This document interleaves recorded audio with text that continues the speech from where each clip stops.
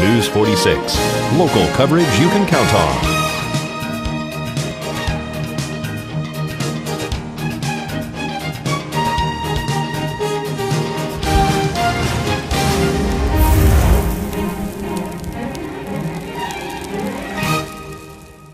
At Healthcare Partners Medical Group, our mission is to provide the highest quality of healthcare to each and every patient. With 5 locations in Pahrump, we are local doctors you know and trust. We want to thank you for choosing us. Quality care starts here. Private business.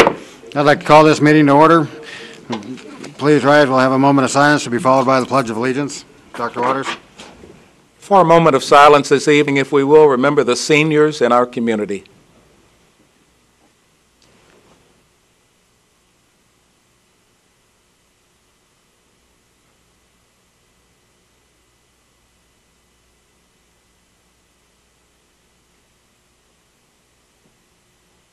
Thank you.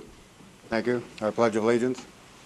I pledge allegiance to the flag of the United States of America and to the republic for which it stands, one nation under God, indivisible, with liberty and justice for all. Damn, people, that's good to see. They would never think about doing something like that in Vegas. Thank you.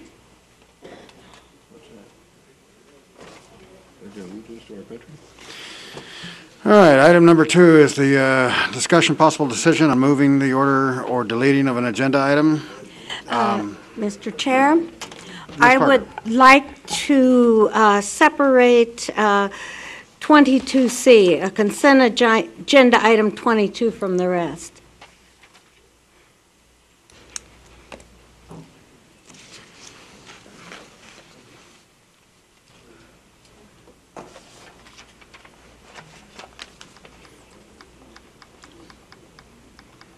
Okay. Mr. Chairman? Yes, Mr. Colvin. One of the things that concerns me is we have public comment, and then a lot of things that are said are not necessarily the way they really are, and they go because we don't address those issues, and this is when the masses of people are here and the most are watching us on television. I think that they get the feeling that some of the misinformation is actually correct. So I would like to move our town board comments to after public comment so that we can address some things that are said, and I think that would also give us an ability to have better rapport with the public because, you know, many times people complain that they say things and they just see our faces standing there and nothing happens. And being as this board has elected not to correct things while public comment is going on, I'm thinking that after public comment, then we could make the corrections while it's fresh in our mind and we have the people here, because I think it's very important that people understand what's really going on, because sometimes, and not this misinformation.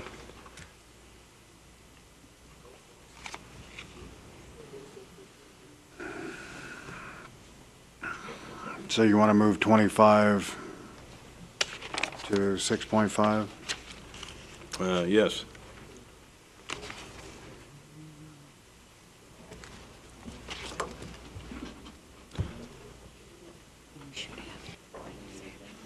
Any comments from the board on moving those 2 agenda items?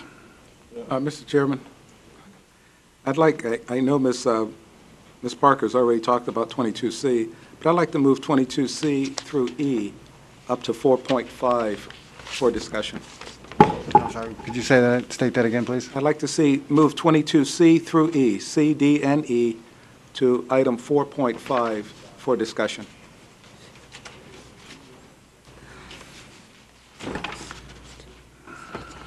Mr. Chair? Yes, Mr. Colvin. I'd like to point out that it's up to your discretion if you like to have 2 town board comments, one after public comment and one at the end, near the end of our meeting. That's fine with me. You know, and we don't normally have too much to say near the end, so it wouldn't take that much more time. But I think it's important, you know, after public comment. Thank you.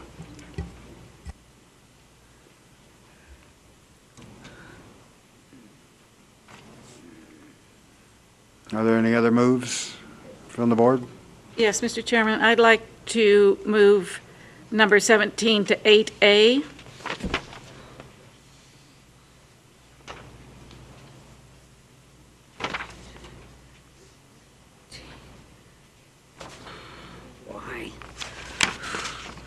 You want that before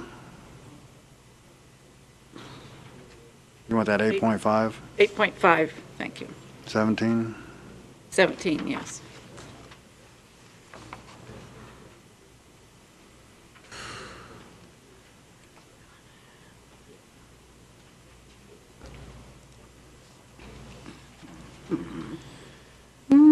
Any other moves on this agenda? Okay, so we have 22 C, D, and E as 4.5, 25 as 6.5, 17 as 8.5. And there has been a request to hear 14, 15, and 16 together as one item by two of the three presenters.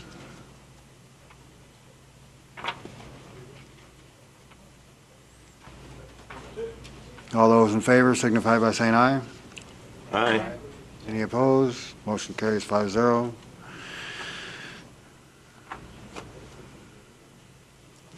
All right. That brings us to item number 3, presentation by Dr. Nancy Yu, Southwest Medical, on the services they provide in Pahrump. Good evening.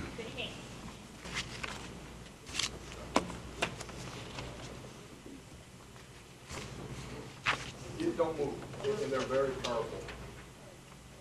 You just have, there's a little bar down there you have to push. Okay. For the record, my name is Dr. Nancy Yu, that's spelled Y-U, and I'm a Division Chief, Internal Medicine for Southwest Medical Associates.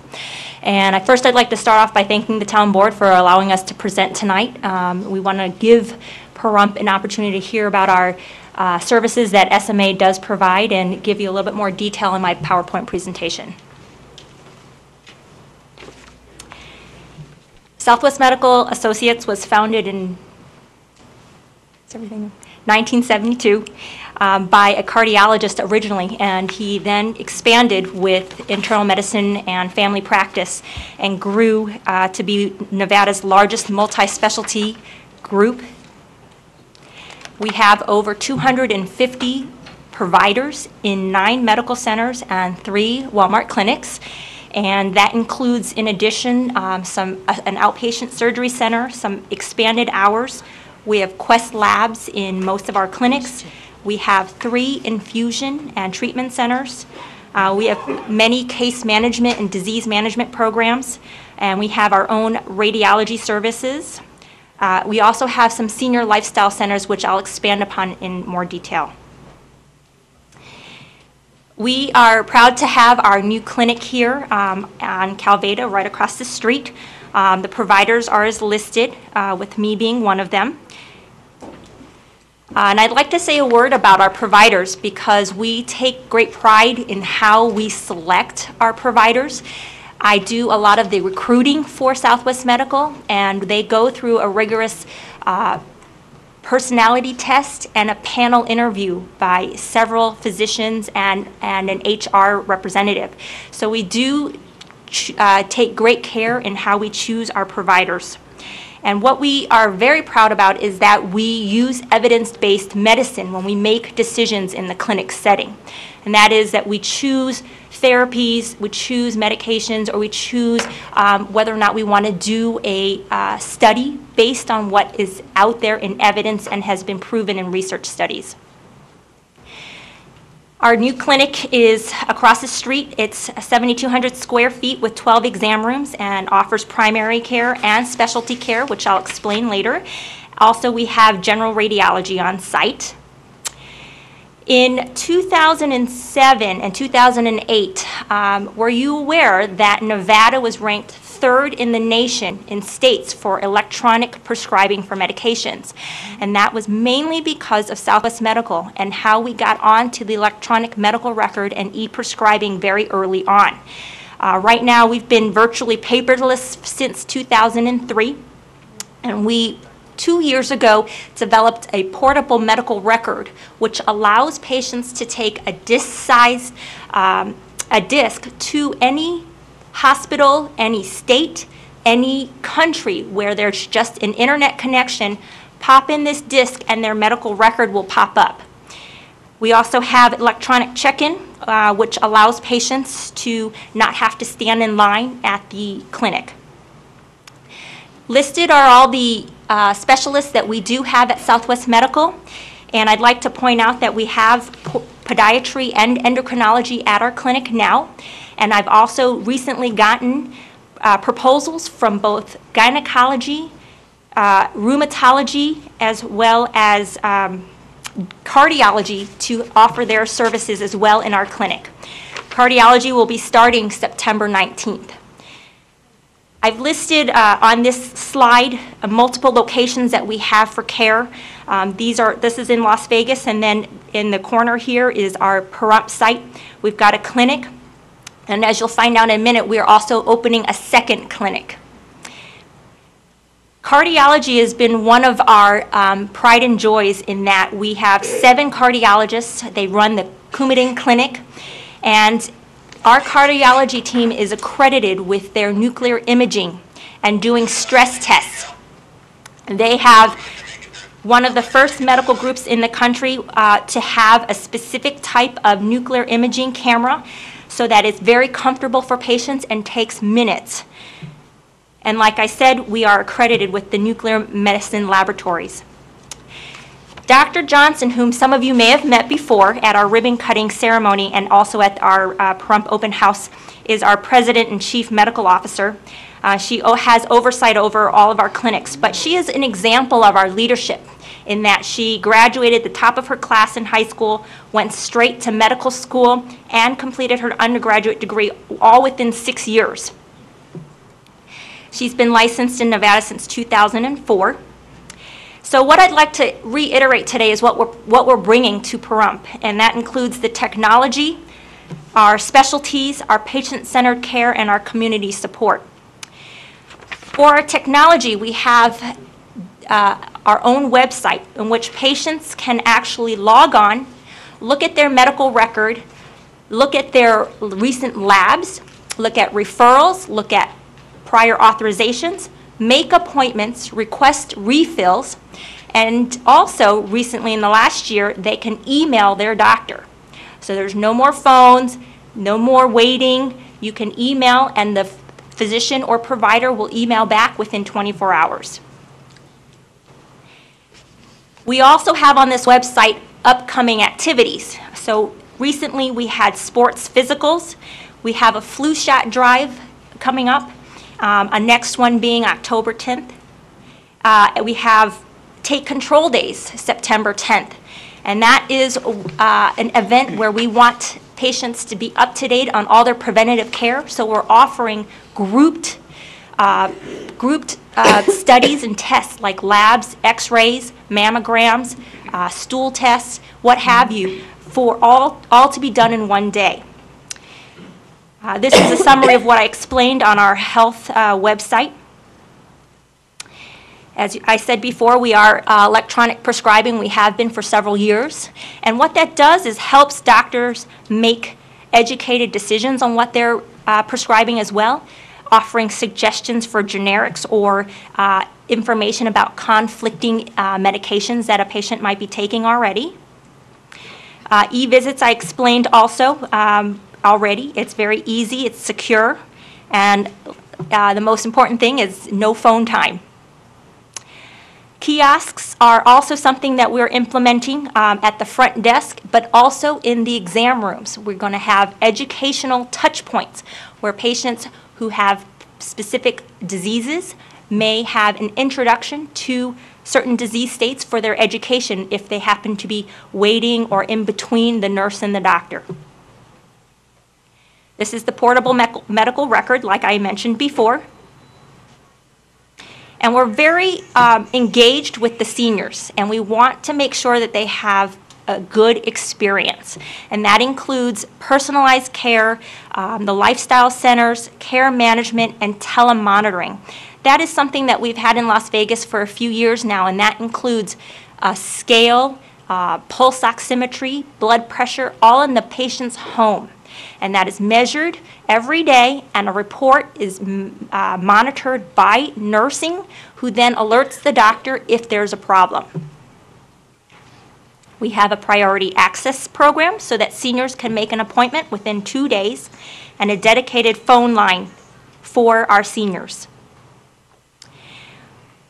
I'll show you some more pictures of real live patients who enjoy our lifestyle center because they get medical care as well as the social aspect. They have line dancing classes, exercise classes, Wii bowling, computer classes, and our line dancing class was so popular they had to add a second one. This is an example of what they're doing at that center. And these are the locations in Las Vegas. And we want to bring something like that to Pahrump. And what we've started out with are lifestyle seminars in which specific topics catered to seniors are available, free, and open to everybody. But it is targeted to seniors, and it's to promote wellness. Dr. Allen, in that brochure that you see, gave a topic on women's health and breast health after menopause. Dr. Frank gave a talk on falls prevention, and this Friday I will be doing one at the Nugget for osteoporosis. We also had a lot of community connection. We've been doing, like I said, flu shot clinics. We've hosted a grand opening event, and we've also did talks and lunches at the senior center. And this is what I mean about our second clinic that we're opening. And at the Walmart Supercenter, we'll have a on-site extended hours for health screenings, diagnostic tests, routine physicals, free blood pressure checks, and it's all on a walk-in basis. And what will happen is that you will be given a pager, and when it's your turn, you can stop your shopping and come back in for your visit. But that will be hosted and open 7 days a week. I mentioned before that we have cardiology, gynecology, and rheumatology signed up. And other services that we anticipate sending over is telemedicine, and then again the flu shot drive that we are co-hosting with SNCC and the Desert View Hospital. And that is it for tonight. Any questions? Thank you very much. Any questions from the board? Ms. Parker? Mr. Colkin? I just have a couple questions. It's important to people, of course, to use their insurance. I know that many medical providers don't accept all insurances. Could you tell us some of the ones you accept? As an example, I'm covered under JAZ. Do you accept that? And for those that can't afford or don't have insurance or anything, can you help people that needs help, and do you have programs? Our SMA clinic across the street does accept most insurances, including Senior Dimensions, Medicare, TRICARE, as well as the HPN products and United Healthcare products, Medicaid. And our Walmart clinic will basically accept anything. So the walk-ins can be anywhere from self-pay, which is a very reduced rate, and all insurances, pending any contracts that we're doing right now, will be accepted. So we anticipate a wide variety of insurances at the Walmart clinic.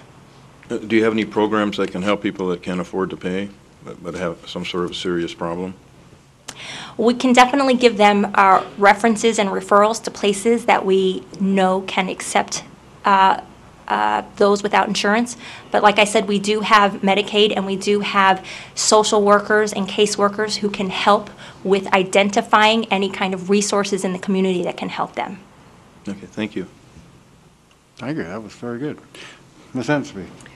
Yes, I'd like to thank you for taking time to come and share this information. It's so important for our citizens and for us to learn what services are there, and the fact that this will broaden the footprint of medical services here in Pahrump and bring some great technology is greatly appreciated. And I did have an opportunity to tour your clinic, and state of the art is quite prevalent there. You can't miss all the new technology, and we're just very lucky. Thank you. We're proud to be here. Thanks. Dr. Waters? Yes, Dr. Yu, excellent presentation. I really enjoyed it.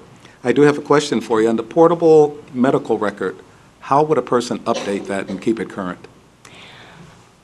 Good question. Every time your medical record changes, you can request a new one so that it will be updated.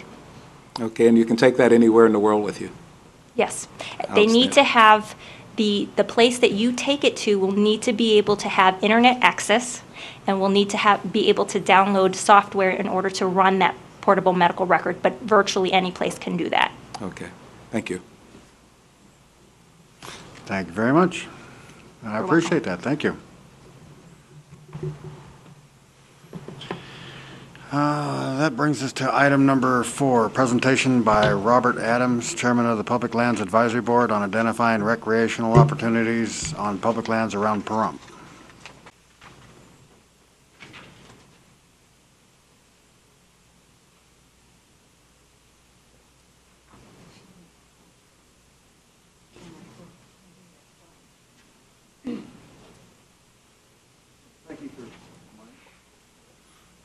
There we are.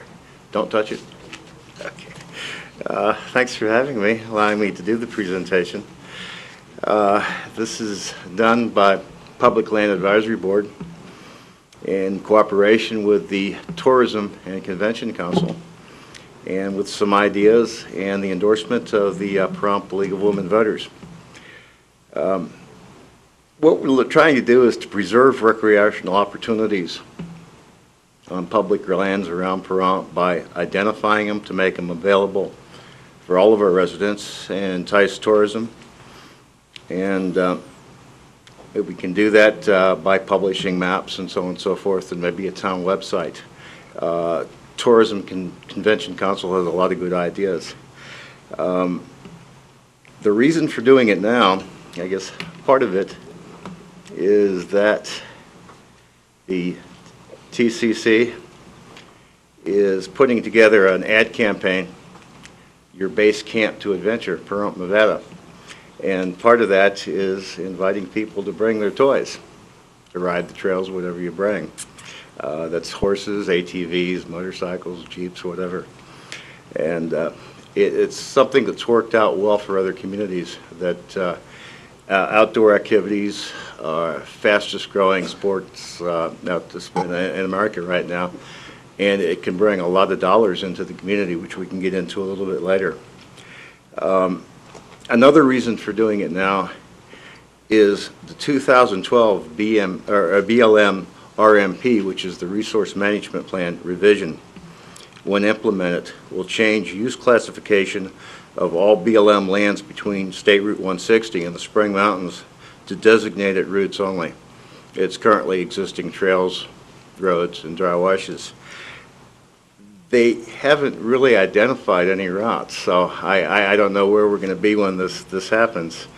And a huge problem in coming up with a comprehensive trail system is that the Wheeler Pass falls into the jurisdiction of 3 federal agencies.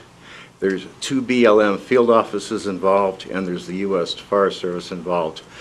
None of them talk. The BLM and the U.S. Forest Service have completely different mission statements, and the 2 BLM field offices don't even talk to one another. They'll take a trail to their jurisdiction line, and that's it. They can't look at it as an entire area. Bringing some local entity into this is really the only way we're going to come up with a comprehensive system. The BLM, by law, needs to work in cooperation with local governments. It's really the best way to do it. There's in other areas, there's been ATV clubs and that sort of thing that have done it, but I think here, especially because of the 3 jurisdictions, we've got a tough job ahead of us in order to make this happen. When this can be something that's an advantage to all people. I know I'm an ATV enthusiast and so on and so forth, but when fun, challenging, and extensive destination-oriented trails are provided for riders, they stay on those trails. They're not wandering into areas where they shouldn't be. Most of the time when they get into private property areas they shouldn't be, it's because they're trying to get somewhere and they don't know how to get there.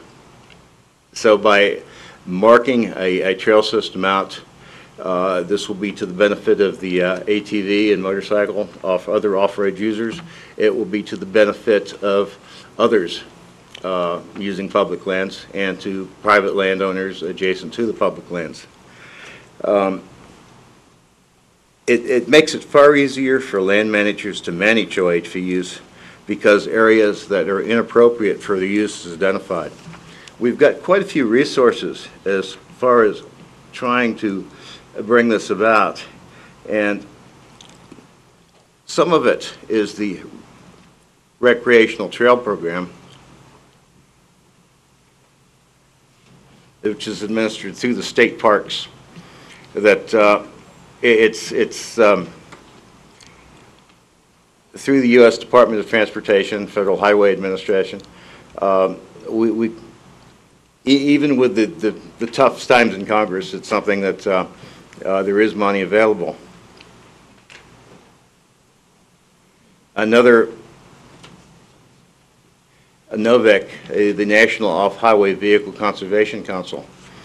They provide extensive training as far as how to engineer a trail network, how to manage it, how to educate riders on how to use it, and how to educate riders on what areas are inappropriate and why they are inappropriate. And evaluation is a big part of it, that it's always important to know how it's working. That a system that's recently been set up by the Great Basin Institute is up in Battle Mountain. This just opened last month. And if I can get the computer to go with me here.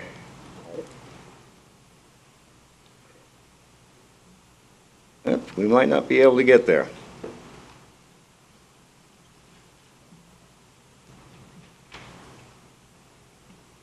There we go. But this is the front page of the map. And as you can see, well, I guess I'm going to have to zoom in on some of this, but it outlines a lot of things as far as what's the right thing to do as far as rider etiquette. What do you do when you're approaching horses, hikers, and that sort of thing. That if we can just appreciate other people and problems that we might be causing them, in other words, do unto others as you'd like to have them treat you, that we can have a safer trail system and everybody can be a lot happier using it. That's just one example. Some of the partners that we can jump into as far as publicizing this.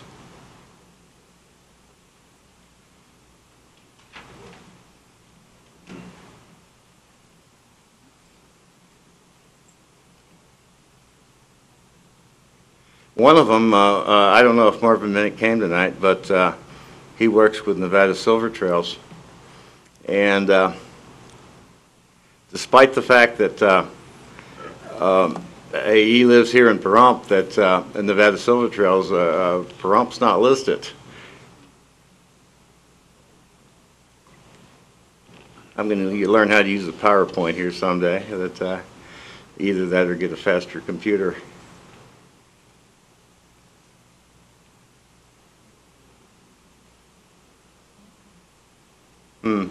Okay, but I think we'll just let that. Let's just go to the slideshow and see if that works. That here's a Google search: Nevada Silver Trails. That's why it wouldn't come up. It was already open. But Pioche has a trail system that's great. Hawthorne has a trail system that they've made quite a few improvements on in the past. Panaca, Rhyolite. I mean, Pahrump should be on there. We've got some spectacular opportunities for recreation. And we're so close to Vegas, and we've got a mountain where it's 30 degrees cooler in an August afternoon. So it's something that can really bring people here. When I was going to mention Hawthorne, I was through there a few years ago when I was doing working on a power plant up in the Reno area. And there's a OHV-friendly RV park. And on the weekends, which I'd be home when I had 2 days off, that every time I'd go by it, I'd say, I'm going to stop there when I'm coming home, and I did. But there were no marked trails from the OHV park out to, or from the RV park out to the OHV trails. And I would have spent a couple days in that town if there had been, but there weren't. And we've got where something we can save an entire, I mean, other areas where they've had to spend money putting something together. We've got resources with RV parks that are bordered right against public land, that all we need to do is to mark routes into town. And we should designate these. So this is something that's really up to the town. We can designate them as OHV routes. That way we can bring OHVs into Pahrump legally, and knowing where they're going rather than guessing where they're going, to places for food, gas, lodging if they like. Some of the trails which, this is the trail system on the 160 side, or north of 160, north and east of 160. And as you can see, it's pretty extensive. Also, there's a lot of opportunities for hiking. There's all sorts of four-wheel drive opportunities. I'm going to go ahead and try and get this to, but you can see this is Wheeler Road right here, and this is South Wheeler. The orange is great at four-wheel drive roads.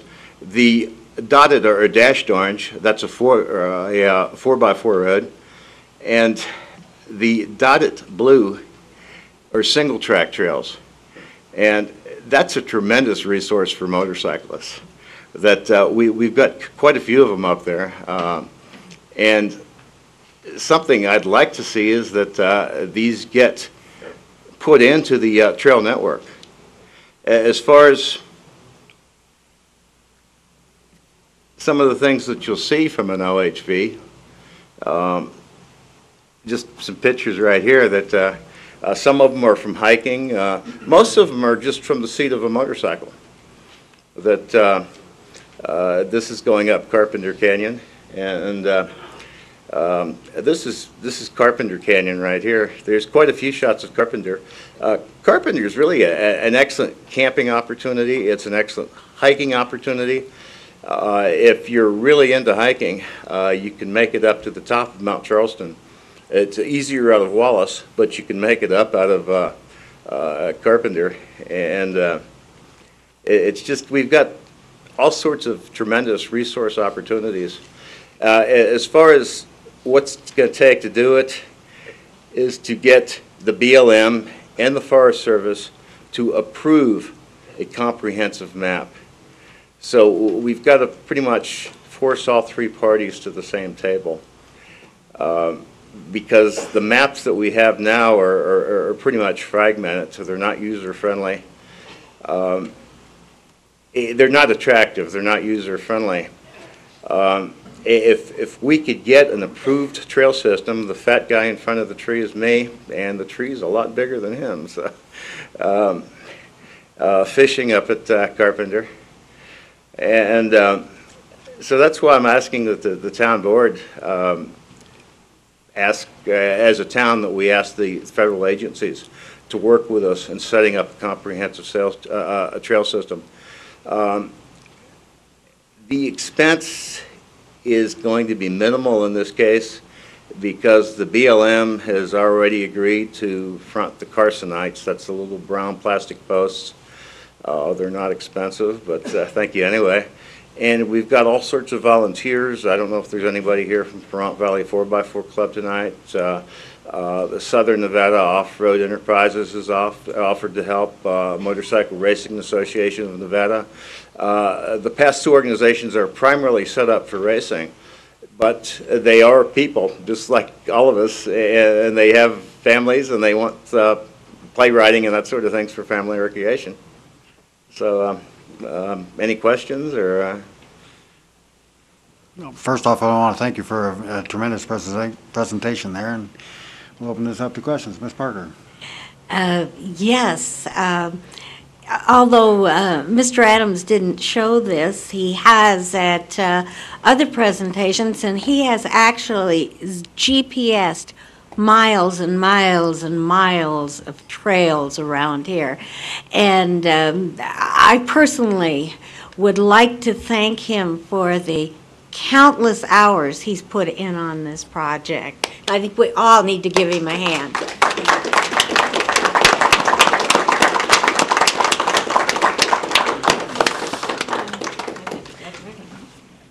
Now, one thing that you didn't mention is that you have been asked by somebody, and you'll have to tell us who, to help set up a trail from, is it Sandy Valley to Beatty? That's Mark Sanchez. He's the rec tech for the Pahrump field office. Now, if this entire area were in the Pahrump field office, this probably would have already happened. But it's not. And Mark Sanchez asked me, at least on the Pahrump portion of it, to put together a trail from, he's looking at Sandy Valley. I'm thinking Prim makes a lot more sense. But let's see, we'll open up.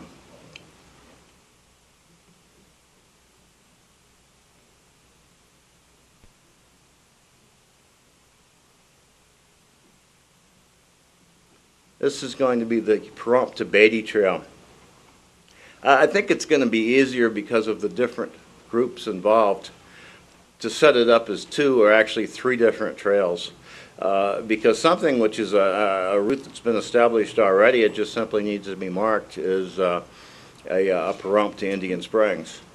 That it's kind of an interesting ride up over the top of the mountain. It's makeable on a dirt bike, a quad, or a 4x. And it's a good summer ride. We leave the house about 5 in the morning, go to Indian Springs for breakfast, and then we're back in Pahrump in the afternoon.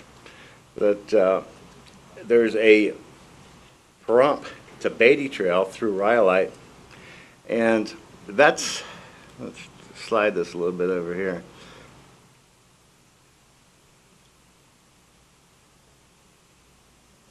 But something that he asked me to do was to set up a couple different ones. But as you can see, it comes out of the behind the Nugget and goes up Wheeler.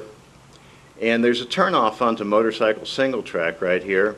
Or if you're in a 4x4, you can go up a little further and go across on a Jeep road. It drops down to Sandwash as part of the old snore course. And it stays on the snore course, and it goes north, and you've got an alternative right here where you can go down Roadrunner and cross 160, and there's a telephone underground burial line along Road Fort along 160. This is right where the cattle guard is right here. That takes you up to where the road goes across from 160 to the Bob Cole Highway, or is it Bill Cole? I forget now.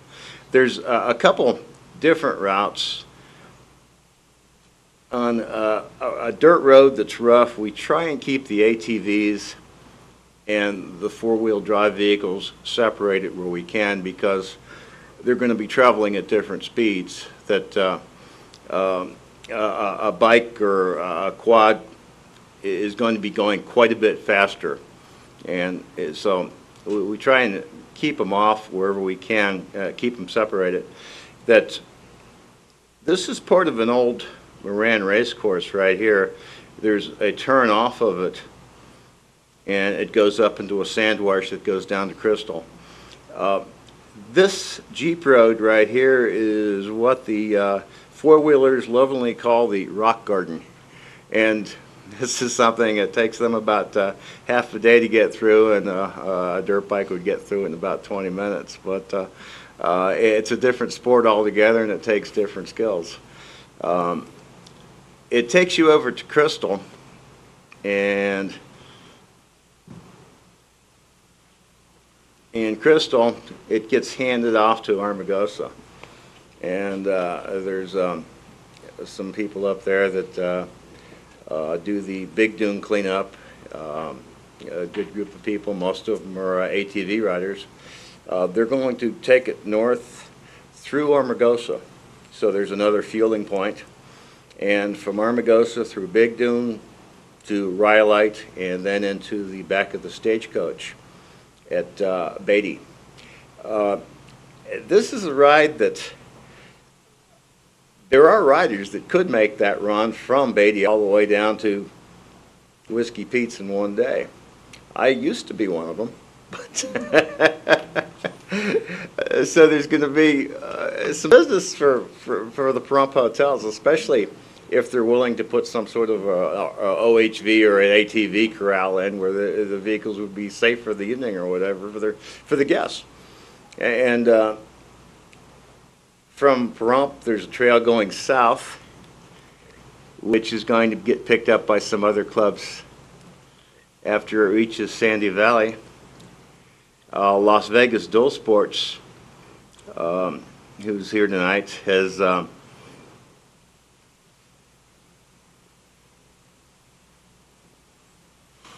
offered some of the work on the route going south, but there's one area where it does come in kind of close to town, which I'm trying to find another route on. But again, from downtown Pahrump at the Nugget and T-Town, it goes up Wheeler Pass, makes a right on a road that goes across into Wheeler Wash, and at that point, there's a couple different ways that the 4x4s and the ATVs and dirt bikes will be going slightly different ways because of the type of terrain and so on and so forth. But it will come across an old Moran course, drop into the power line by the BLM fire station, and continue on that power line to Trout Canyon, where it crosses. And then this is the part I'm looking for another route, but I'm sure we'll come up with one. It just won't be existing, so we're going to have to work with the BLM on that as far as creating a new trail. But it comes in just short of where the school bus is, Hafen Elementary, and then goes, it doesn't touch into the community at the end of Dirt Spanish Trail, but goes behind it. If anyone's got an old map, you'll see a Route 16 on it. And that's what this ties into, is the old Route 16. Right now it's just the remains of a two-track. But that takes you out past Front Sight. And here's again where we separate the ATVs and the four-wheel drives. This particular right down here we call the Sandy Valley Freeway. It's full of washouts and G-outs, and it's just lots of fun for a four-wheeler. We've got a slightly more, it's a narrower trail with some steeper elevation changes that, and at this point it's just for the bikes, which will come back around here. And this is where I've handed off my part of the trail. That this is strictly in the Las Vegas district, so we'll see how that one's going to go. I mean, that's what he asked me to do is to get the trail around Pahrump, so I got it around Pahrump from almost Sandy Valley to Crystal, and other clubs will pick it up from there. But if this trail is completed, that there's going to be a lot of riders that are going to end up spending a night in Pahrump, spending a night at the other end, whether it be Whiskey Pete's or the Stagecoach in Beatty, and the same thing on the other route. So as far as tourism is concerned, we've got them twice. That it's good to bring people to community that they see it as a resource. They're glad to spend their money here. That on other trail systems, such as the Paiute, or one of the most studied is in West Virginia, the Hatfield-McCoy Trail. That I got to get down to page 5 here. I guess I could just change it up there, but one of the things they point out right off the bat is that something they hadn't really anticipated, but a side effect. This is looking at from an economic standpoint for a community, but that having a good outdoor trail system that it improves. It reduces medical costs. I don't know if the lady from the doctor's still here, but sorry, it reduces medical costs from diseases such as cardiovascular, cancer, diabetics, and the whole list by giving people good, healthy things to do. But something you can get into. I mean, it's it's a fastest growing economic activities in the nation, but this is a trail that's bigger than what we're anticipating, but then on the other side, Nye County is practically the size of many eastern states and probably bigger. But this was put together in 2005, so they've had a little bit of time to study it. But they're looking at 146 jobs have been directly attributed to the existence of the trail, and it's not a lot, but I guess if you're one of the 146, it means a lot to you. The outcome, and 7.7 million, and that's what they're looking at as far as the gross goods and services sold. And here's I don't know what their tax rate is, but state and local tax revenues over $600,000. That it's maybe a drop in the bucket, but as far as feeling good economically versus feeling bad, just a matter of 2 or 3% in growth can make a difference. And this is going to bring money into the community that wouldn't be coming in otherwise.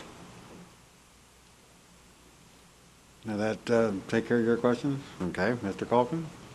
Yes, I'd like to thank you also for all the hard work you've been putting in, and this is a perfect example of someone having a hobby and interest and then putting it to good use for the community we all live in. Before I say more, Mr. Kohlbarger, I'm looking at 2 screens, and it really doesn't matter which one I'm looking at. And you see, you turn in your head, looks like you need to talk to the county about moving one of those in the center and put one over here so staff can, don't have to get whiplash trying to see this stuff. And it's really nice to see that you're interacting with other boards. So you're identifying something that people would want to come to Pahrump for, and then the tourism board will promote that. And this shows how working together we can get some great things happening here. I wanted to ask you on this map that you're putting together, that I assume, of course, that it'll be put out to the public. Do you have any idea when you'll get this done? We can't put it out to the public till it's approved by the federal agencies. I see. We might have a little bit of wait then, huh? Well, they're actually looking at putting together some sort of a plan. They've got in the works now what's called a RAMP, a Recreation Area Management Plan, and they are under the gun as far as completing it. We could very well be doing them a service by offering this to them, that we've done a lot of the legwork for them. No, we'll definitely have to keep up on this. Again, thank you very much for your hard work and your board's work. Thank you. Ms. Endersby? Yes, thank you, Mr. Chairman. I heard you say, Mr. Adams, that a couple of issues that you were concerned about was money availability, how to access that, and then also how to interact with the government agencies and get some action and cooperation going between the parties. I'm wondering about the possibility, and this is just something that came to my mind because I sit on the Pahrump Master Plan Revision Steering Committee. So the master plan is being revised right now. I see this as an important component of the master plan. I'm not sure where. I'd have to research the master plan as we are revising it. But I would make a suggestion that perhaps you sit in on that steering committee. I think you have, haven't you? Yes, I have.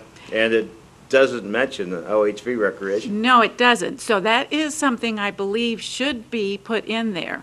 And what could be done is, if you could take some time, and I know you volunteer a lot of time, so I'm asking extra from you. Okay. Is that Steve Osborne is our liaison from the county, because the Pahrump Regional Master Plan is a component of the Pahrump Planning Commission, which is a component of the county, and it encompasses the Pahrump Valley. So it's our specific master plan. The rest of the county has their master plan. So somehow, it seems to me, we should get, first of all, that included in the Pahrump Valley Master Plan, and then see how it can network with the Nye County Master Plan. So I would recommend, there is a meeting on Wednesday, tomorrow at 2 o'clock here in the chamber, and certainly come, speak with Mr. Osborne, see how you can get on the agenda, and then work with him perhaps before to see how that can be implemented. You will have a lot of the work already accomplished, so it seems to me it's just a matter of putting it in the right section under the category that it would fit in. That's just my quick overview. I don't know, it might be much more complicated than that, but Mr. Osborne would know that. Okay. So thank you, it would be great. I think that, first of all, that would be a step going towards getting that cooperative work with the BLM and the Forest Service, because they do look at master plans as part of what they seek when they're looking for granting of money, for instance. So it kind of all works together. Right. The federal land agency plan has to follow a community's master plan. So we should get that in there, and this is the opportune time to do that. So I'd like to work with you on helping get that accomplished, and certainly tomorrow would be a good time to start if you could make that meeting or get together with Steve Osborne. Thank you. Thank you. Dr. Waters? Yes. Again, I really appreciated the presentation, and we can see all the work that you've put into it. But I have a question for you as well as for Mr. Kohlberger. It says a presentation for possible action. What action are you looking for from the town board?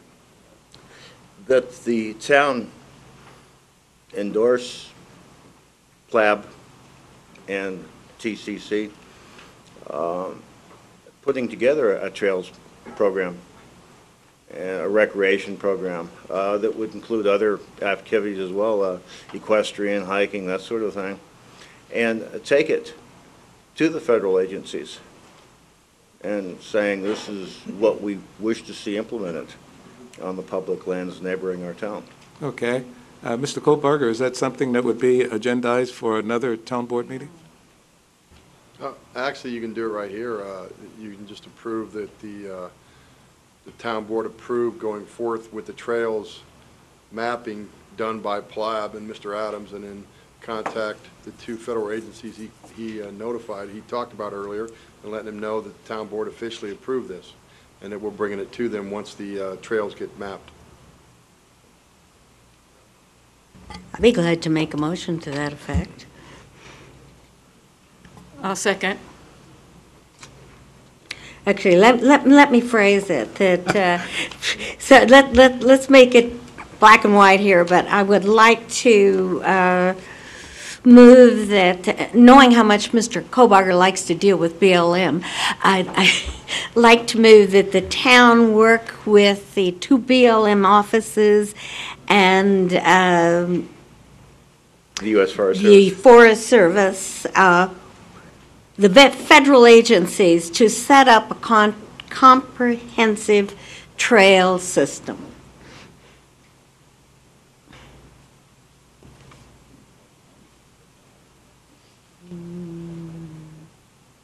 Okay.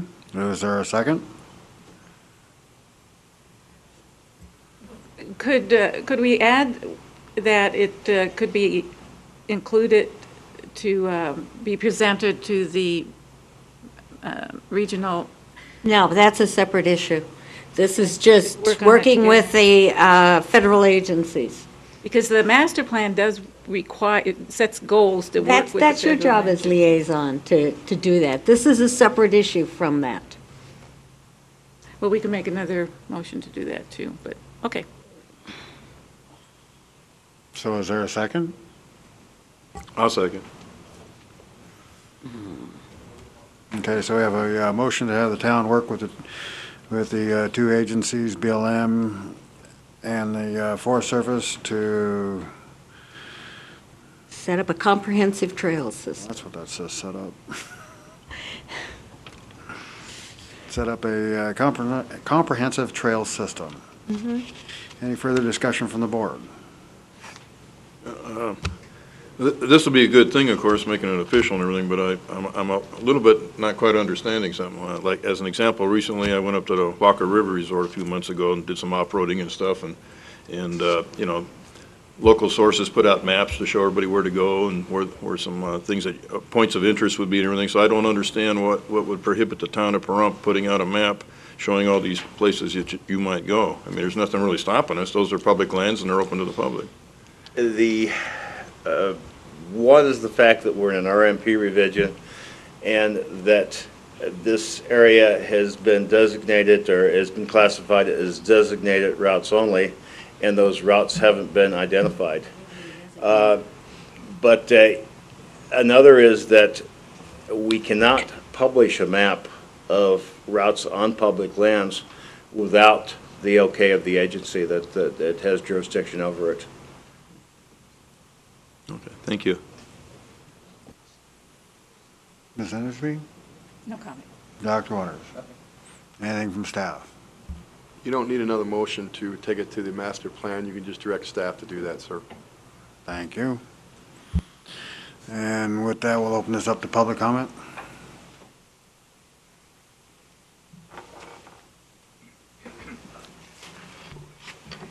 Yes, my name's Louis DeCanio, and I'm a Pahrump resident here for a little over 8 years. And believe me, I'm all for all kinds of activities and stuff. But I think that, you know, I was looking at the maps, and I couldn't tell if this was going to impact any kind of residential areas in any way. Well, I'm just saying, from what I'm looking at the map, I don't know if people own property up there that maybe they're going to put businesses up there at a future time. And another thing, who is going to be responsible for all the police, the fire, the emergency services? Is the town of Pahrump going to have to foot that bill with the taxpayers? See, I'm not knocking it, believe me. I think anything that brings business to Pahrump is a good idea, but I'm looking at the cost factor that if we don't look at it now, we're going to end up with a problem later. Now, is there any kind of an impact to any kind of residential or commercial property that may be coming in the future or whatever?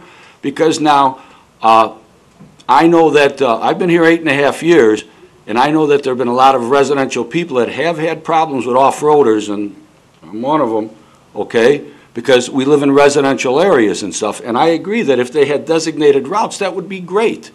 But are them designated routes going to influence other areas, like for people that own property that maybe it's not built on yet and stuff, you know? So that's my only concern. Will it impact other people, and will it cost us anything on our taxes for police, fire, and emergency services? Thank you. That's my only question. Thank you. Do you want me to answer that, or? Okay. The land is under federal jurisdiction, and it is the responsibility of those agencies to respond.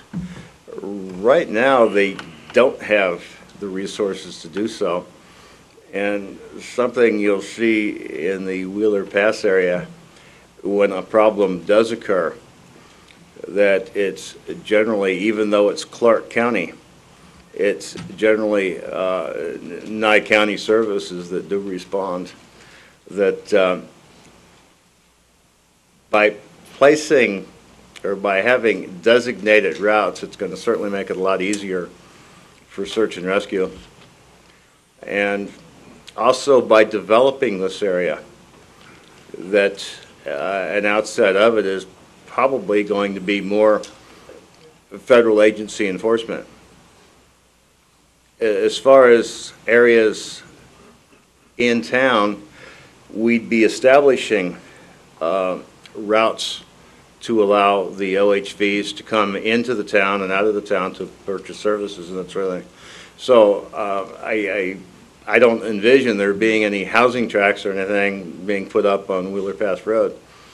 That and speed limits would be established, so on and so forth, that these vehicles could come into town for services and to purchase services and then back out of town again. It'd definitely be, even if they didn't stay on they definitely, Pahrump would definitely be a fuel stop and a food stop.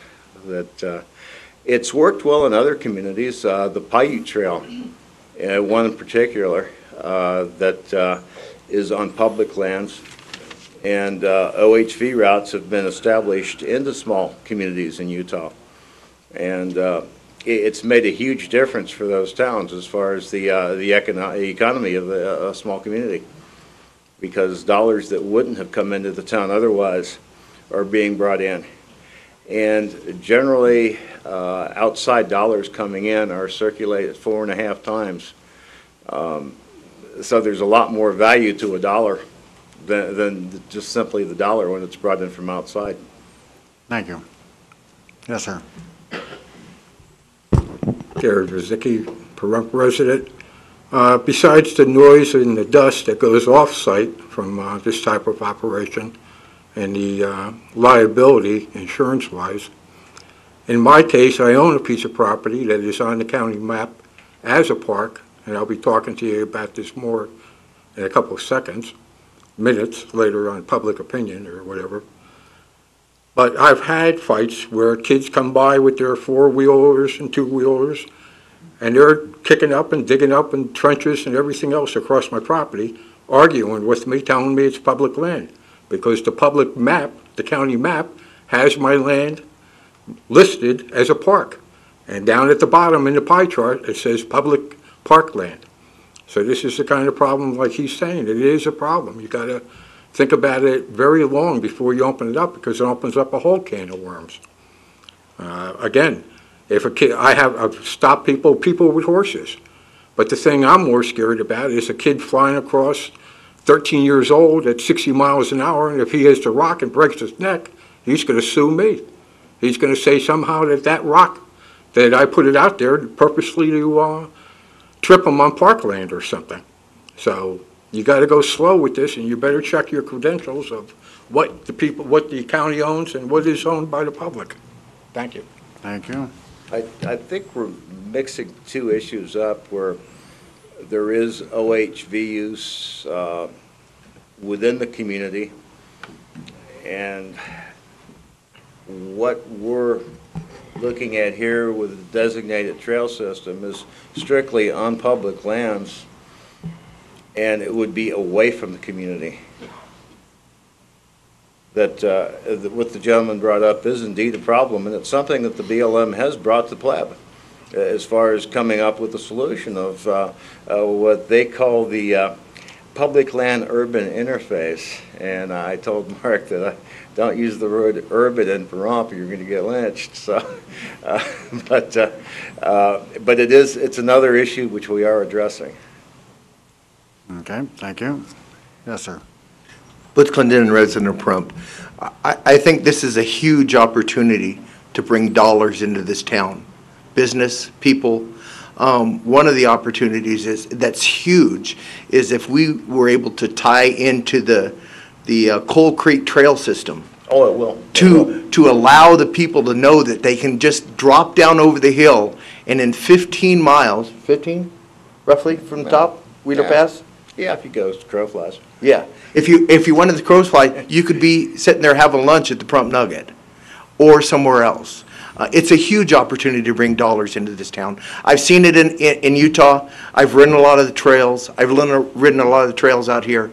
If they were marked and advertised to tie into the trail systems, if we had a way to get to Dumont and Dumont people to get to Pahrump, that's a wonderful ride through the valley, along over there at the, I just drew a blank, where the date farm is. Along the date farm, there's a huge trail. Thank you very much. Wonderful rides, going to Sandy Valley, and like you said, over to State Line. The opportunity to advertise at State Line for people to go off-road at State Line, stay at State Line, ride to Pahrump, stay at Pahrump, ride back to State Line. drive back to California. It's a huge opportunity, and I absolutely think that this town needs to look at it. There's so much that could be brought into this town for this, and a well-marked trail system takes people off of areas where they shouldn't be riding and puts them on areas where they should be. And it's been proven over and over and over. Towns in Utah depend on this every year. And it's taken them off of public land, off of private land, put them onto public land, and it's a wonderful opportunity. And absolutely, we need to go wholehearted on this. And any organizations that can help with this, I absolutely recommend it. Thank you. Thank you.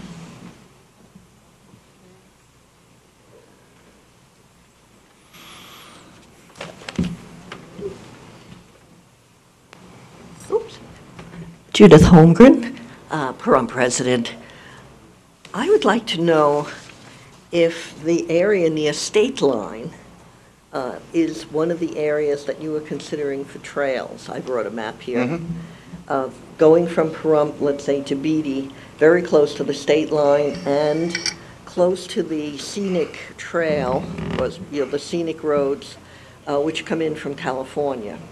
Are there any trails in this area here, from here along the state line, which may be developed a little bit sooner as you're trying to work things out with BLM, the BLM agencies? Where it's going to be coming closest to the California state line is in the town of Armagosa.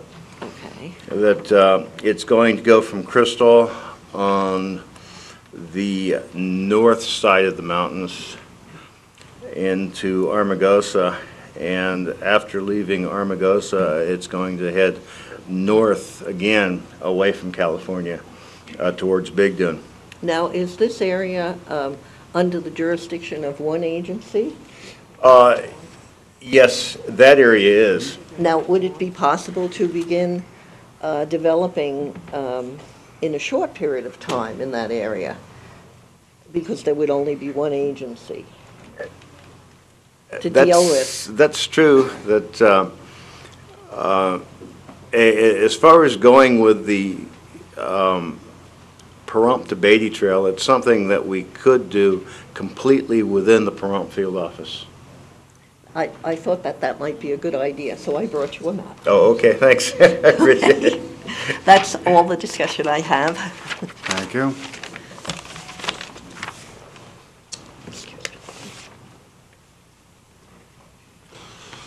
Good evening. Jeff Rathjen, work with the Pahrump Nugget Hotel and Casino. Last year, we were able to bring the snore race back to Pahrump with a great deal of success and a great deal of people from out of town and from California coming to the valley to see Pahrump for the first time. This year, that race is not happening because of stonewalling and for price increases from the BLM to be able to use their land to a tune of $65,000 to be able to utilize the roads that are existing. If he is able to go on ahead and put this together and to be able to start getting mapped roads that'll be able to use for SNOR or the newly formed High Desert Racing Association, I can tell you that through as of today, we have not been able to get any contact back from Mr. Sanchez from the field office and have to go to his supervisor to be able to try to get stuff going for a proposed February race. Last year, that SNOR race brought $10 million to Laughlin. It was brought up through their end of season banquet. Unfortunately, through it being new to Pahrump, got no new numbers of what that brought to Pahrump last year, but I can guarantee you that it's going to bring more revenue for tourism, more future residents, be it people coming from Nevada, coming from California, Utah. And I asked, sir, that if there's any way that we can work together to be able to go on ahead and help with what you've got going on. I am surely that Mr. Gross, Mr. Flippin, and Don Wall, the president of SNOR, are willing to help with this, because I tell you that any of this off-road that you have, SNOR is a non-profit organization. nonprofit organization, and to come up for $65,000 to be able to run a 120-mile lap race through Pahrump, down to Beatty to Amargosa, to me is completely unreasonable. You're not going to be able to go on ahead if those drivers have to pay so much for entry fees to be able to cover the fees to use those roads. Quite frankly, we're not going to get the coverage in Pahrump, we're not going to get the customers in Pahrump, and we're not going to get the people to come see this valley. So if there's anything that we can do to help, I would tell you that we'll stand behind him being able to go ahead and get those roads, because quite frankly, those racers don't care where they race. They're family grown and local, and they just want to get out on the dirt roads. And I tell you, they're all going to come here, and they're all going to spend money, and we're talking about using the tourism board and using the PTCC for this stuff. This is definitely something that we have to look at, having the resources to be able to go on ahead and move this forward to make it a bigger and longer event. There's races out in Prim every weekend. It seems like almost every weekend you go out there, they're running lap races. We don't need a whole lot of area. We only need somewhere around 30 miles that can make a lap race that makes it a spectator event that will draw people to Pahrump that will sit here and spend money and become our tourists. Thank you. Thank you. Well, yeah, I can envision a couple 30-mile loops that would serve that purpose. All right, is there anybody else for public comment? Okay, we have a motion on the table for the town to work with the two offices of BLM and the Forest Service to set up a comprehensive trail system map. Is that correct? Just comprehensive trail system. Okay. Map will follow. All right, comprehensive trail system. All those in favor signify by saying aye. Aye. Motion carries 5-0. Thank you, Mr. Adams. All right, that brings us to 4.5, which is consent agenda item C, D, and E. Ms. Parker, you asked for those, or you asked for one of them to be separated. You asked I for asked for C to be separated, which is asking for the approval of Mr. Bill Dolan to attend the Nevada League of Cities as a representative of the Pahrump Veterans Memorial Advisory Board. And I don't believe that this board should be setting the precedent of sending advisory board members to the Nevada League of Cities. We have, I don't know how many advisory boards and how many members, and it would be cost prohibitive very quickly. So I would like to move that we do not approve C. Okay, we have a motion not to approve consent agenda item C. I second that motion. And Mr. Chairman, I'd like to add too that I signed this as the sponsor because I'm the liaison for the Veterans Advisory Board. And Mr. Dolan did fill out the agenda item request form. But I also acknowledged to him at that point I could not support this.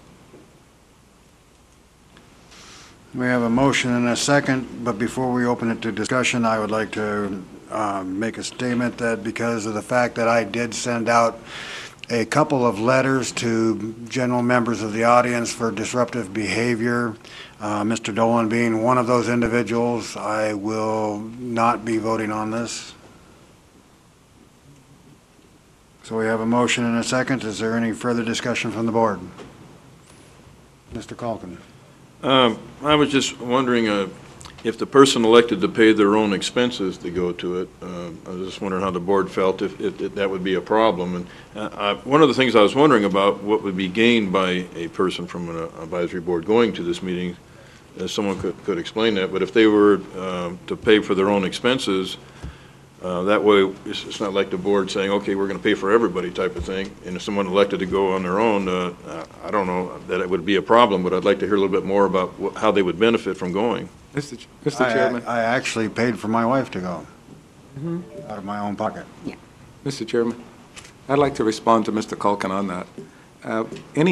Any citizen that would like to go and pay their own way, we have no problem with that. This is coming from the general fund to pay for it. That's the reason I would say no. Okay, so the board's position then, so to speak, unofficially, is that if somebody wanted to, or the town's position, if somebody wanted to pay for themselves, they're more than welcome to go. This is just about that the town can't pay for this. Yes. I believe Mr. Kohlberger has a comment on that. Town board can't give permission for citizens to go to the Nevada League of Cities without permission from the Nevada League of Cities staff. You got to go through staff, their staff, to obtain permission to go to their conference. No disrespect for the town board, you don't have that power. So if they want to pay their own way, they have to get permission through David Frazier, the executive director for the Nevada League of Cities. Well, the item here was to, in other words, be officially recognized by the town board going in behalf of the, so in this case, the Veterans Board. No, it was to pay for it. So it's, well, it's also to be recognized. So it's,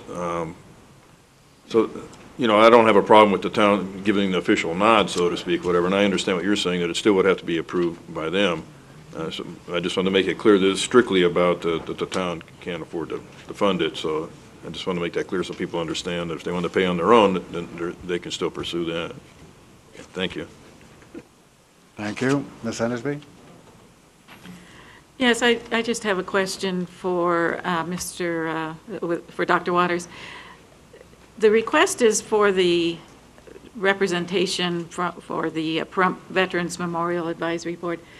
Is it relevant to the Veterans Memorial Advisory Board to have somebody there? The Veterans Memorial Advisory Board, it was not on their agenda to even bring this up. So it was something that was done outside of the Veterans Advisory Board. But it was brought up under, as the agenda item states that it is for representation of the Veterans Memorial Advisory Board. So I take it the agenda, because the item is not worded correctly then, or I'm confused. Well, the requester says he would like to go as a representative of the Veterans Memorial Advisory Board, but it was not something that was requested by the Veterans Memorial Advisory Board. It was requested by an individual, and any citizen on any advisory board could say, I'd like to go in for this advisory board. But if the advisory board doesn't ask, I don't think it should be approved anyway. And in this case, to go to the Nevada League of Cities, I don't think the town can start a precedent of paying for advisory board members to go. Thank you. Mr. Chairman, as the item reads, it's implying that the Veterans Advisory Board was behind this. I think in the future, that needs to be made clear, because reading this, I would have assumed that the Veterans Advisory Board was behind this request, and then to hear that it's not, I think this is somewhat misleading. I believe that Dr. Waters clarified that the individual that filled it out wrote it. No, I understand. I'm just saying that, before I heard all this, reading this, it was unclear, and Dr. Waters explained it, so I understand that, but I'm just saying, reading this before I heard this tonight, Right, but we can't critique what somebody writes in their request.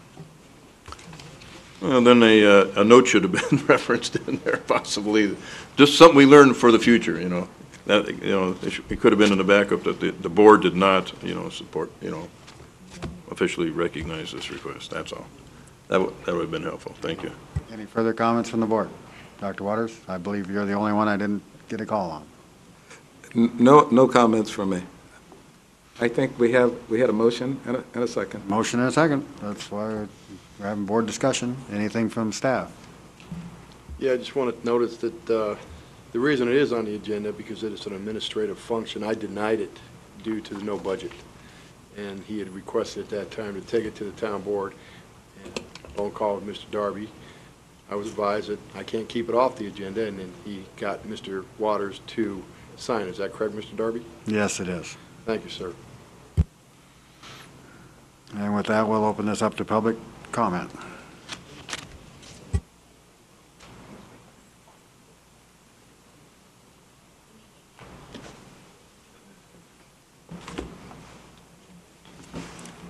Jeff Bobeck, Incorporation Advisory Board. Actually, I think that this function, the League of Cities meeting, would be appropriate for the Incorporation Advisory Board. It covers topics of building local communities and enhancing their growth. And I think it would be right up exactly what they're dealing with. And although the town may not pay for expenses to go, I think that we could pursue with the League of Cities getting Incorporation Advisory Board members to go on their own expense. And I'd like to know what the opinion of the board is on that. I have no problem with that. Mr. Calkin? Nor do I. Ms. Hendersby? I would support that. Dr. Waters? I have no problem with that at all. Then how would we go about doing that, the members that will wish to go? I believe that you would have to contact Mr. Kohlbarger. Okay. Any further public comment?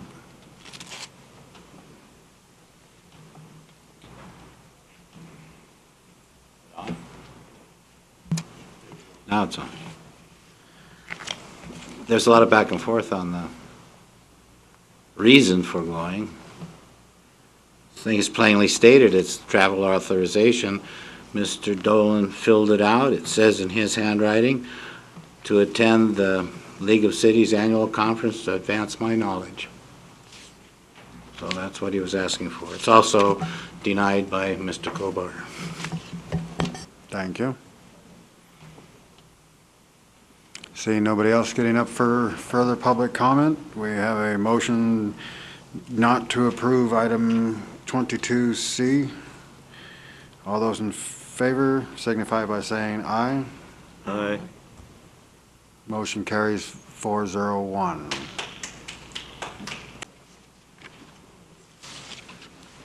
Item 22D and D and C.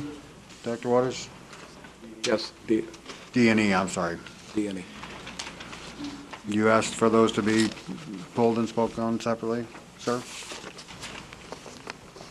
Say that again. You asked for these two items to be pulled and spoken on separately? Yes, I asked it to be approved because we're looking at the bylaws for the task force. And the question I had, and I would like an answer to, is why the name changed.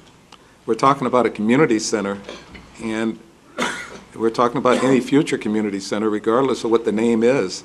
And if we restrict it to strictly the Bob Root Community Center as the proposed name, then that's the only center we can deal with. And I thought the task force was to deal with a community center, regardless of the name, regardless of the location. And in looking at what we have right now and proposing what we're going to do in the future. So instead of restricting themselves to one, I just had the question as to why we wanted to put that restriction on the task force. It just was typed up that way by staff. I have no objection to eliminating Bob Root off of it. No, the staff didn't do it. The revised bylaws by the task force. I know, but Samantha scanned it and typed that in and just put Bob Root there rather than community center. Okay, if it's just a community center, I have no problem with. I agree with you. Okay.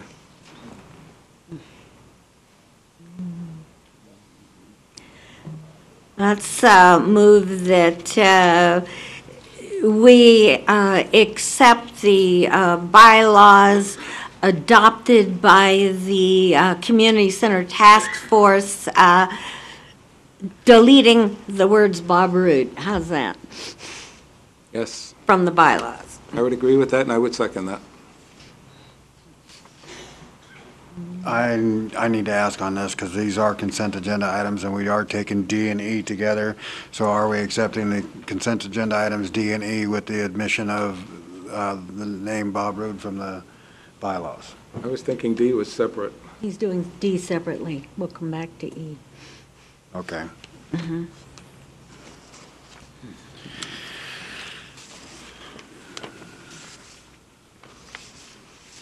All right, so we have a motion, Ms. Parker, and a second by Dr. Waters. Any further comment by the board? Ms. Hendersby? Yes, I have some questions on, it has name of presenter as task force representative. Who is that representative? Mr. Clendenin. Oh, okay. And are there minutes of the actions that necessitated these changes? They're not attached to them? No, they will be approved at the next meeting.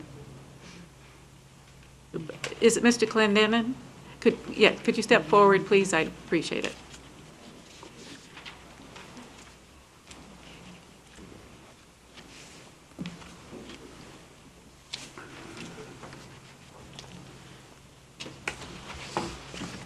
Hi. Hi, thank Butch you. Clendenin. I was elected chair of the task force. Aha, okay. Maybe since there's no minutes, and I'm confused as to the timelines that, of the meetings and how this action all came about and the reasons and so forth. Maybe if you could refresh everybody's thoughts on it. We've had 2 meetings so far. The initial meeting was everybody that the board chose to go was there. At that time, we had no guidelines other than what you had presented. There were a lot of recommendations to how to form the board and put everything together. There were guidelines put together from other task forces or other groups. Advisory boards. And every member that the town board elected to be on that took those home with them, studied it, and at the next meeting that we held and advertised and everything else according to the open meeting law and everything, this is what they chose to do. The board chose to do. I chaired it. There was a recommendation. There was discussion about town board members being on it. They're ultimately going to vote on it anyway. There was a discussion under that. Vicki said I only wanted to be on as an advisory board member anyway. There was discussion on that about the board, and this is what they came down to ultimately, and the board voted on it, and that's how it came through. The name Bob Rood, it was stated by Harley and Vicki and other members that they wanted to encompass the issues about the Bob Rood or the community center into the future. So I would totally agree with Dr. Waters that we want to talk about a community center.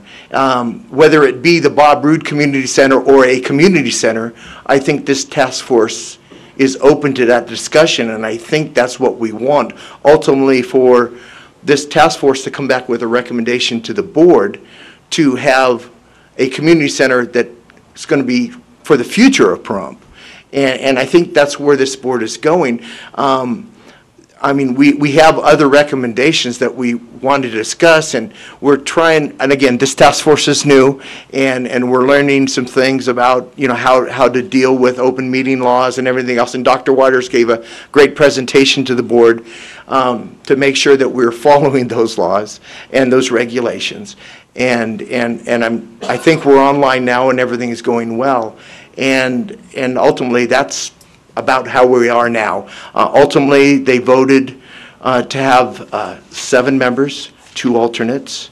Harley was asked to be an alternate, and he chose not to be an alternate, which actually, and Mrs. Parker chose to be the liaison, which leaves an opening for 2 alternates still on the board.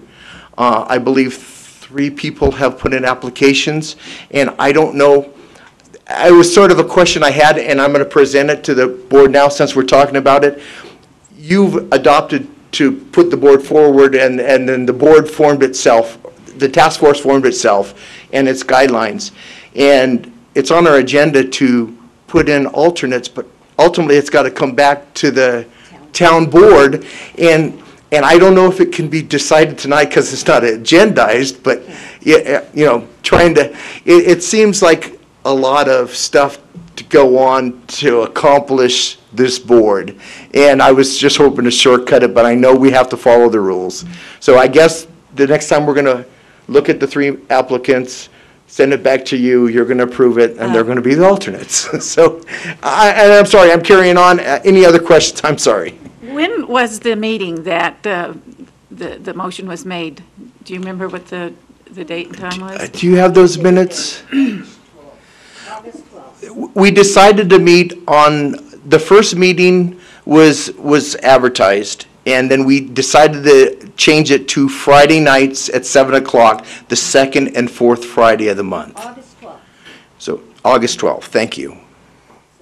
So the motion that was made at that August 12th meeting was the motion to change to an advisory board from a task force. Is that what I?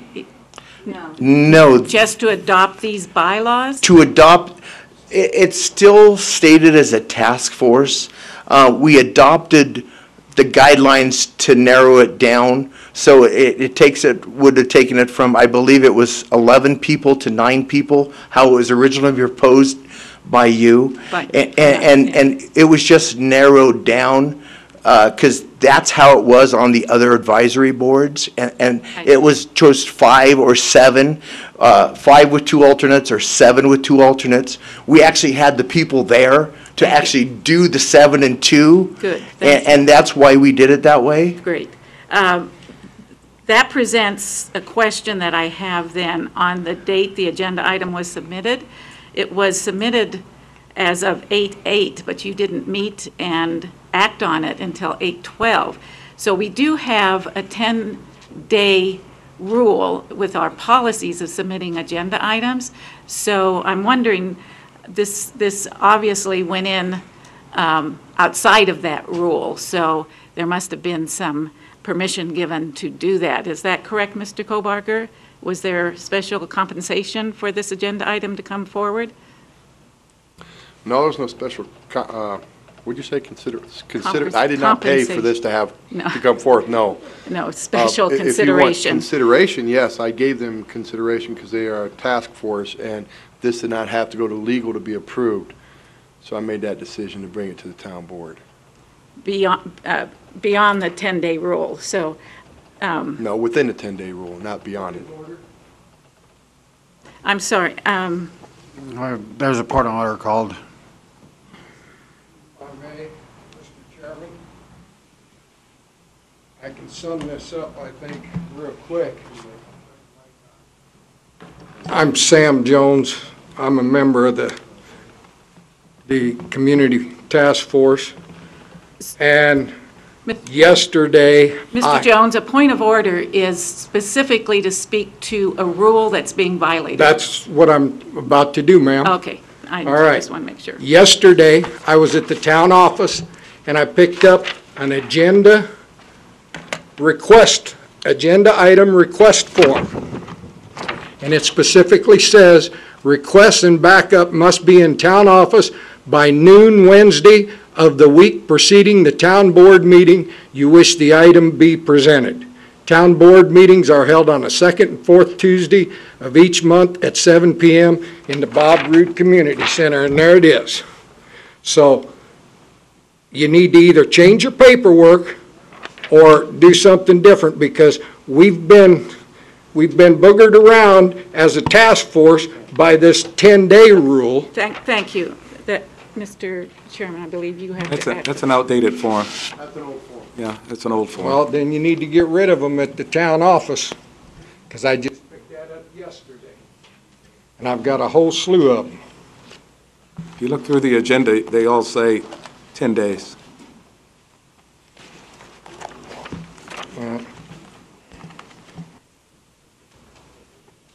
Mr. Chairman, I guess we need to rule on that before I can proceed.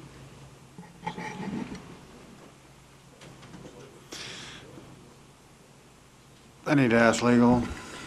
Mr. Chairman, through you to Ms. Endersby, I believe, and I consulted with Mr. Kobarger, that staff has the option to insert something closer than the 10-day rule, should staff deem it advisable, and that would not violate the town board's policies. Mr. Chair? I'm not. Ms. Endersby? Yielded the floor yet. Thank you.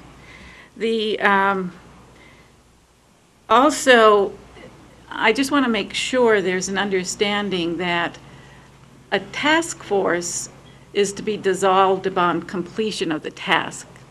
So if you look at it in light of, say, a military operation where you have a command give a task to a group that includes some leadership and, you might say, the rank and file, to complete, not to complete the task, but to complete the mission. And this particular mission, stated by the charter, was to act in an advisory capacity and to develop one or more recommendations to the town board after reviewing information pertaining to the investigation, etc. So there's a specific mission that the task force was asked to complete. So I'm kind of confused by moving to adopt advisory board bylaws. It seems to me, it moves the task force out of that mission and into the broader scope of an advisory board that would sit for an indefinite period of time, completing whatever mission the bylaws state. So I just want to make sure that there's a complete understanding that that the task force under the bylaws that are being established here would move it into that realm, and out of just dissolving at the time that the task or mission is completed. I totally agree with you, and I believe everybody that's sitting on that task force board, we adopted those guidelines because they were simple. That's why we adopted them. I believe everybody on the task force right now, that's their intention, to advise this town board the quickest and easiest way and what we're going to do with specifically with the Bob Roode Community Center and the community center, however you want to put it. It's been put forth to this board by other people and by the public that they want to get this done as quick as possible, and I agree.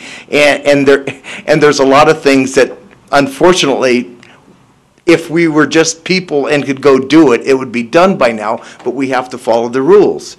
So as a board, appointed by the town. So there's frustration because as someone who's worked in construction, I know that there's a lot of things that could be done extremely quick, but as a board, we can only recommend to the town what to do, and that's absolutely what we want to do.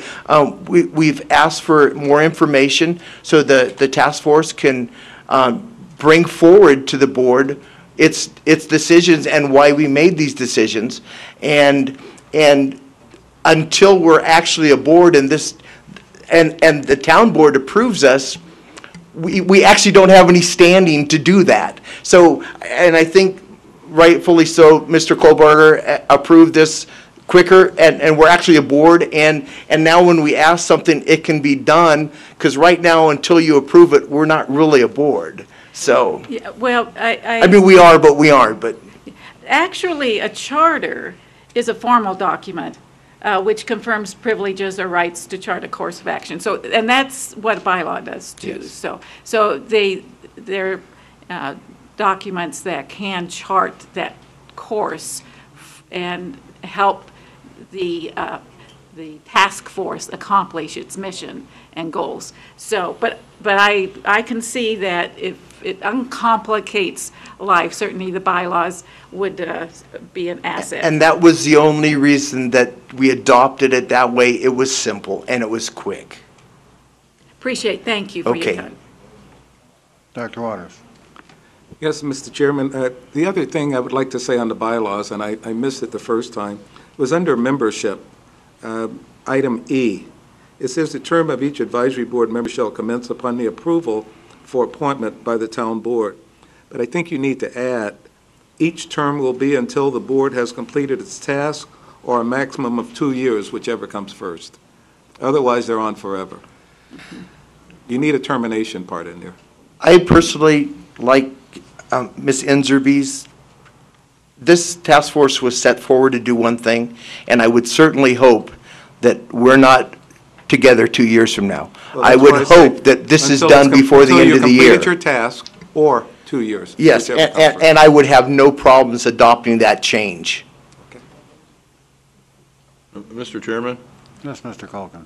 I would assume that when this board concludes that that board has fulfilled their mission, or at any time does this board wanted to dissolve a board, we would have to take action. It just doesn't automatically happen. This board would have to decide that it happened, so I don't really think that needs to be in there. It doesn't matter to me, but, you know, when we feel they fulfilled their mission, naturally, we're going to have to vote on dissolving that board. I also wanted to make a little, explain something. That board had a problem with 2 town board members being on it. That would That's the next item. Oh, okay. All right, well, I'll talk about that later then. Any further discussion from the board? Any comments from staff?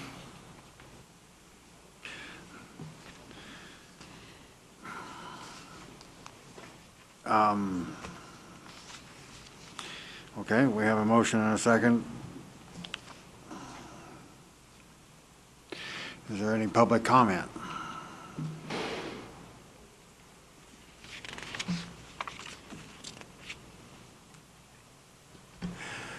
Dave Stevens, Pahrump citizen, taxpayer. I was over to that last meeting. I've been to both meetings. And they've got some very competent people over there.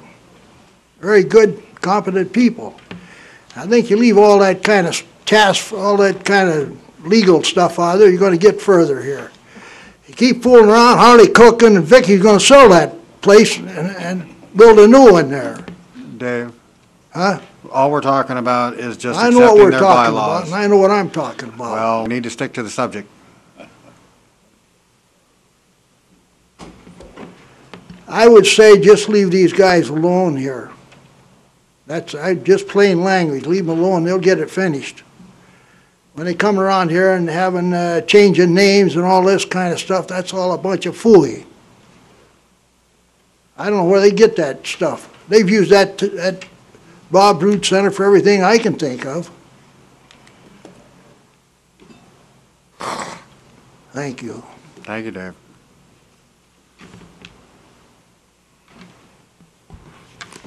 George Gingell. I think they better leave it as a task force, not a advisory board, because you better draw the line between the two. You better talk to your legal people. A task force doesn't have to follow the rules that a board does.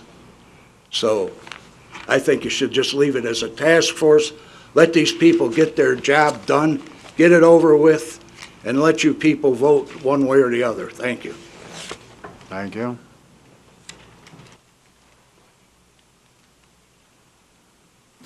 All right, seeing no one else getting up for public comment, the motion was to approve the Community Center Task Force changing their bylaws.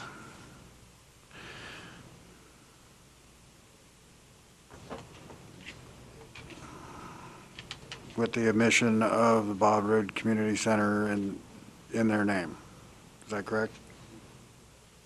Just Bob Rood, sir. Leave Community Center Task Force, it's Right, just community- without Bob Rood. Right, to remove Bob Rood from the name.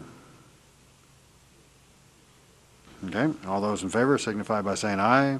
Aye. Aye. All opposed? Aye. Motion carries 4-1.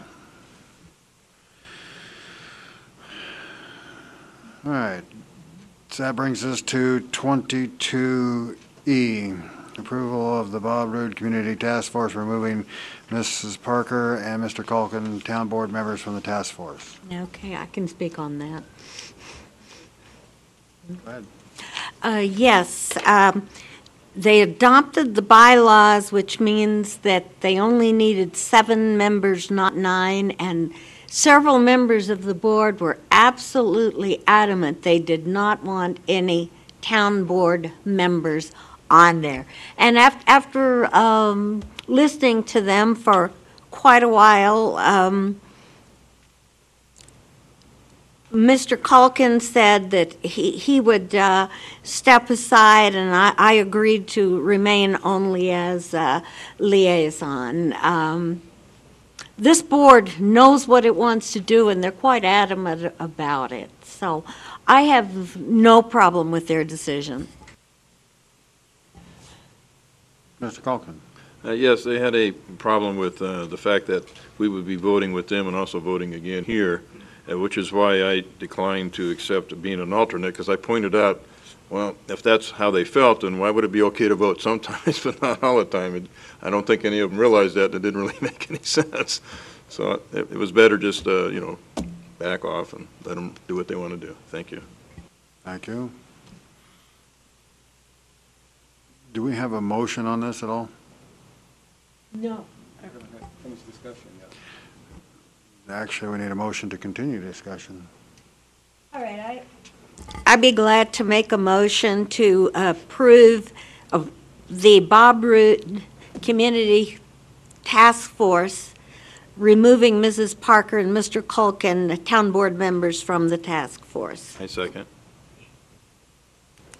Okay, now we'll have discussion from the board. Yes, Mr. Chairman. The task force was created by resolution of the town board on 12th of April. It passed 4-1, and the resolution states, there shall be 2 town board members and 1 county commissioner who will serve as members of the task force. That's the resolution that we approved. To go against our own resolution does not make any sense at all to me. That's what we created, that's what we wanted, and that's what we should have. The bylaws, great. They can change the bylaws. They can't change a resolution that the town board has already approved. How about if we propose a new resolution? Because there's no point having members on a board that are not welcome and are decidedly not wanted. Mr. Chairman, that's the exact point. It would be if they don't want us there, then it would be disruptive to what they're trying to accomplish. So I think we're at a legal dilemma. We probably need to ask legal what we would need to do in view of what Dr. Waters said. I agree we passed something and they don't want it, so where are we? Where we're at is the resolution stands, and it'll have to stand for at least another meeting. You can certainly continue and remove town board members in the time period that there's a few weeks difference between the removal and the change in the resolution. I don't see that really as being too much of a problem. But if you would like to wait, that's fine as well. But I agree with Dr. Waters that if you just remove with no intent on replacement and no intent on changing the resolution, that's a bad idea. Ms. Sandersby? Yes, thank you, Mr. Chairman. Where did that, the county commissioner's position, was that discussed? What is the feeling of the board on that? Or the task force? The way it was brought up is there was no problem with the input from any town board member or any member of the public, because the public's welcome, and we freely open conversation about the task force and what the goals of the task force are. The issues that were brought up were they're going to vote on it in the task force and then come and vote on it again. There were members that felt that there was a conflict there. And ultimately the vote was for that. The issue of the county commissioner is they won't have a vote on it, the ultimate vote on it. And that's, I don't believe that there was an issue about that, because they'll never be voting on this issue about the community center. They may ultimately have some say-so, depending on money and grants and or whatever. However, because there's been discussion of what's available to bring the existing community center into the future. There's been discussions, and all the boards have been asked by this town board to address issues of maybe in the future building a new community center And that's one of the things that's on not only our future agenda, I believe other boards' future agendas also. So ultimately, when it comes back down to it, the county commissioner is an asset. He deals with the county, he's dealt with these issues, and he won't have an ultimate vote by this board. And I believe that's how it came down. It does seem to me that basically the charter and the task force seems to, as it was originally constituted under the resolution and the charter, doesn't seem to be applicable to what the convened members desire at this time. It seems perhaps more appropriate to dissolve the task force and reconvene it under an advisory board and move those members into that reconvened advisory board and just stop the whole process of the task force and the charter, because we're in so many conflicts here. It seems to me. Legal, what's your input on that?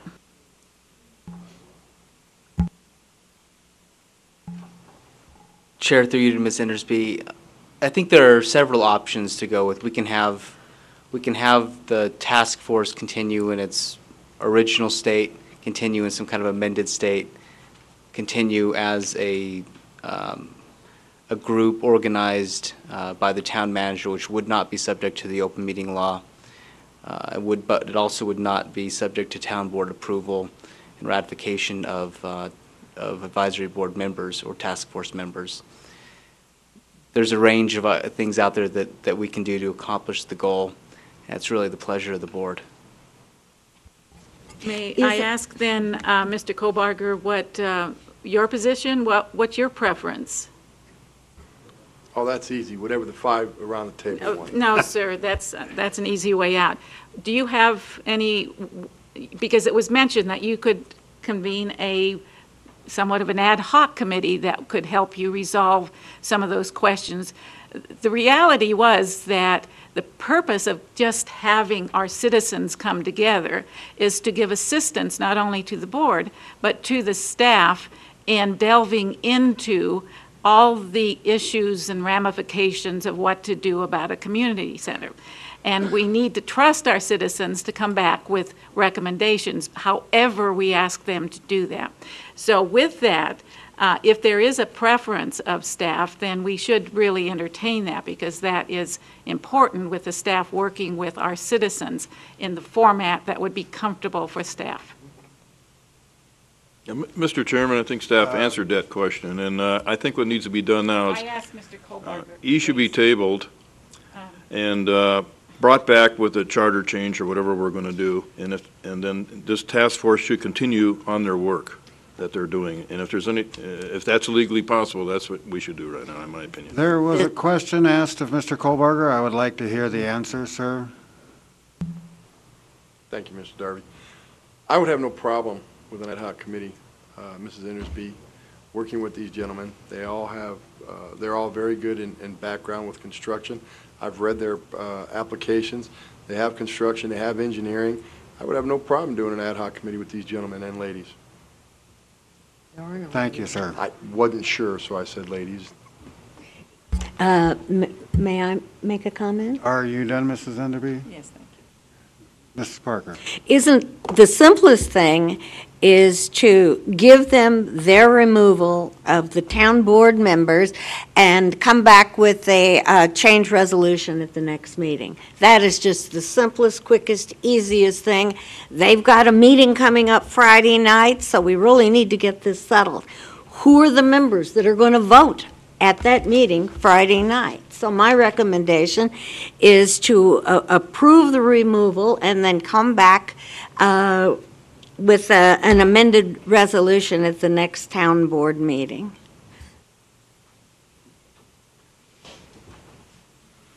Mr. Chairman, I see then we are moving into some legal issues by removing board members before resolution is amended, and it seems very kind of entangled there. Before we can table this, this motion needs to not pass then? So by virtue of the conversation that's going on, I would like to call for the vote. The motion on the table is to approve the community task force of removing the 2 board members. All those in favor signify by saying aye. Aye. All those opposed? Aye. Aye. Motion dies 2-3.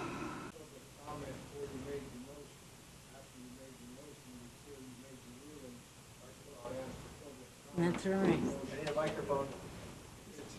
You need to come up to the microphone for your point of order, Mr. Jones.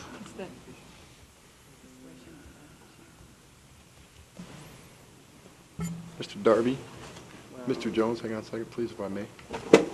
May I? Mr. Darby, if I may? Yes, sir, Mr. Culkin. Oh, what did you want me to do? That's Bill Kohlbarger. Sorry about that. Mr. Kohlbarger. Forgot what I was going to say. No, I know what it was. Consent agenda items, you don't have to have public comment on, sir. Even though you pull them off, they're still consent. Okay. And I do believe that in Robert's Rules of Order, that is the discretion of the chair. Yes, sir. Okay. Because there is a time period set aside for public comment, so I do not have to have public comment on each item. Okay. Okay. That motion died. Is there a second motion? No motion? We shall. Well, Mr. Chair, I want to know where we're at. So, I mean, the bottom line is we want these people to move forward, so I'd like to ask a legal question, if I may. Where are they at, then, in view of everything, and can they continue? They can continue. We've amended their bylaws. You're still technically a member of the task force. Whoa. Oh, I'm sorry, Ms. Parker. They cut down, excuse me, they cut down the number from 9 to 7, so we're the 2 that went.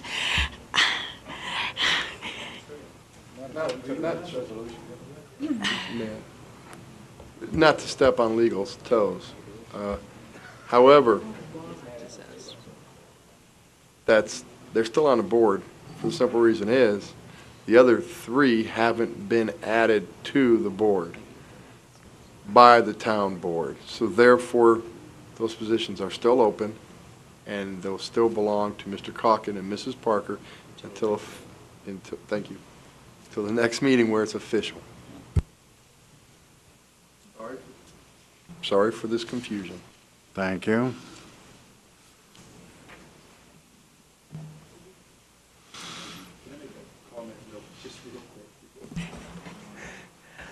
There was no intention by this board to circumvent the original resolution.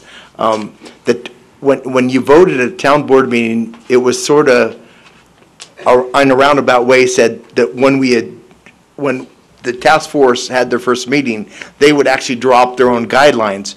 It was also stated when we formed by 2 town board members that that's what we were going to do, and that was the only intention of this board. It was our understanding that, and we took it from you, Ms. Enserby, that it had been a long time and nothing had been done about the community center. And our intention was only to get going and get it going as quick as possible. And by no means did we have any intent to change any of these other rules. We thought we were doing what we were supposed to do. And I can tell you, that's all I can say. And I want to thank you, and I appreciate the fact that the citizens have stepped forward, are willing to serve and look at resolutions to the question. I think it was just a failure of communication and a failure of understanding the kind of mission and the purpose for what was established. So it was just basically a lack of understanding and communication. But I appreciate the fact that the board is still working on it and moving forward, and we desperately need the community center issue kind of resolved. So however that can happen, so thank you.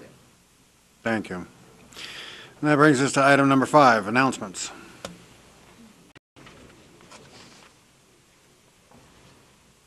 Yes, thank you, Mr. Chairman. Announcements for August 23rd. Incorporation Advisory Board meeting has been canceled on August 24th. Pahrump Boundary Line Advisory Board will meet on August 25th at 6:30 p.m. in the Town Annex. The Pahrump Tourism Board will meet on September 1st at 8 a.m. in the Town Annex. Public Lands Advisory Board will meet on September 7th at 7 p.m. in the Town Annex. The Arena Advisory Board will meet on September 8th at 7 p.m. in the Town Annex. The Nuclear Waste and Environmental Advisory Board will meet on September 9th at 2 p.m. in the Town Annex.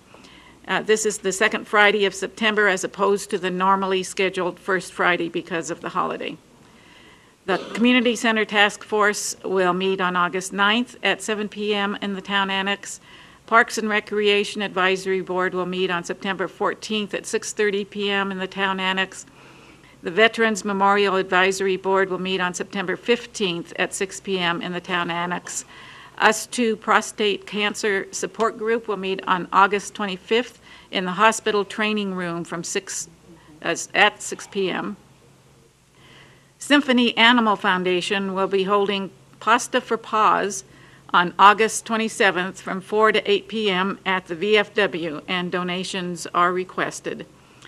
The Social Security Administration will be in the Town Annex on August 30th at 9 a.m., and the Pahrump Movie Nights in the Park have concluded after a very successful summer.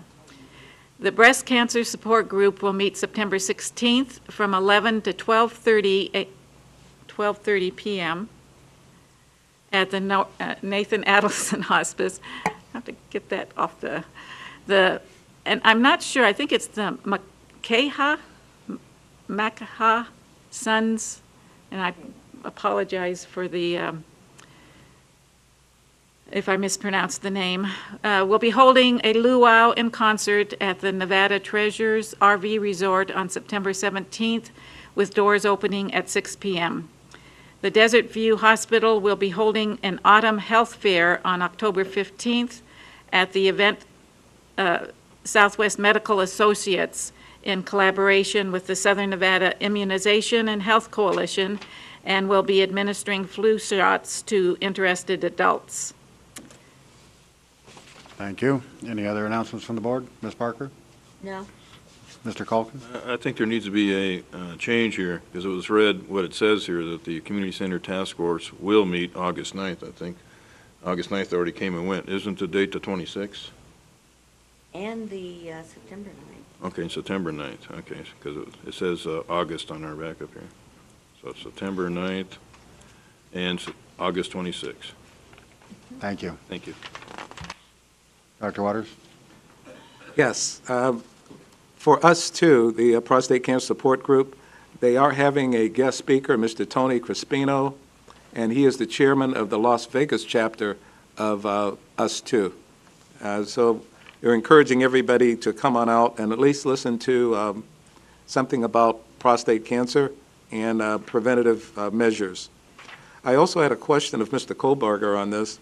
I know the Pahrump Movie Nights had a very successful summer.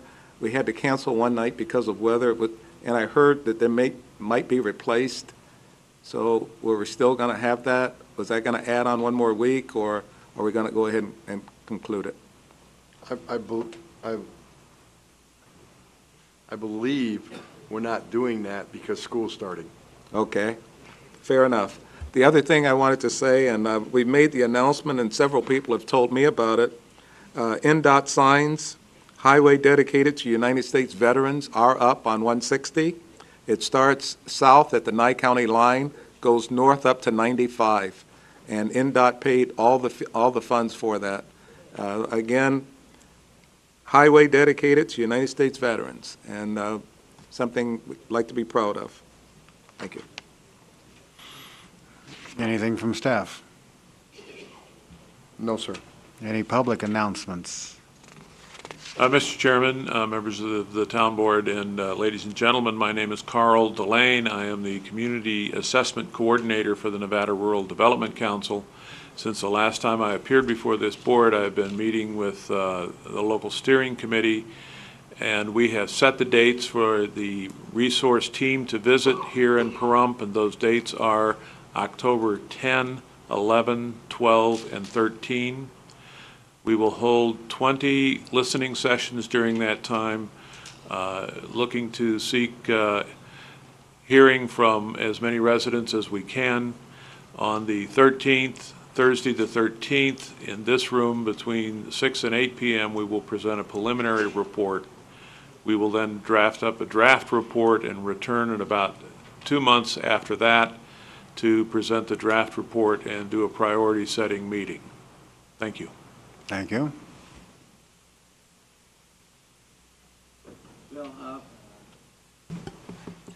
Bill Huff, I wanted to make an announcement that the Pahrump Valley Museum is open now, full bore, 10 o'clock until 4 o'clock, Tuesday through Sunday. We're only closed on Mondays now. We're open on Sunday. We're making an effort to make the Sunday available to people that in the past have indicated interest and want to go to the museum on Sunday.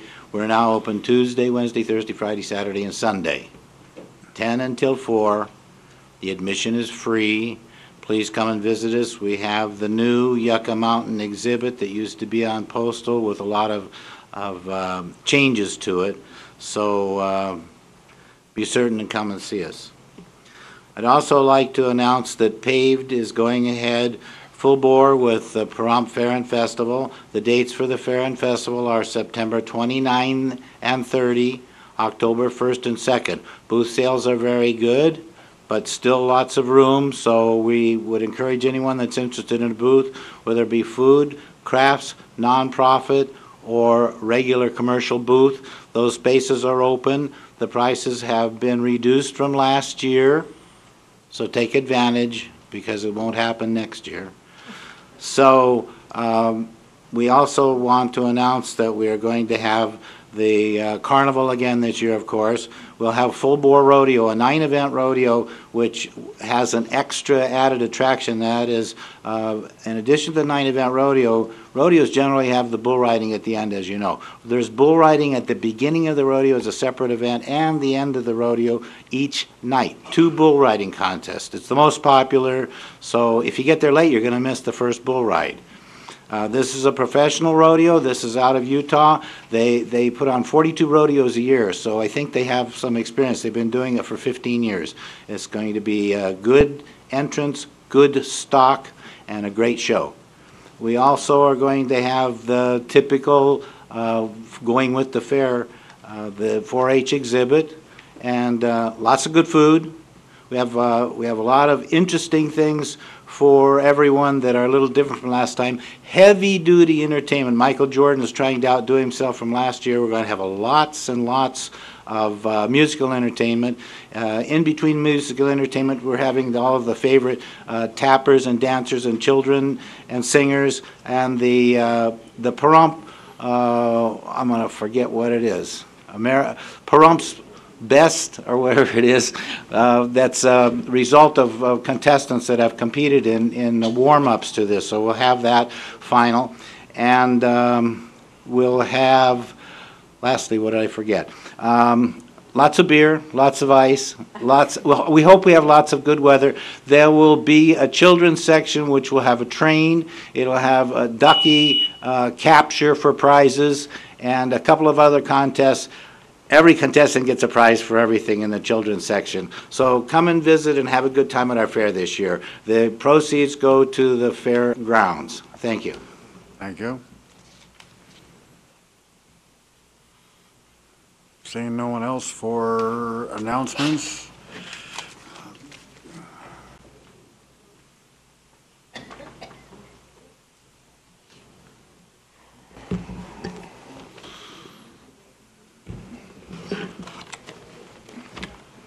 Good evening. I'm Louis DeCanio. I'm a Pahrump resident. Approximately 8 months ago, the Bob Roode Community Center was closed to the public due to a roof leak. A decision was made to put heavy black plastic over the doors and windows and close up the building as tight as a clamshell. A while back, a company based in Reno, Nevada was paid $25,000 to test whether or not the building was toxic. but the testing found nothing wrong that couldn't be cleaned or repaired, but still nothing has been done. Recently, this town board approved the formation of a task force to make a decision on what should be done with the Bob Root Community Center. This task force is just more bureaucracy that must adhere to the open meeting laws, the bylaws, and agenda items, and up until now, no decision has been made on what to do with the community center. It's obvious we don't have a serious problem with the community center. Our major problem is with the leadership in our town and our county. I've also asked this town board why we don't have a local insurance company and local agent. Mr. Kohlbarger explained that Mr. Wayne Carlson, Executive Director of Pool Pack, which handles the insurance for Pahrump and Nye County, contacted all the insurance companies local to Pahrump, but they refused to join Pool Pack. Well, I wasn't aware that you had to join the Good Old Boys Club to do business here in Pahrump and Nye County. Keeping things local would be a good way to start solving some of Pahrump's problems. But our insurance is based in Reno, Nevada. Our insurance agent and adjusters are based in Reno, Nevada. Lawyers for the county are based in Reno, Nevada. Carl Delane from Reno, Nevada was paid $15,000 to speak to Pahrump residents to find out what our local problems are. An environmental company based in Reno, Nevada was paid $25,000 to assess the damage to the community center. The county of Nye paid a Reno, Nevada consultant $100,000 to investigate whose fault it is in the Black Road failure, and even the attorney here tonight is based in Clark County. And none of this money is ever circulated back through our local economy, which would help create jobs. Mr. Kohlbarger stated that some of this money is paid through grants, but grant money is still our tax dollars. And if we could get grants to funnel money to carpetbaggers from Reno, Nevada, and a few other towns, then why can't we get grants to help our local economy? Also, this town, the town of Pahrump has gone straight downhill since impact fees were implemented. This town board keeps talking about tourism, but what good does it do to bring in tourists if we can't accommodate them with additional rooms and other activities? Talk to the 3 county commissioners from Pahrump to eliminate the impact fees and the bureaucracy, and let the local businessman decide on how to expand and attract tourists to generate tax dollars and create new jobs. If you don't believe what I'm saying, then talk to the local business people and the local real estate agents, and you'll get a complete update on the financial mess this town is in. The residents of Pahrump are tired of the lies and the excuses we get from this board and other public officials who seem to be making decisions for their own personal reasons and not for the good of the community. Thank you. Thank you.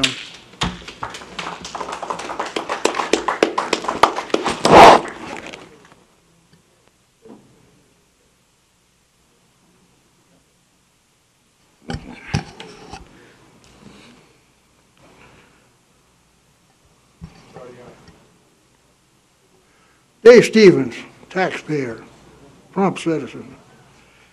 I sure agree with Louis, but I'll go a little further.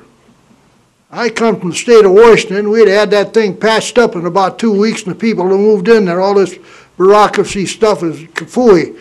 But anyway, makes things short, you better get down there and put a patch on there before winter comes again and more rain comes on there.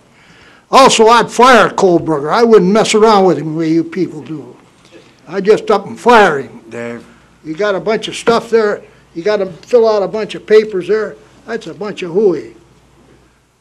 I wouldn't hesitate, and that lawyer, he'd get out of here Mr. Stevens. too. Thank you.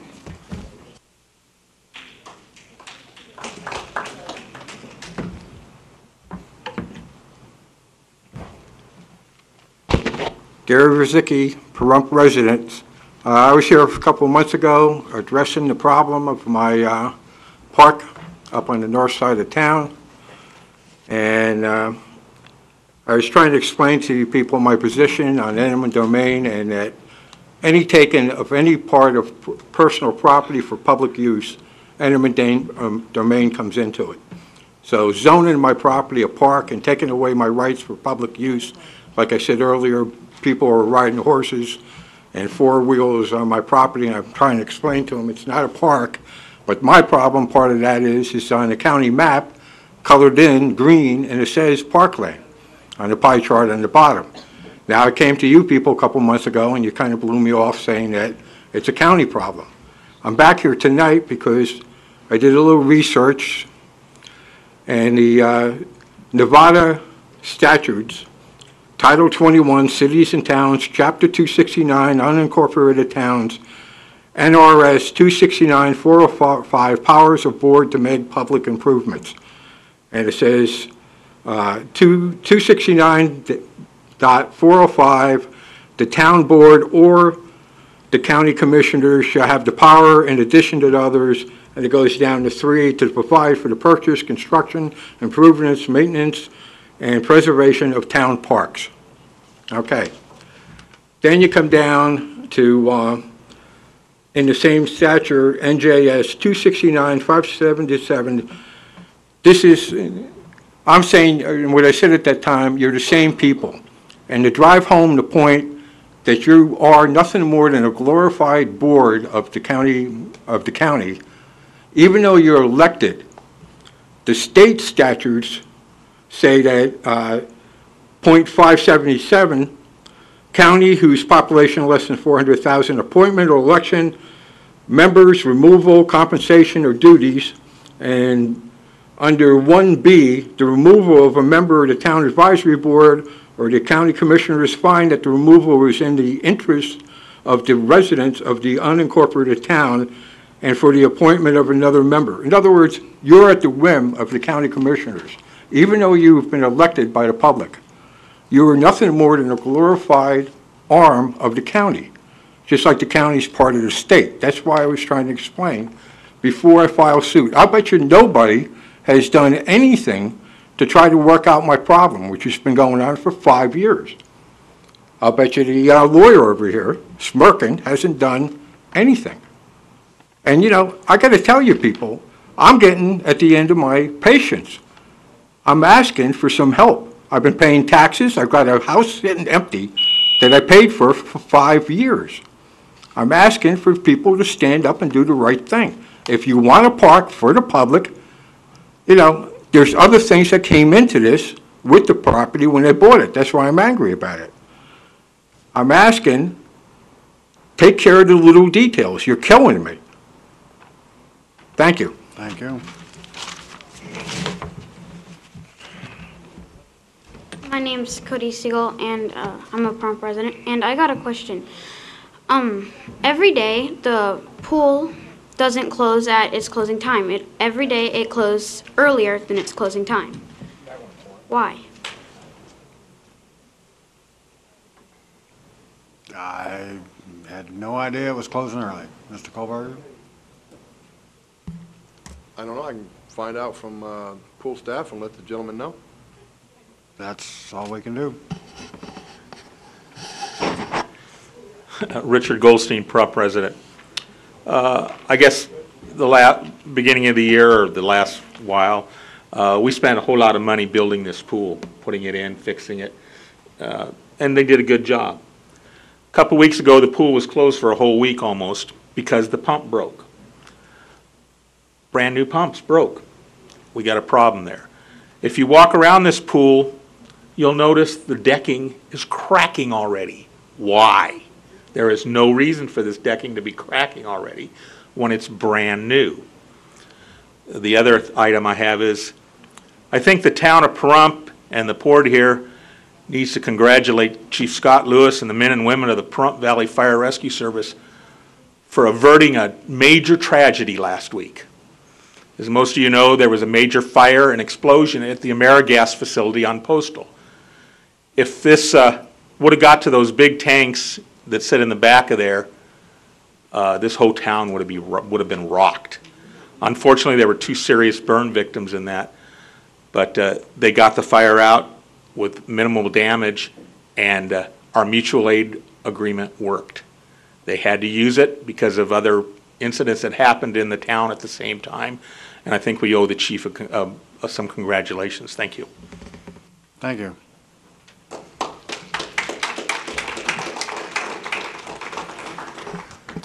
Butch Clendenin. I'm going to ask something, and you can tell me if I'm wrong, staff. I'm trying, as a member of the task force, one of the last things under discussion at the last meeting was to agendize and vote on opening the main hall at the Bob Rube Community Center and get it open by the time the Fall Festival came about. it's coming down to a short period of time to address that issue. It was a consensus of the board. We couldn't vote on it. And because of the night our board falls on, it's before the 10 days. So I'm asking if we can agendize the item now. We're going to vote on it on Friday, so it can be actually voted on at the next town board meeting. And I don't know if that's okay to do or not. I know that Mr. Kohlberger says that he can agendize an item quicker, and maybe that's the route I need to go, if we can agendize it quicker after Friday, if that would be a better route to go. I'm asking, because again, I'm new at this, and I'm hoping that it can be addressed so we can get it in front of you the next town board meeting. We do have time? Okay. There was concerns that we weren't going to be able to do that, and that's why I wanted to bring it up now. Okay, thank you. Yes, sir. Is it on? There we go. Hi, my name is Robert Hansen, and I realize this is something coming up later, but I don't have all night to be sitting here waiting for this item to come up on the agenda, so I'd just like to make my comment known now. Is your number 11, there's changing the words representative democracy to constitutional republic. Because it is an agendized item, we have to wait for it. Okay, well, this is still public comments, right? Yes. Can I speak? Not on an agendized item. Well, how long do you think it's going to take to get to this? Because not unlike some people who bring this kind of stuff up because they have nothing better to do because they're retired, some of us have to work.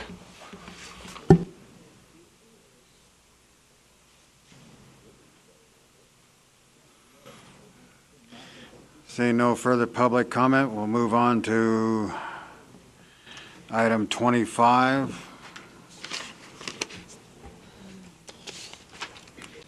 Ms. Parker.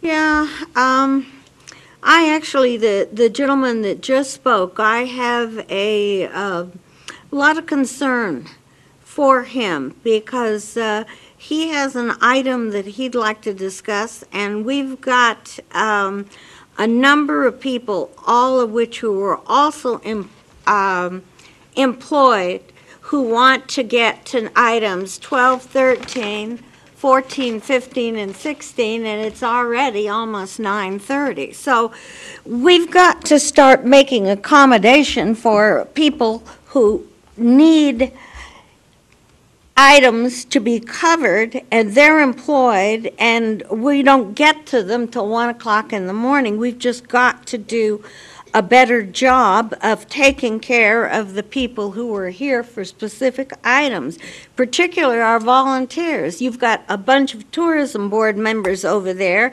that need to be here for these items, and I know that they have to get up early in the morning, and that's my rant. Thank you. Mr. Culkin? In view of how long the meeting's gone, just keep a few things short. As I said, I asked for this item to move up to correct information, and one of the things said tonight was that $25,000 was spent doing something with the Root Center. No $25,000 was spent to anybody, so that was not a true statement. As Mr. Clendenin mentioned, the board, unofficially, because they're going to bring it up in our next meeting, but they had decided that they want to see about opening up the main room, and that will be on the next agenda, and this board will have an opportunity to vote on that. And the comment was made about the hotel rooms. We need more hotel rooms. Well, that was answered by somebody in a hotel room business who stated that when they have a higher occupancy level on a regular basis, then they'd be more than happy to build more hotel rooms. So anyway. Come to the microphone, please, for your point of order. Louis DeCanio again. I know that was directed to me. Now, I will make a statement right now. That's not a point of order, sir. Okay, point of order. If you want to debate me on this, on everything I said, he not- said that I was wrong on these. Mr. DeCanio, please. He said I was making the wrong statements. I'm not making the wrong statements. He's trying to state things to say that I'm wrong and he's right. Everything I stated in my public comment was right, and you're telling me I can't comment on it? He can call me a liar and I can't say nothing? All right. Nobody calls me a liar, and I sit back and take it. To answer the idea of a liar is when somebody knowingly says something wrong. I'm not saying that you knowingly said anything wrong. I'm just saying the information was incorrect. And anyway, and that's enough on that because we're short on time. Ms. Endersby.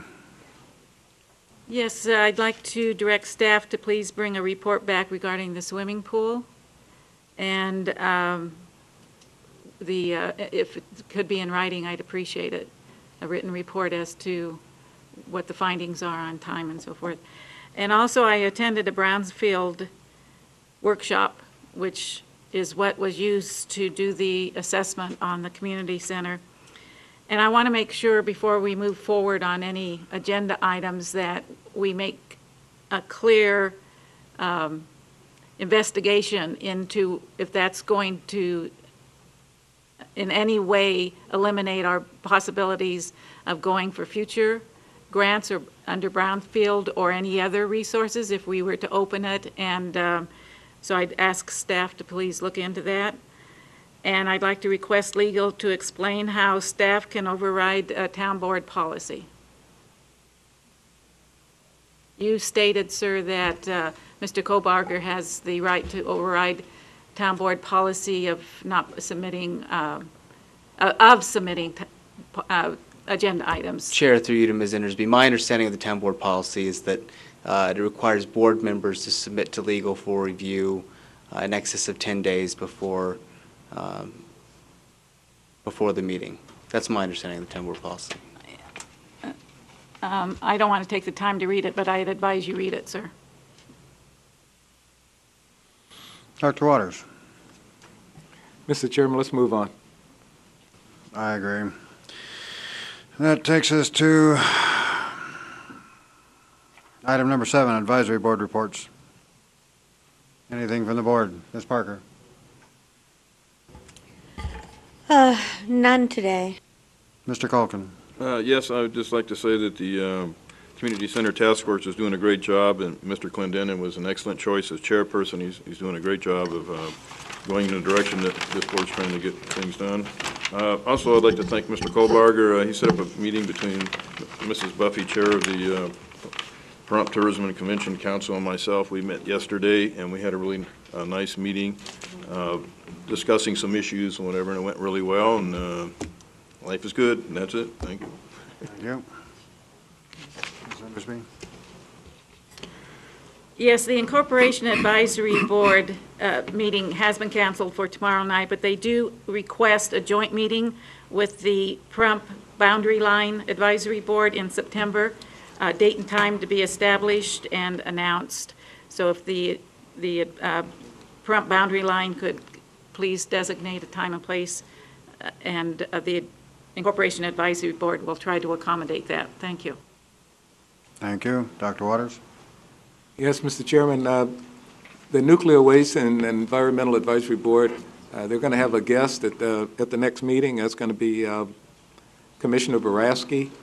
They have some very important things to talk about. So if anybody's interested in coming to the Nuclear Waste and Environmental Advisory Board, I suggest you do so. The other thing is on the Veterans Advisory Board, we have a representative that wants to speak, so I'll delay anything else and let him speak after we're done. Thank you. Yes, sir. My name's Jose Tellez, and I belong to the Pahrump Veterans Memorial Board. And last meeting, I said that coming in front of the board made me real nervous. And good Pahrumpians came and gave me some advice. One of them said to take a deep breath. That didn't help. The other one told me to drink some water. Then I have to go to the bathroom. The other one said, take 2 shots of Jim Beam. So here I am, loose as a goose, and ready to give an update on the Pahrump Veterans Memorial. Okay. At the present time, we're working on a presentation for the town board on the Columbarian project that we're doing now. And we have the size. We already voted on what columbarium we would want, et cetera. And where it's going to be placed, we have landscaping charts where we would like to bring to the board on the meeting of September the 13th. We'll bring you the cost of the columbarium. We will explain the difference between a private cemetery, a state cemetery, veterans, and a federal cemetery. So you will be way up to par on exactly what's going on with our project, the columbarium, and our side of the cemetery. We will have some numbers on the backup, what, where, how much, all that stuff and everything. So we'll have all that ready for you. And then Mr. Carl Jones, Air Force retiree, he's done a real great job of going out and getting all kinds of information on the columbariums, the sizes, what it takes to put them down, all that stuff. So that's being taken care of. I mean, he's doing a great job. And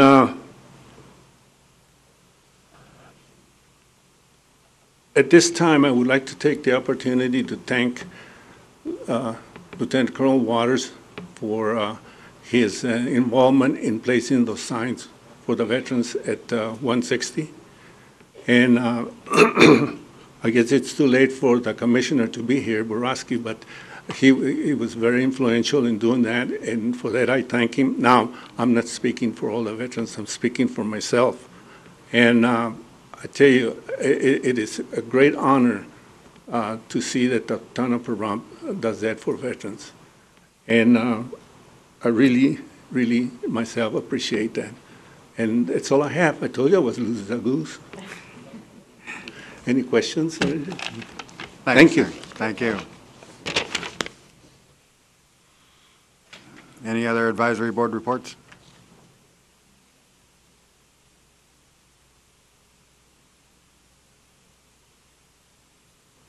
Robert Adams, Public Lands Advisory Board. The BLM's seeking public comment on 3 endangered beetles in sand dunes.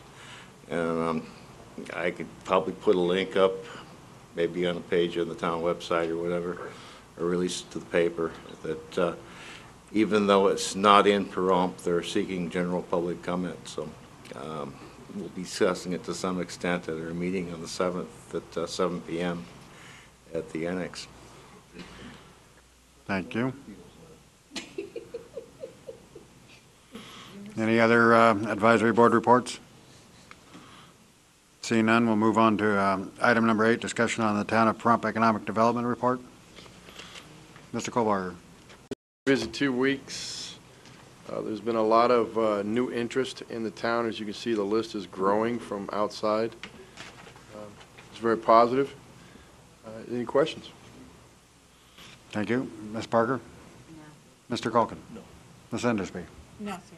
Dr. Waters? Yes, that's a very brief overview. I was hoping for something more in depth. Also, is there anything new from Contour?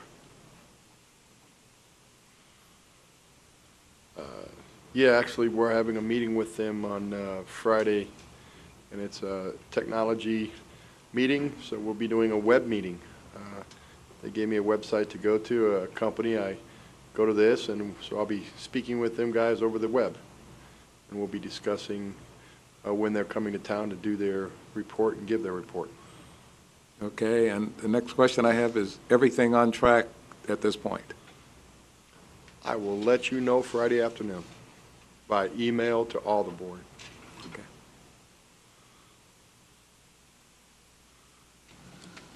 Okay, thank you. That brings us to item number 17, discussion possible decision to approve resolution 2011-10, a resolution to establish a blue ribbon committee on rural transportation and all matters properly related thereto. Mr. Chair, if I may. Please. The purpose of developing a blue ribbon committee versus an advisory board is under the advisory board structure, there would be a need to have it open only to Pahrump residents. And to have a blue ribbon committee is opening it up for the experts to come and really look at the issue, similar to what Mr. Kobarger was talking about as an ad hoc, except this would be completely transparent, open to the public, and with the ability for open meeting laws to be addressed also. So with that, just some history on it. The community task, what are they? What's the task force, Dr. Waters? The community. Community Center? No. Got so many. Nye Community Coalitions, Community Task Force, or is that what they are? Anyway, I'm sorry. It's getting late already. Yeah, they formed a group to look at one of the situations that they see as so prevalent in our community, which is the lack of any kind of mass transportation, and ask to have some discussion and deliberation started on it. So this is an effort to accommodate those citizens through that group to start looking at how we can address the issue of providing some kind of regional transportation. And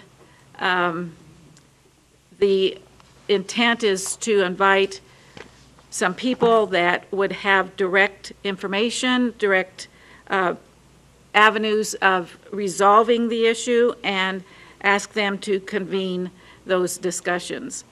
So with that, I'd like to move that we approve Resolution 2011-10, a resolution to establish a Blue Ribbon Committee on Rural Transportation Advisory Board in all matters. I'm sorry, that should be a Rural Transportation Committee on all matters properly related thereto. I second the motion. Mr. Chair, if I may, through you to Ms. Indersby, may I remind Ms. Indersby maybe to ask her to amend her motion based on our conversation earlier today? Yes, I'm sorry. I would like to amend to, it does consist of, I'm sorry, I'm going to back away from the amendment, because what we talked about is the resolution addresses 7 voting members, and so does the structure. If you look, there are 7 voting members within that Blue Ribbon Committee. There's 2 under F, which makes it 7. Yep. Mr. Chair, again, through you to Ms. Indersby, my concern was that the resolution requires 2 town board members and the town manager, or I guess his designee. Oh, I'm so sorry. That would be a total of 10 members rather than 7. And so the amendment would be the removal under the resolution of consisting of 2 town board members and the town manager. So that would be deleted from the resolution. I amend my second.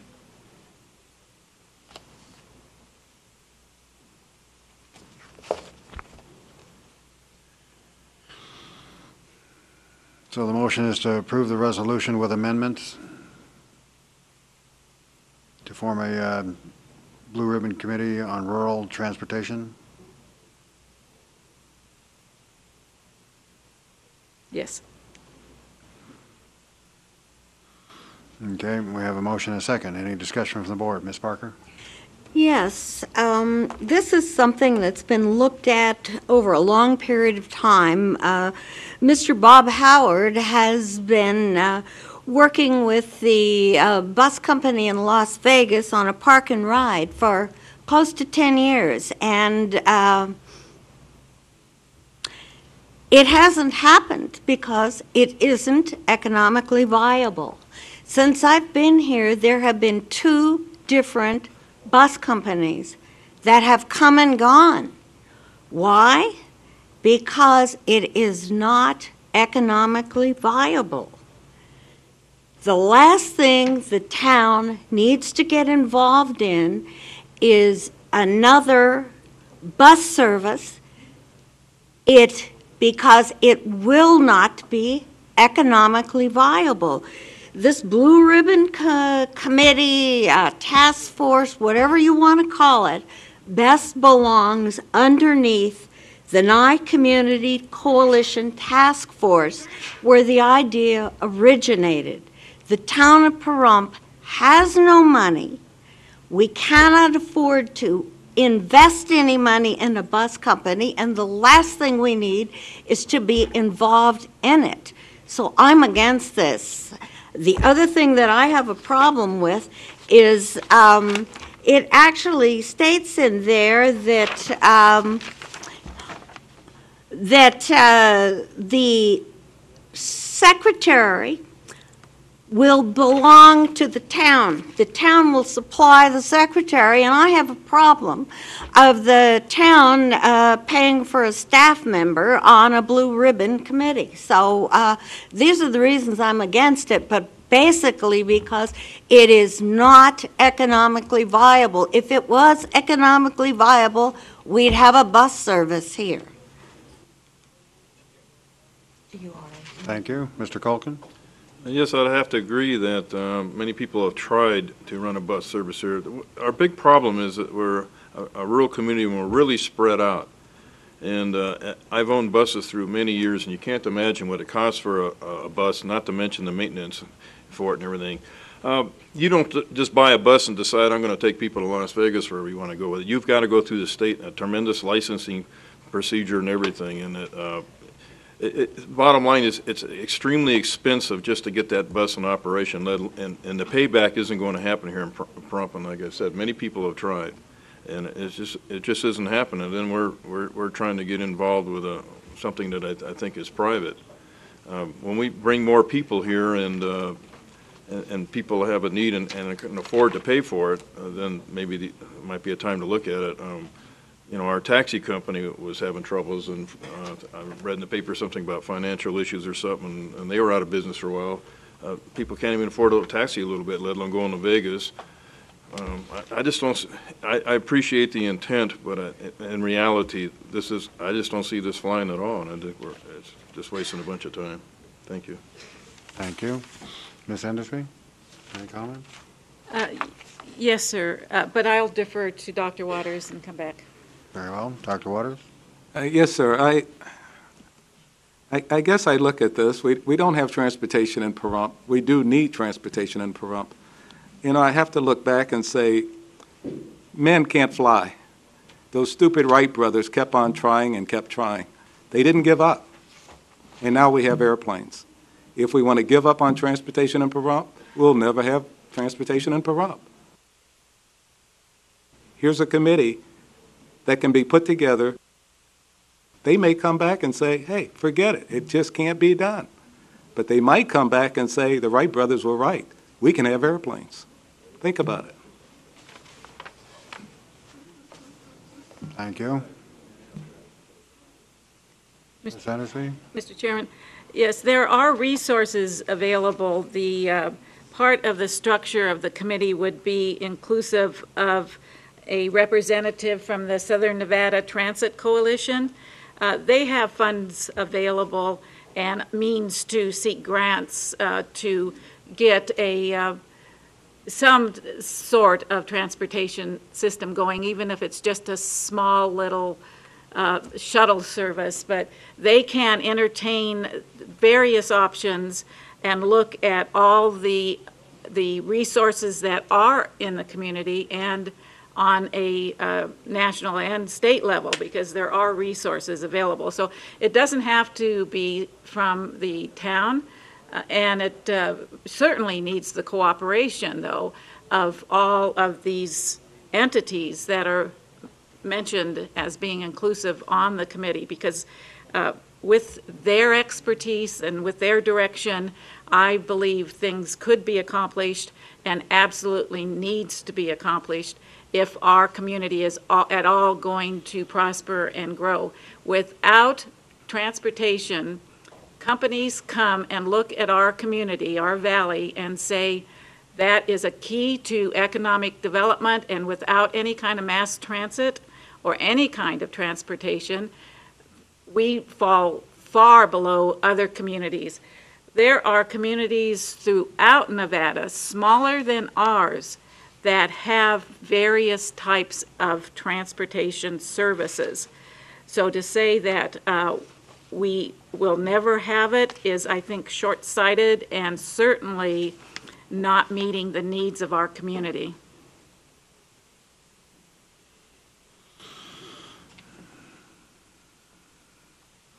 Okay, we have a motion and a second.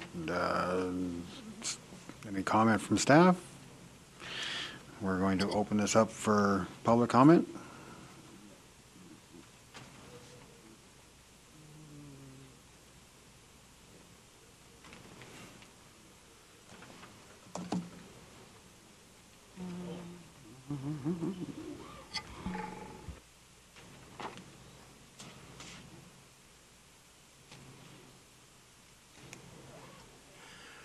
Dave Stevens, one of these backyard dog republic,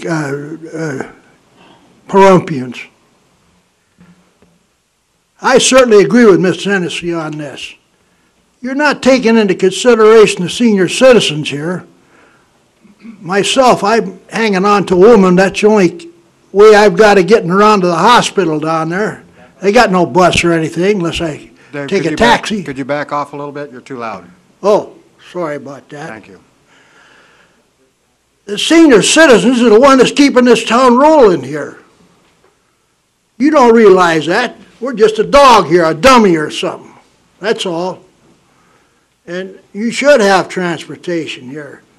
If they can buy this guy, Kohlberger, a car here for $30,000, they could sure get transportation here. That's peanuts what it costs. The money they've been spending, they've already spent $1 million here in this town. Where's it at? Where's the receipts at? That was in the paper. I'm just quoting the paper. There's a lot of things going on here that shouldn't be going on, that are going on. And that transportation, there's no harm in getting a little bus around here. My God, people go to the doctor. These doctors, I wouldn't give you 10 cents for the whole works of them. Yes. I got me one. He made a mistake on my pills. But I go back to him. That's the only thing I got. Yes. Senior citizens, you forget about the senior citizens. We're just animals. That's all, animals. I deserve the respect here of a senior citizen. I put my time in the Army too, mister.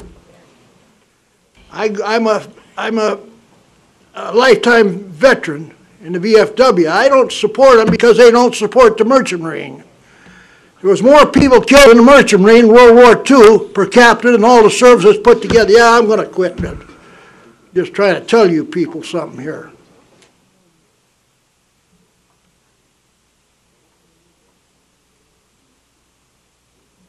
Oh.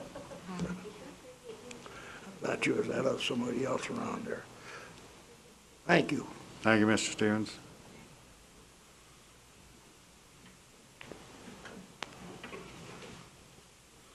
Yes, my name is Arthur Jones, citizen of Pahrump.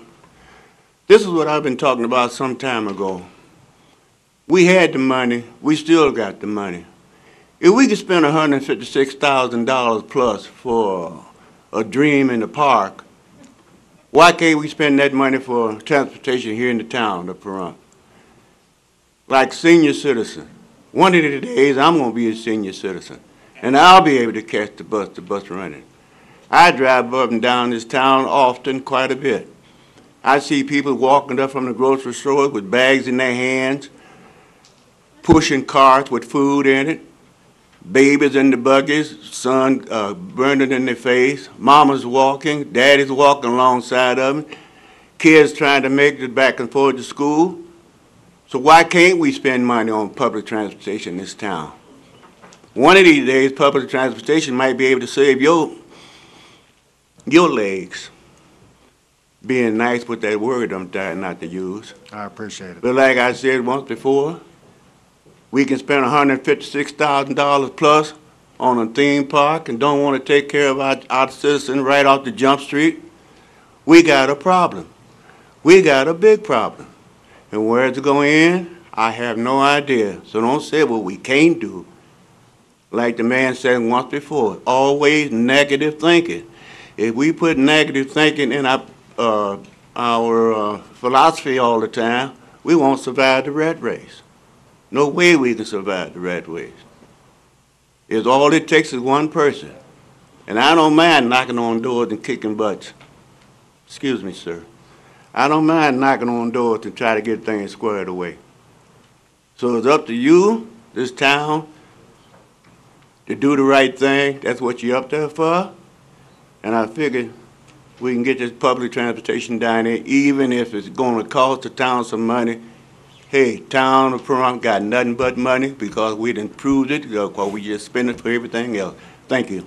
Thank you. Hey, well. Okay, you finished? Yeah, you good. Okay. Hi, Marcia Goldstein, resident of Pahrump for 13 years. I think we have two issues here when we say bus transportation. Are we talking about local transportation around Pahrump? Are we talking about transportation from here into Vegas? I think those are two different issues. We tried, as Vicki said, for many years, and we had it for a while, and then it failed going into Vegas. It costs too much. It would be great if CAT would come to the county line, you could park there and go into Vegas. But there's empty land in between, and that would cost a great deal of money. I think that is something that will happen in the near future. When tourism brings money into Pahrump, things come into Pahrump, I think that is something that could happen. I would love to see that happen. I would love to see some buses, as Art said, locally around for senior citizens, for people who don't have cars, for the cars that broke down and whatever, if we could fit that into the budget. You know, as far as doing other things, you know, Dr. Waters said we have to try. I definitely am a positive thinker on that, but I also think that timing is a very important thing. And we can pull ourselves very, very thin. You know, there are issues, I understand that, but I think timing is. It doesn't mean it can never happen. But I think that when money starts coming into Pahrump, and I know it will, then we can concentrate more on getting a bus routes into Las Vegas. Now, if we could do it around Pahrump, that would be great. Maybe a survey, maybe, of would people use transportation around Pahrump if it was offered. And you can get a feel if the people would need that and maybe what areas, and then you can go from there. Thank you. Thank you. Yes, sir. John Zellifer, and I live here in Pahrump. I'm also a member of the Nye County Community Outreach. And I actually am here to talk to Mr. Culkin, Ms. Parker, because this Blue Ribbon Committee would not just be trying to find out how to run a bus to Las Vegas. We have identified the seniors in our community as a real need. We've listened to the stories where we're trying to make arrangements to get them to medical care. We've listened to the kids and the teachers at the schools talk about the lack of after-school programs, and those programs, if they were available, how would the kids get there and get home? Because we have so many families here in Pahrump that have both parents fortunately working, but maybe working in Las Vegas, or it's a single family, single provider family where that provider is working in Las Vegas and cannot get their kids to school in the back. What we're talking about here is simply the formation of a blue ribbon advisory committee to the town board. We are not talking about going out with the idea of creating a bus route to Las Vegas. We're just asking to look into it and to get back to the town board, because as an engineer and economist, you know, I sit in on the meetings where they talk about the impact of fuel costs. And we've seen the impact of housing values in Pahrump. And we've seen the impact, and Mr. Culkin, you're very aware of the impact that decreased housing values have had on town revenues. It is a fact that a $1 increase in the price of gas to an average family of 4 is equivalent to a $30,000 mortgage payment. That's a huge amount of money. And when we have only cars available and we are hostages of fuel prices and the big oil, if the price of oil goes up, which it will, and we do not have an alternate plan, you will see a continued erosion of property values in Pahrump. People just will not have the money to buy gas and make mortgage payments. So I would hope both of you would change your mind and vote positive on this. It's just a committee, it's just advisory, and I think you'll be surprised with the information that comes out of it. Thank you.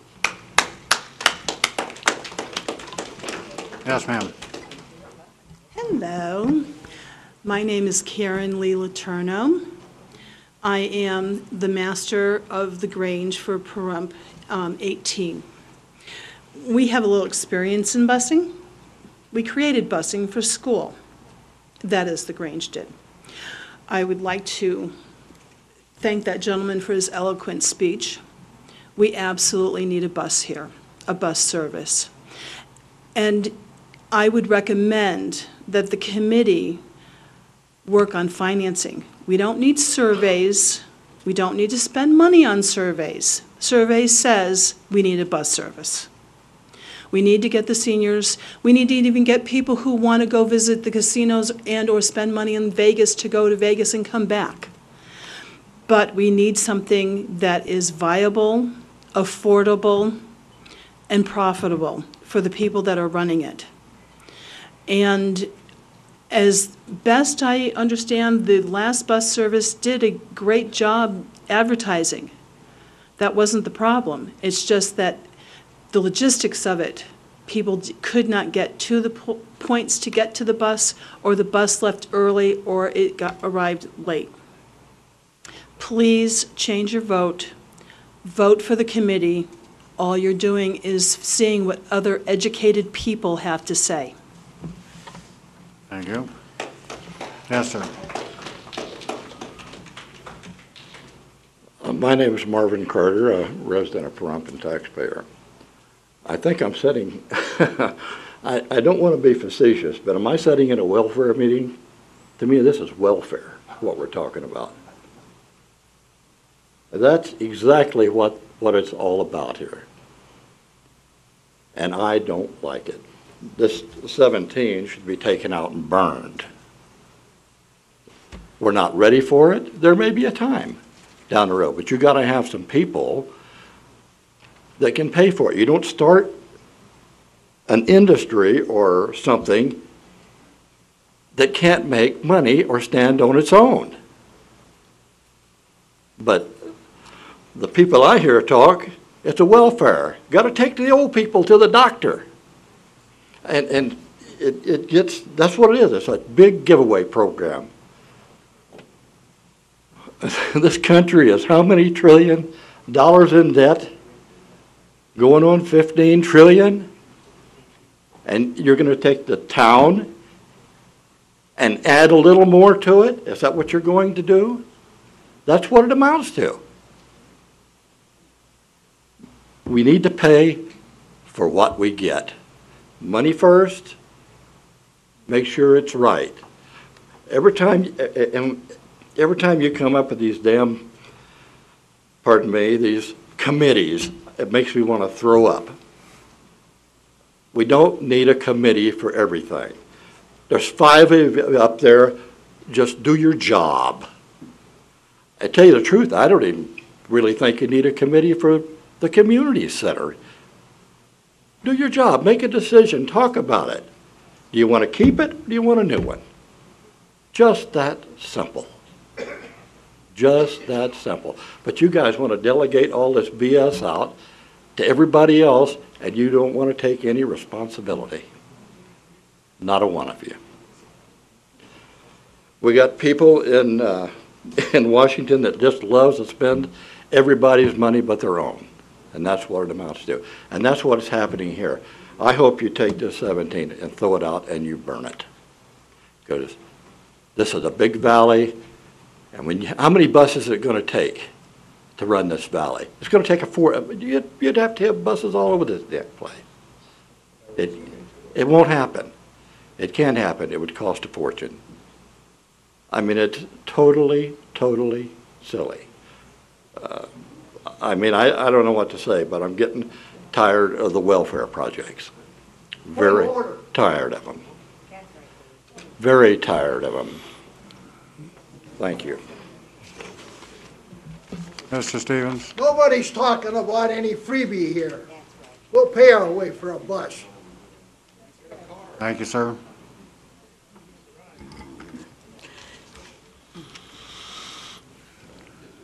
Any further comment from the board? Absolutely. I agree totally with the last gentleman that spoke. He talked about how many buses would it take? Do you realize that the size... Excuse me, Mr. Stevens, I have the floor. You do? Well, go ahead and take it.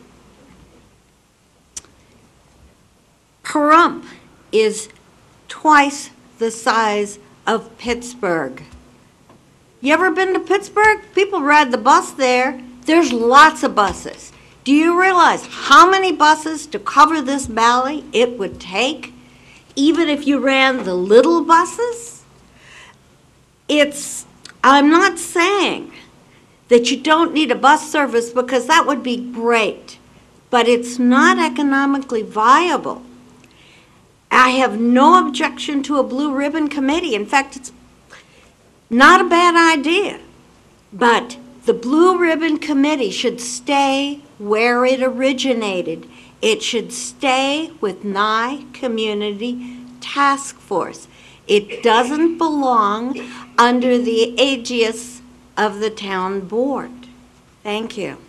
Thank you. Mr. Calkin? I've tried to explain that, everybody's here, let's get a bus. Well, as the guy said, how many buses? What are you talking about? Going over the hill to Vegas? A bus is going to probably cost you, just a bus, the kind you're talking about, like you see go out to the test site and everything, that's $200,000. You're lucky if you get 7-8 miles to the gallon out of the thing. How much are you willing to pay me to take you to Vegas and back? Let's see, and I have to make all these stops. I'm probably going to want about $30 or more. And those buses hold about 45 people. Do you really think it's going to be full? When you put the numbers together, it just isn't going to work. We're too spread out. When you choose to move to a rural community, it's a different lifestyle. When you need things close so that you can walk, or you can hop a bus at the corner, you have to live in the city. See, you can't have it both ways. You can study this all you want. I think it's a waste of time. I think because people have tried to do it and then they have failed. I think what might be a good idea, instead of first moving on this task force, maybe would be to invite somebody from Las Vegas, some sort of transportation, and have them come and address this board and the public as to why they don't want to serve Pahrump. Because, people in business like to expand and make money, so why aren't they out here?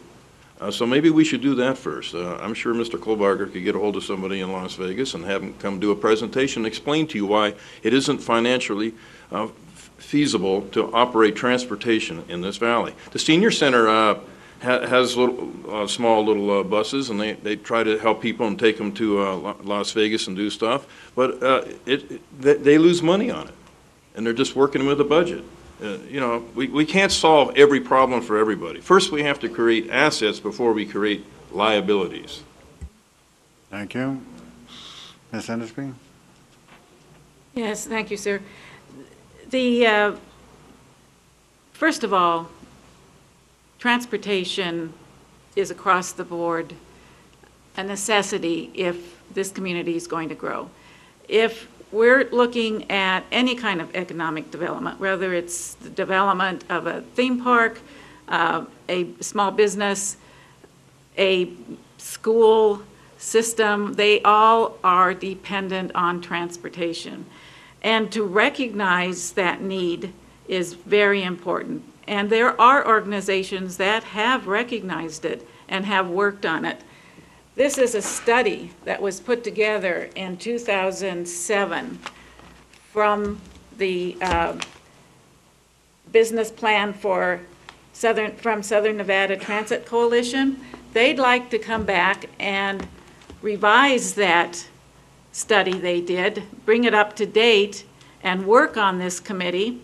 They recognized at their July 25th meeting and had it on their agenda that the board they have board consideration of recommendations for prompt needs assessment.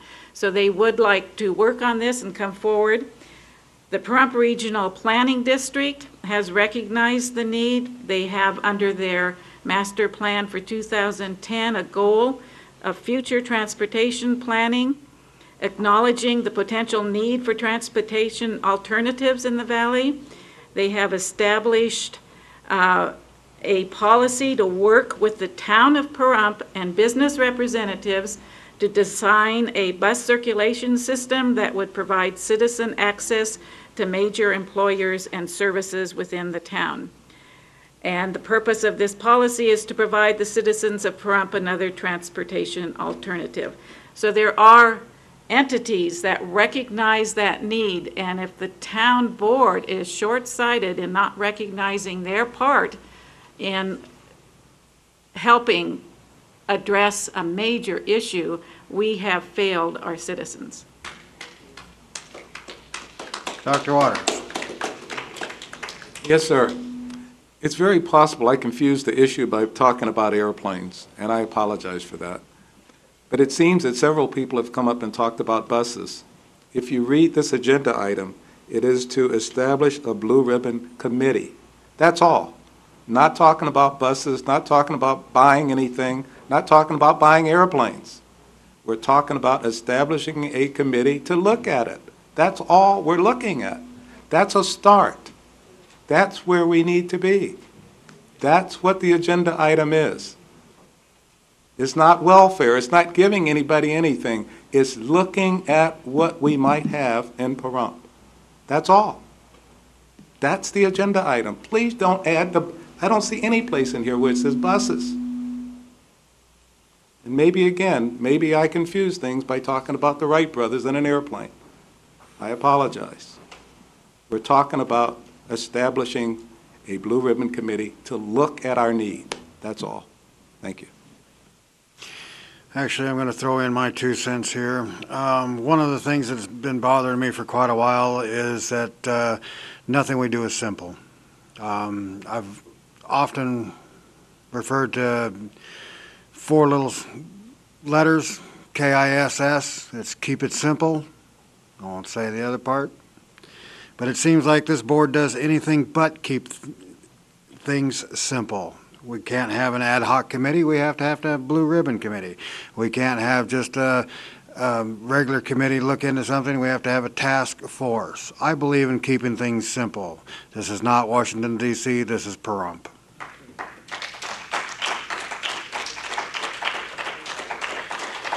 There is a motion on the table to approve Resolution 2011-10, a resolution to establish a blue ribbon committee on rural transportation.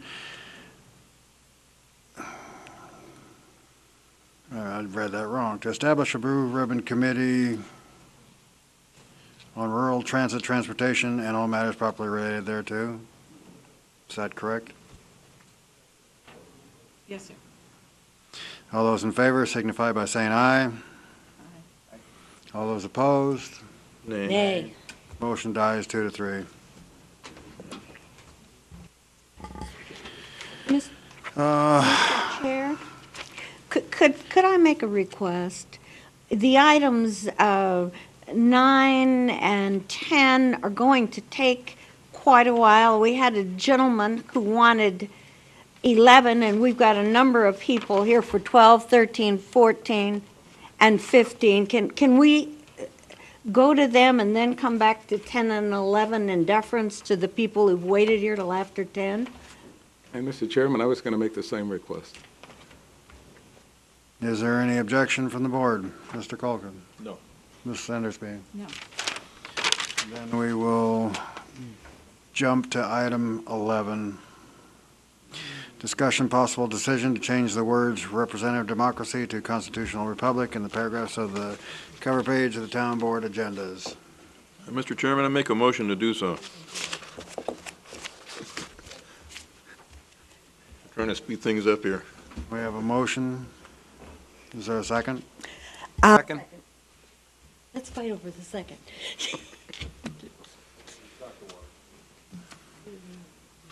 Any discussion from the board?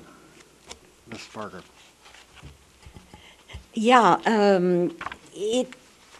since some members of the public find representative democracy offensive, let's change it. Mr. Colkin? Ditto. Ms. Sandersby? I'm opposed.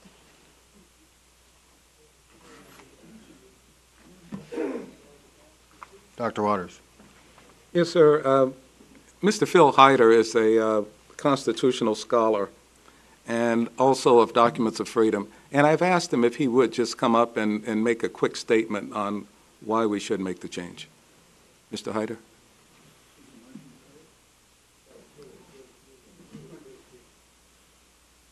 Just a real quick comment before you speak. In reviewing the opening page of our agendas, I feel that quite a bit of that could just be eliminated to say the same thing. But please, Mr. Hyder. You need to turn your microphone on. Mr. Chair? Around turned it off. I appreciate the presentation, but really what could be done is just to remove the whole statement from the directives and let it go at that. And I'd be glad to make a motion to remove the statement from... Have a motion and a second that we need to act on first. Oh, there is? Okay, I'm sorry. I thought we were just listening to comment. No. Proceed, sir. Okay. I'll start a little differently because of differently to the way I was going to start. As you may already, the sharper ones will have perceived, I'm not a native of Pahrump. And I'm a naturalized citizen, and I had to earn my citizenship. I'm probably one of the few in this room that did not get their citizenship as an accident of birth. I had to earn it, fight for it. It took me a long time and a lot of study, and so I appreciate it. During that process, I had to take some very solemn obligations of casting off my past and swearing allegiance to the Constitution. And that's what I'm doing, and I think it would benefit the people to understand why. That if they grew up where and when I did, they would have a very different perspective about changing words. Words are absolutely critical, and I think that maybe if you don't want to do it now, we could set some time aside. I believe Dr. Tom Waters has listened to one of my talks, and maybe you believe or believe not that other people could derive some benefit from that. They could definitely benefit from it. I'll show you one. If you could look, I appreciate what is happening about time, and I don't think it's a good idea to press when people are going to sit and get very aggravated. But I have one slide.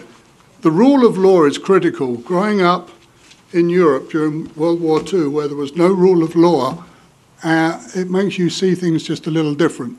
And when words can be arbitrarily changed, little by little, you end up where I was born. If you would just look at this one, can you look down at this one sheet? The Constitution by which we're all governed, part of the supreme law of the land. Article 4, Section 4. The United States shall guarantee to every state in this union a republican form of government. End of story. Why change it in the Pahrump webpage? What authority do you have to change it in the webpage? It's unconstitutional. There are lots of reasons for it, and as I said, I've had to fight to get here. I'm a legal immigrant, and I've done a lot of studying, and to change it arbitrarily, to me, is sacrilege. And to refuse to accept part of that, and to just get rid of the whole thing, is sacrilege. Thank you, Mr. Hyder. Thank you, sir. We have a motion and second to change the words representative democracy to constitutional republic. Any further discussion from the board? Ms. Parker? No. Mr. Calkin? No. Ms. Endersby? No. Dr. Waters? No. We're going to open this up to public comment.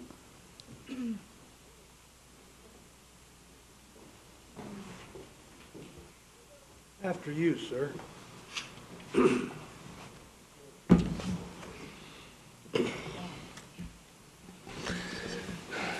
Yes, Robert Hanson. Okay, I'm opposed to this because I think it's just semantics. Okay, when our founding fathers were writing the Constitution, Madison and now they used the words republic and democracy interchangeably. Yes, we are a republic. We were also a Mr. representative Chair, democracy. I'm sorry, we've lost a member of our board. I don't know how we can proceed if we're not all seated. Stop the clock there, please. Start the clock again, please. Yeah, I think it's important that he's here since he's the one that seconded the motion or made the motion. Anyways, like I was saying, when the founding fathers were writing the Constitution, they used these words, the republic and democracy, interchangeably. Yes, we are a republic. We know that. We have a Constitution. We know that. We abide by it. Okay? That's what we have the Supreme Court for. Sometimes they rule incorrectly, but that's what their job is. Now, we are also a representative democracy. That's why you guys are sitting there, because we elected you. Okay? We elected you to represent us. So this is we're only arguing this because certain people, okay, want to change the words representative democracy because they don't like the word democracy, because they're Republicans. So they think if they get rid of the word democracy, it makes the Democratic Party less legitimate. Whereas if you change it to constitutional republic, it makes the Republican Party more legitimate. And that's the only reason why they're doing this. This is a bunch of nonsense. It's a bunch of semantics. Okay, we're both. We are a republic based on a representative democracy. Okay, did everybody take civics or what? Okay, why are we arguing about this? Okay, this is absolute nonsense. Okay, and I'm totally against this. It's just, you know, I didn't know this was going to be on the agenda. Otherwise, I would have brought in a lot of documents too by our founding fathers that say this, that will state my side of the story here. But I didn't know this was going to be on the agenda. I saw this, I'm like, you know, because there's Mr. Dean here. Okay, about a month ago he was talking to me this, and I must have schooled him for an hour on this subject. Yet here he is. None of it went through because, you know why? I'm sorry, but, you know, turn off Fox News and start thinking for yourself for a change, okay?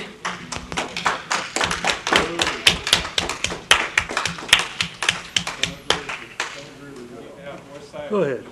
No, you go ahead. You were first. No, that's all right. I'm a gentleman. Go ahead. No, you go ahead. Okay. First off, Dean Brooks, Pahrump resident. First off, the term representative democracy is an oxymoron. Okay. Representative. Sir. Could I get some quiet, please? Representative is when you pick people and send them, like a republic does that.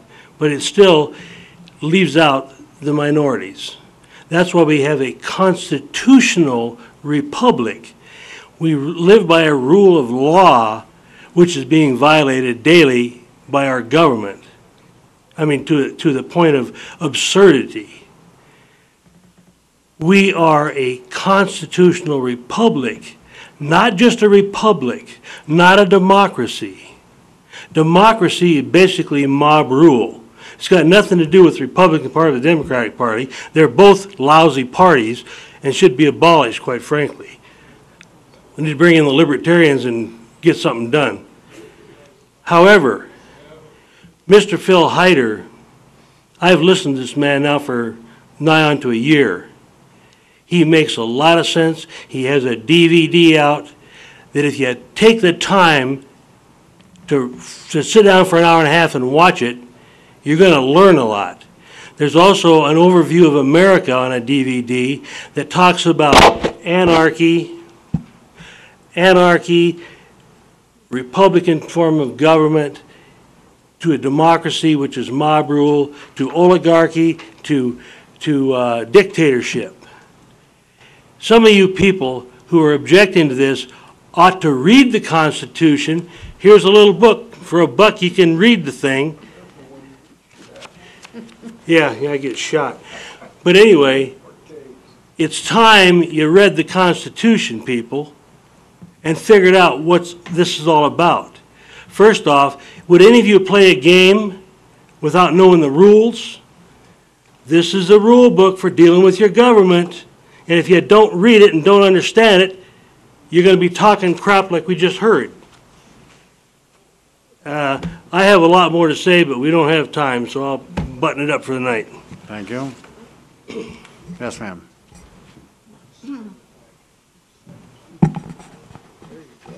Hi, my name is Deborah DePreta, D-E-P-R-E-T-A, and I'm a resident of Pahrump. And I find it very interesting, this backup information. It's all about the Federalist Papers. Now, this gentleman that just spoke, he's waving around the Constitution. Well, does he know anything about history and the history behind the Constitution and the Declaration of Independence? Nowhere in any of this backup is anything from Thomas Jefferson or Benjamin Franklin. And if he took any time to look at our history, he would see that, yes, we are a representative democracy. As a matter of fact, Thomas Jefferson, who took a very broad definition of what we have as government, he was the one that wrote our not the Constitution, the Declaration of Independence. The Federalist Papers are simply a very, very narrow view of government. So to say that that is representative of what we as Americans stand for is not so. I suggest that these people that wave the Constitution around, that they find something about our history. And as far as the word democracy, the etymology of the word comes from demos. It's Greek. Demos, it means people. And then kratic, as of the people, okay? Now, if he knows anything about Greek history, they had what they called democracy. Does he also know that it was not mob rule? The only people who were allowed to vote in Greek society were the landowners. And when our Constitution was made, women and black people were not considered as people. So the documents that we're looking at, they have evolved through time and through our cultural changes.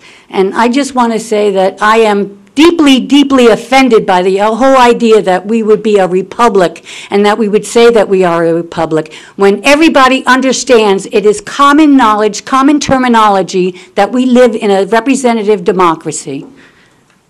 Thank you. Thank you. Sam Jones. I believe this first gentleman that spoke here, he's got it right.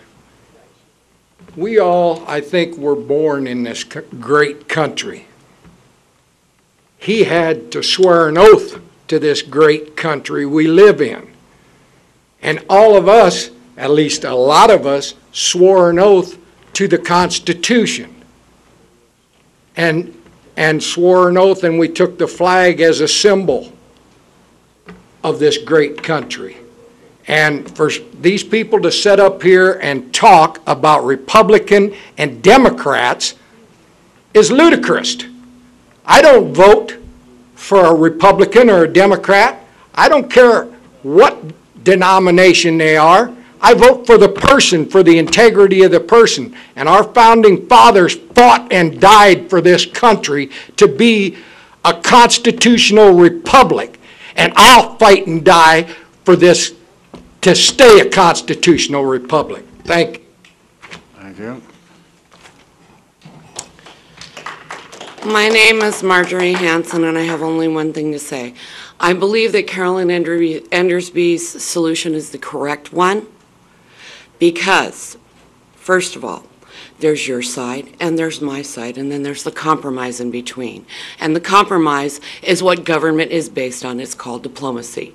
Furthermore, if that compromise is not recognized, I will be filing paperwork with the ACLU because this will be in direct violation of the United States Constitution. Thank you.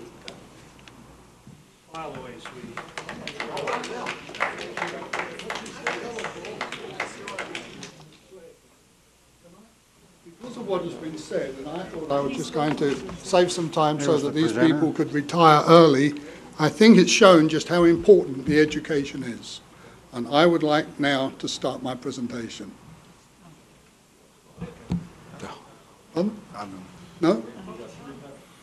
I don't think we need to. I really don't. The presentation I thought you had already given. I hadn't started. You already talked once. I stood down in the interest of brevity. I didn't even read my statement. All I said was that I was an immigrant that had in order to get my citizenship, I had to take some very serious oaths, and probably no one in this room has had to swear an oath or affirmation in order to be a citizen and vote. And Point of order, we're in a public comment. Please start the clock, please. I thought I was giving my presentation. Well, sir, in the beginning, that was the presentation, and then when you stated for brevity that you were standing down, that was the conclusion of your presentation, as understood by this board. Okay. You just missed a whole bunch of really good information. That's the patheticness of this frickin' board, I'll tell you. Yeah, it's a shame, because all the comments You that have want to been remain in made... ignorance? Go ahead and stay in ignorance. I'm done. Mr. Brooks. All the questions and comments that have been made would have been answered by my presentation, and that's a pity. And I thought the whole thing was over if I moved in order that these people could retire early. And they'll remain without that knowledge forever. If I may, I would like to hear what he has to say.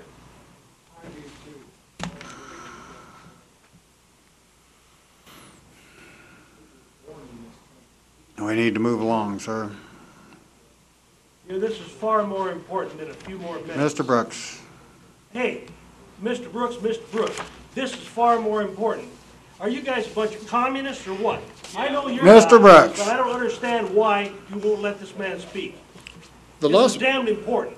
Okay, I'll make a comment that people have said there's compromise. There is no compromise in the Constitution. It's absolute. It is amended according to Article 5 with certain amendment procedures. Other than that, it stands as read.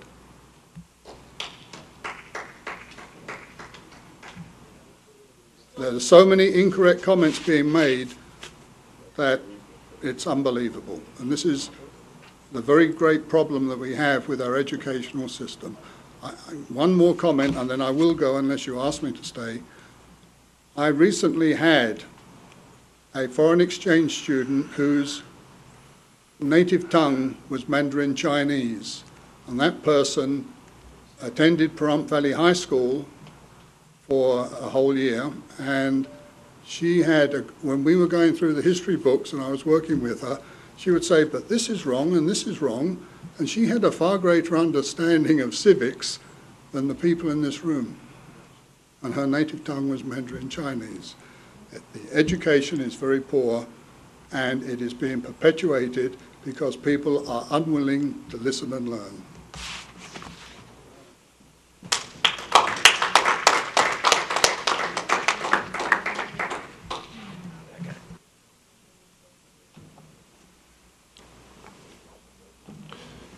Citizens, thank you.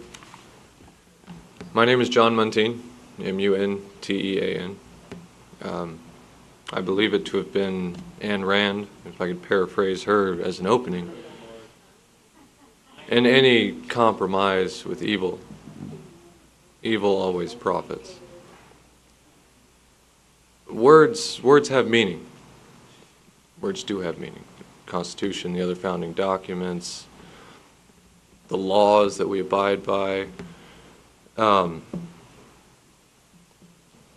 As the word of law, the letter of law, it's always compared to words. And in the unanimous declaration of the 13 United States of America, there was a small portion that I feel is relevant, comparing the significance of the words having meaning. And in comparison to government, prudence indeed will dictate that governments long established should not be changed for light and transient causes, and accordingly all experience hath shown that mankind are more disposed to suffer, while evils are sufferable, than to right themselves by abolishing the forms to which they are accustomed. As small as this may seem, it continues to open the door wider and wider. The trouble in our country, the trouble in this town, is clear to see. And it's amazing the tactics that people will use all across the board, right and left, Republican and Democrat, so on and so forth, whether it be race baiting, whether it be putting an R or a D in the topic. They're all distractions. Again, as small as this may be, it should not go unaddressed, in one's own opinion. Thank you very much. Thank you. Butch Clendon, and a resident of Pahrump. I just want everybody to take into account, we swear allegiance before every meeting. And it starts off with, I pledge allegiance to the flag of the United States of America and to the republic for which it stands, one nation, under God, indivisible, with liberty and justice for all. And I really want people to think about that. And it's simple. I mean, we can debate this back and forth, but we stand in front of this and pledge allegiance to this every meeting. And I know it's not done in some schools, but still some schools, it means something. It means something to me. And I think everybody needs to think about this and look at the pit. Words do matter, but this country was founded on freedoms and guarantees, and these guarantees are for everybody. That's all I got to say. Thank you.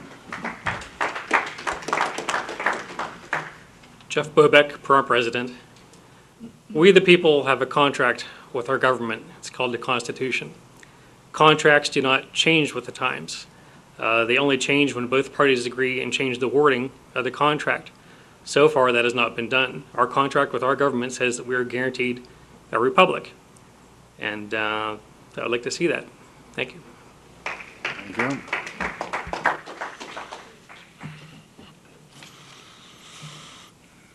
All right, see no one else getting up for public comment. There's a motion and a second. Any further discussion by the board? Ms. Parker? No. Mr. Calkin? Yes, this whole paragraph in here, as I recall, I voted against when it was proposed to put it on here, and Mrs. Endersby made a comment, if I'm not mistaken, about possibly we just get rid of that whole paragraph, and I wanted to ask legal, is that an option here? Put it in. Chair, through you to Mr. Culkin, no, not at this time. You can make the amendment. We can move to table it and to bring it, bring the issue back up next time under a revised agenda item. Meanwhile, we can just vote on it. Thank you. Actually, legal, if it does die, you couldn't revise the motion to read just to remove the entire paragraph? Because the agenda item is addressing the paragraph? But the agenda item reads, you change the words representative democracy to constitutional republic in a certain paragraph. And if we got rid of the entire paragraph that deals with decorum, the chair's ability to do certain things, I think that goes beyond the scope of the agenda item under the open meeting law. Mr. Chairman, we have a motion and a second. Yes, and we're getting the last set of town board member comments before taking the vote. Okay. And I had a question that I wanted answered. Ms. Endersby? Yes, I believe the open meeting law is recognized, whether we have that paragraph in or not. And the open meeting law does require decorum in meetings. So that is part of open meeting law, whether that statement is there or not. I would like to read also, because it was referenced, that Thomas Jefferson did make reference to, and he stated, Jefferson presupposes the existence in America for the first time of representative government. There was general agreement among the framers and the political philosophers on whom they relied that representative government was a modern invention to make a large society capable of governing itself freely. The introduction of this new principle of representative democracy, Jefferson went so far as to say, has rendered useless almost everything written before on the structure of government. Under the new principle of representative democracy, it was generally admitted that the purpose of government was to represent and not impose itself on society. So we go back to the framers, and they did speak to that, but I appreciate the comments from everybody. Thank you. And Mr. Hay, I understand, I sat through your presentation, so I completely understand your educational information. Stop my 3 minutes of comment. No, sir. Dr. Waters? Yes, I would just like to say, and again, and to the republic for which it stands. That's what I look at. I've been saying that for many years, and I continue to say it. We pledge allegiance to the flag, and again, and to the republic for which it stands. To say that we're not a republic, as some people want to say, and we say that in our pledge, the pledge has not changed. And I believe in the Constitution, so that's what we are. Sir, we are certainly a republic. On a national level, we entertain that, and that's why we have it in our pledge. Call for the vote. We have a motion to change the wording republic democracy to constitutional republic in the paragraph on the cover page of the town board. All those in favor signify by saying aye. Aye. All those opposed say nay. And I abstain. Motion carries 3-1-1.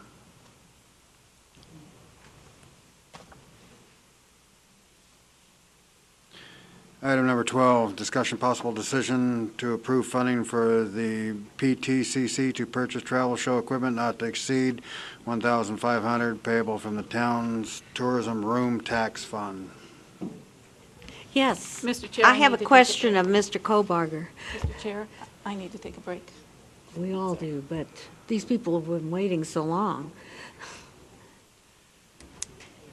I have a question. Well, we just had a board member walk off, so I guess we will recess for 10 minutes. Let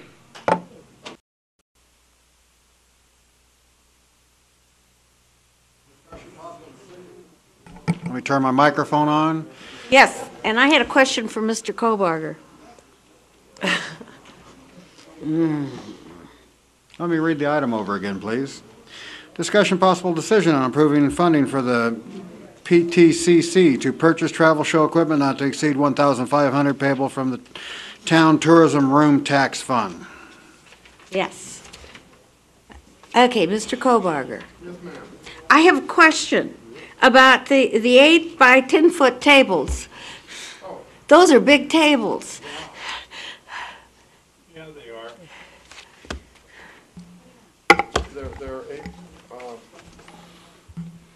They're not 8 by 10. It was a mistake. I checked on that today. I think she told me 3 by 6 or something. That normal size table. Not 8 feet by 10 feet. No. Okay. I wanted to see those. I did too, and they were folding. So, It is now. I had just hit it. So the $1,500 covers everything, but 8 by 10-foot tables, and they're shrunk down to reasonable size then. It covers everything, including the not 8 by 10 tables.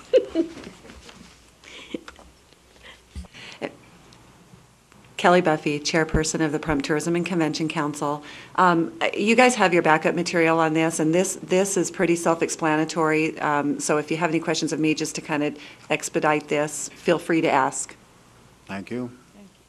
Mr. Colvin. Nothing. Ms. Endersby. Nothing. Dr. Waters. Nothing. Mr. Chair, I'd like to make a motion to approve funding for the PTCC to purchase travel show equipment not to exceed $1,500 payable from the Town Tourism Room Tax Fund. Second. Second. Ms. Parker beat you out on that, thank you. Okay. Any further discussion from the board? Ms. Parker, Mr. Calkin? No. Ms. Endersby? No, sir. Mr. Waters? No. Dr. Waters? Any public comment? Seeing none, we'll call for the vote. All those in favor of approving funding the PTCC to purchase travel show equipment not to exceed $1,500 payable from the town tourism room tax signify by saying aye. Aye. Any opposed? Motion carries 5-0. Thank you.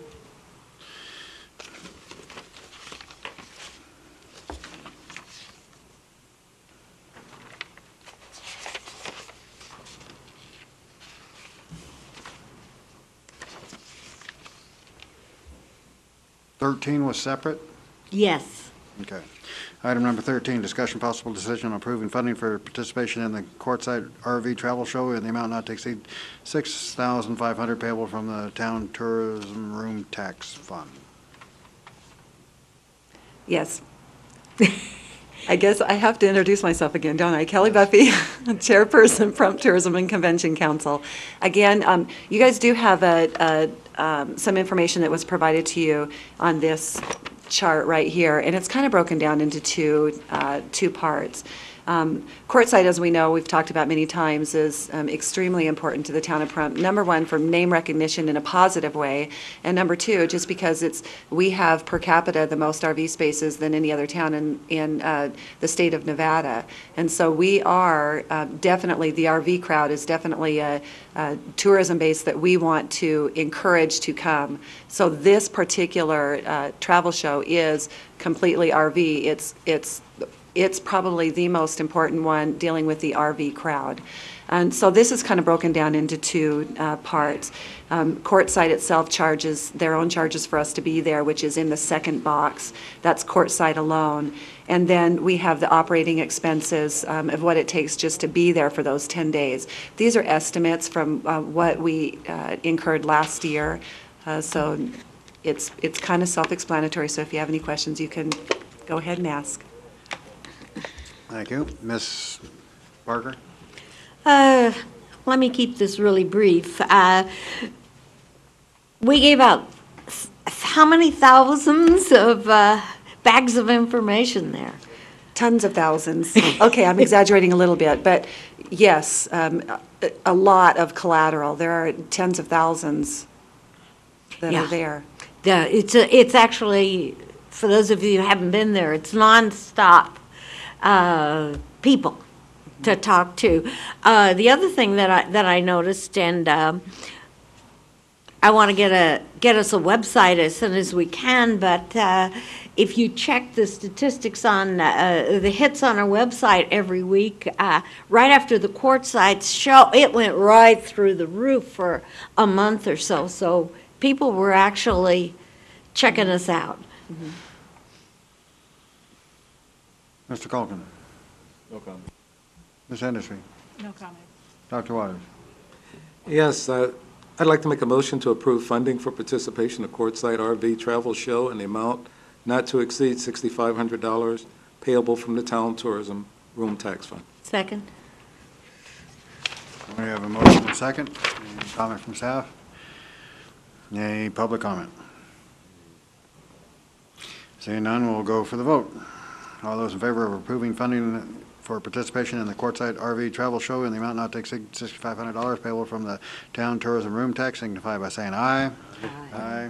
No opposed. Motion carries 5-0. Thank you very much. The request was made to hear items 14, 15, and 16 together. Possible discussion, discussion and possible decision on approving a grant application for trade show expenses from Preferred RV Resort, from Pahrump Nugget Hotel and Casino, and Mountain Falls Golf Club for Quartzsite RV Show in the amount not to exceed $5,000 each, payable from the town tourism room tax. Yes, thank you, Mr. Chairman. James Horton, Preferred RV Resort. Just real quick before I turn it over to Jeff Rathjen for the introduction, I'd like to thank the board kindly for hearing us on this matter. I realize it's been a very difficult evening, and we thank you for your time. Jeff? Sorry, Jeff Rathjen, Pahrump Nugget Hotel and Casino. As we just heard, Quartzsite is an incredible event. It turns a small little town in Arizona to the third largest city in Arizona for 12 days. Quartzsite, as I learned last year, absolutely blew my mind when we came over the hill. It looked like it had snowed. There's nothing but RVs there.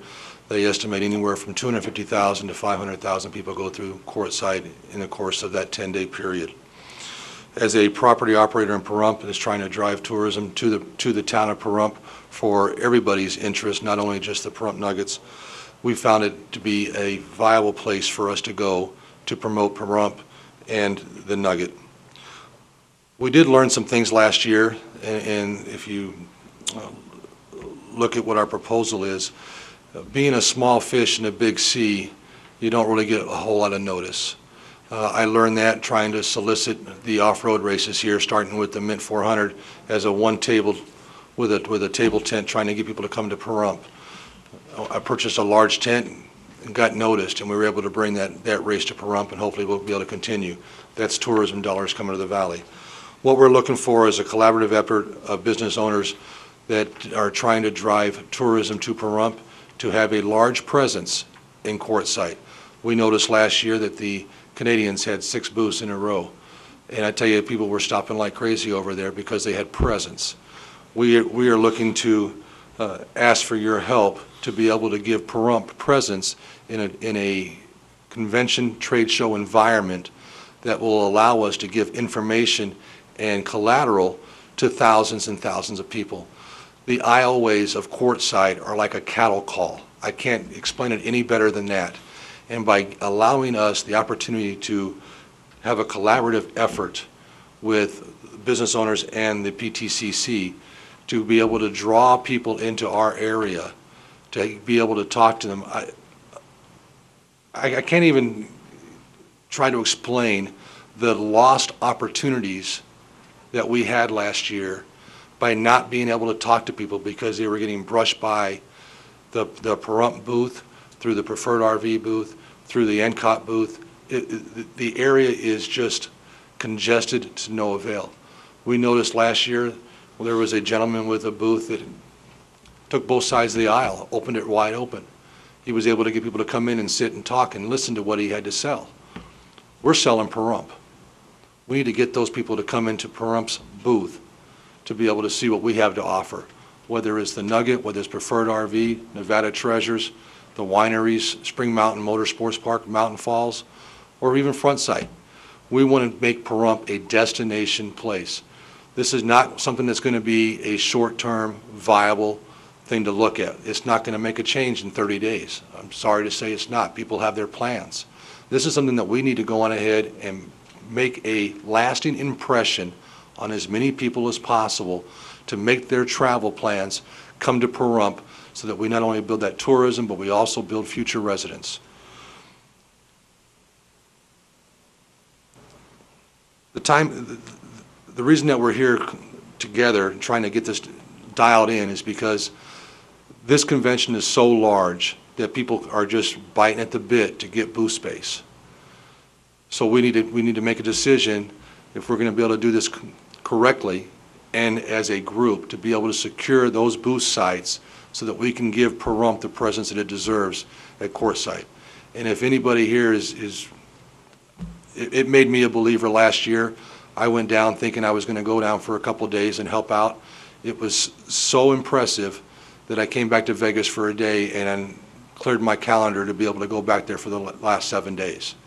So, I mean, it was just something that I think that is imperative to Pahrump. We have 1,500 RV spaces in the valley. Let's face it, that's what we're all thriving for. Those are the people that are going to be able to go on ahead and keep our residents working, because they're going to be using our facilities, whether it's Smith's, Walgreens, Walmart, whatever it is. We need those RVers here in this valley. There's been some discussion that we're a private business. I don't have an RV park. And I'm out here trying to go on ahead and get RV business to the valley, because without that, the valley needs that growth. We need to be able to showcase this valley, and those RVers are going to be our eyes out there. James?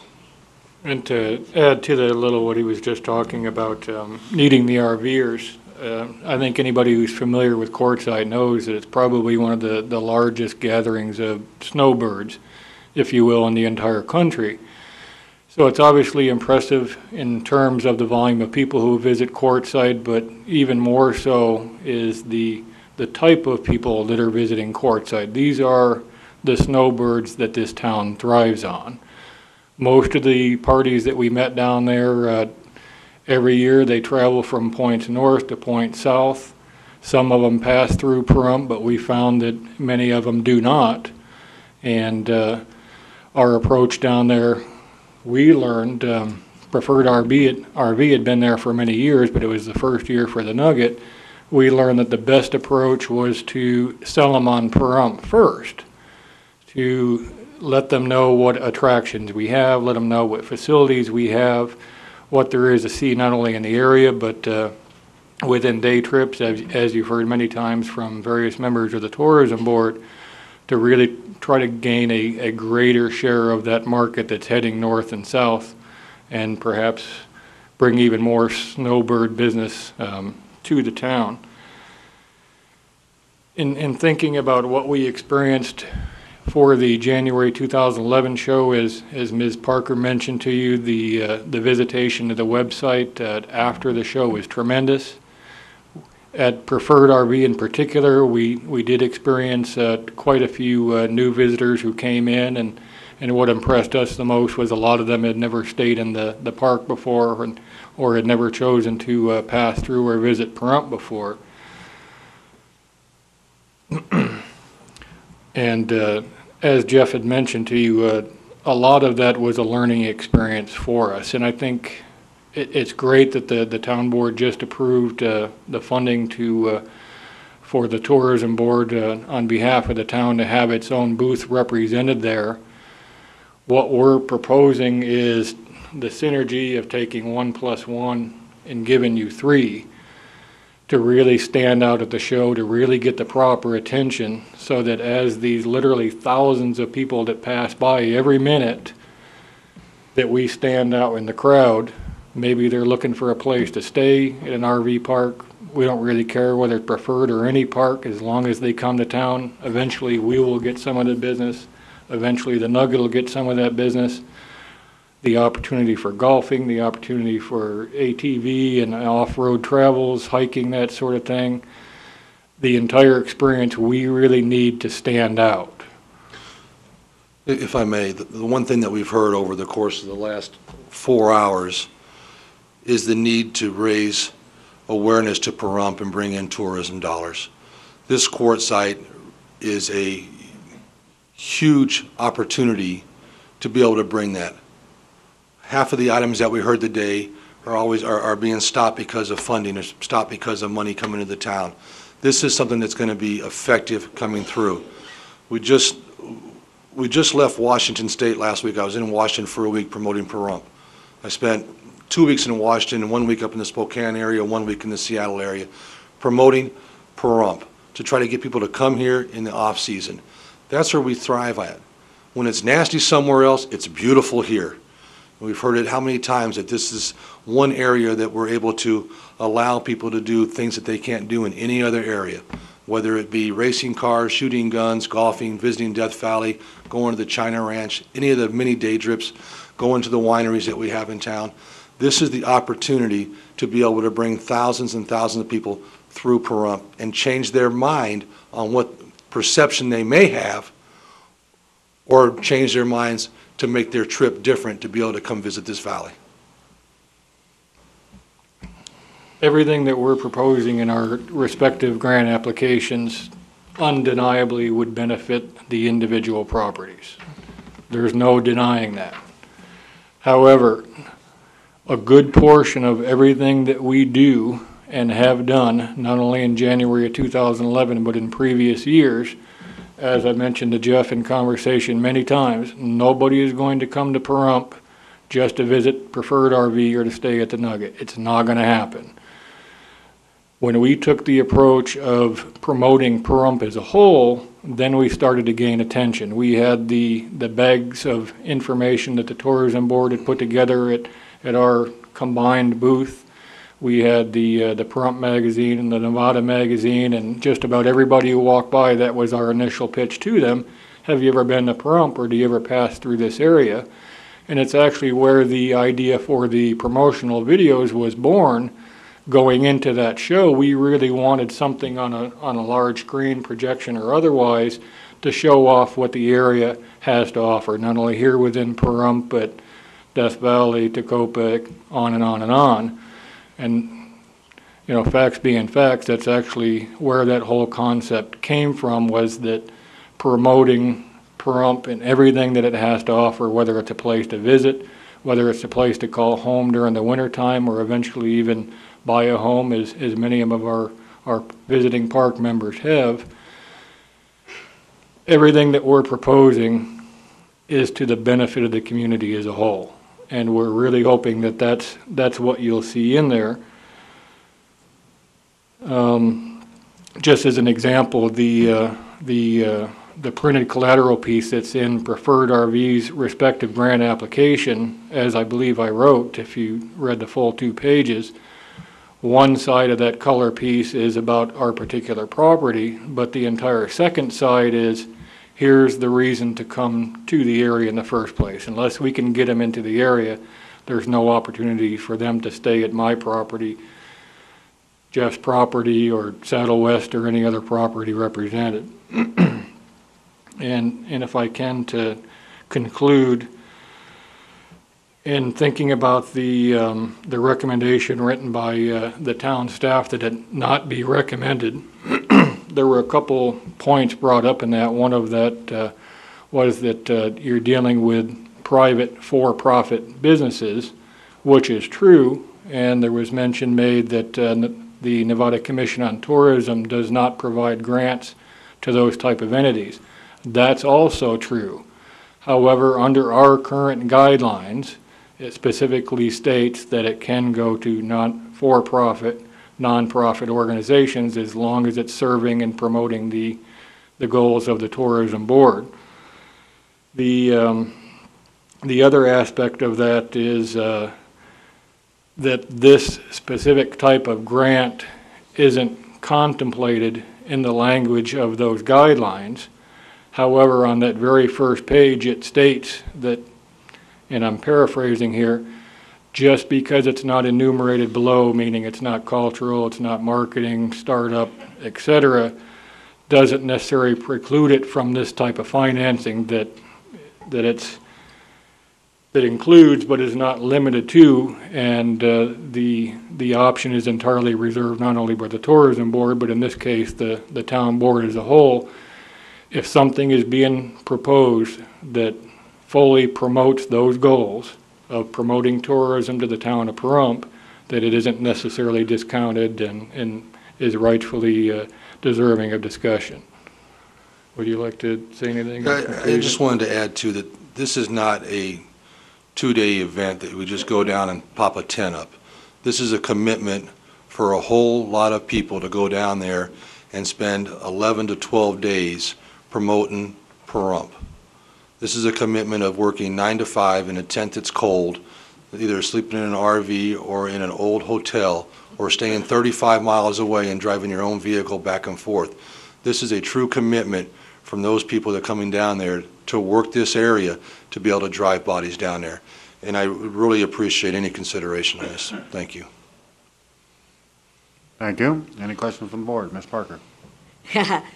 You forgot to add the gravel floor and how standing all those hours on a gravel floor really hurts your feet.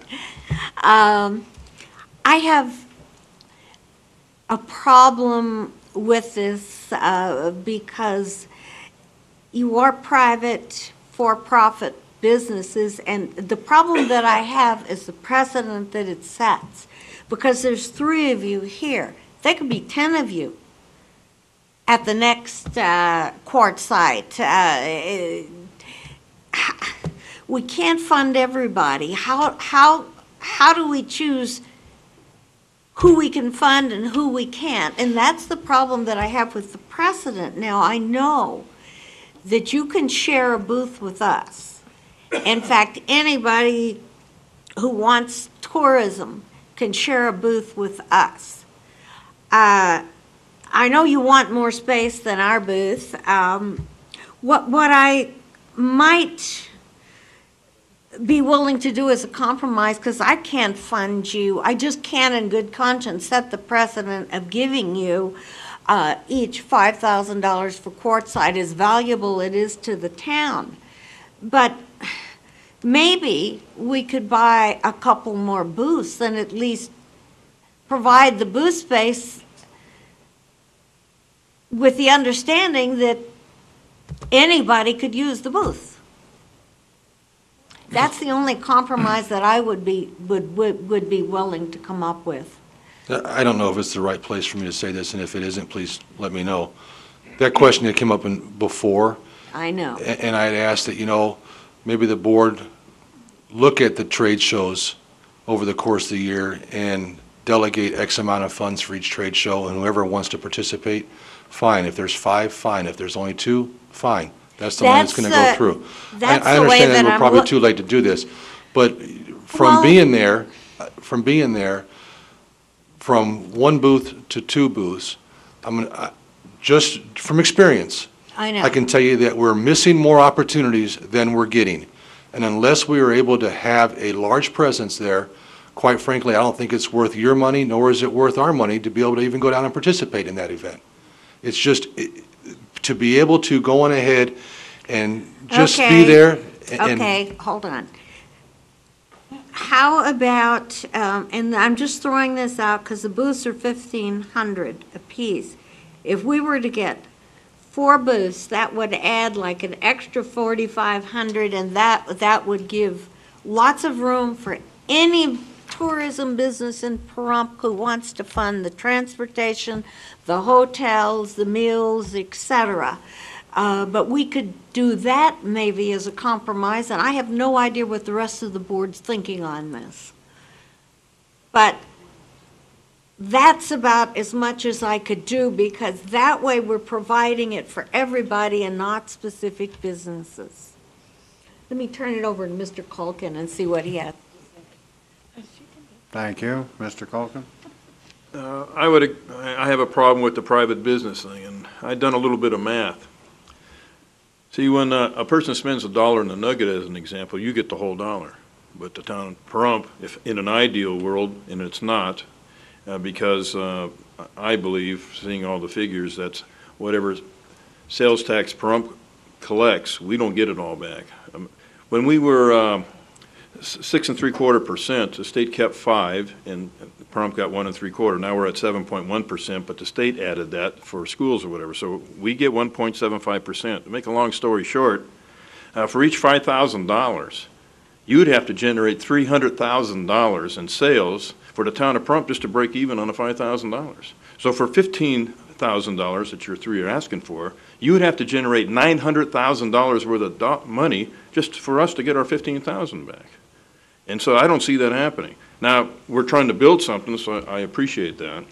And I think if you're trying to promote Pahrump, a bunch of booths in a row, I think that's a great idea, and I wouldn't have a problem with that, because as Mrs. Parker said, it would be open to anybody who wanted to help promote Pahrump. I wouldn't have a problem with that, but to support your business, basically what we're doing is helping you bring money into your own business, because that's what you're supporting.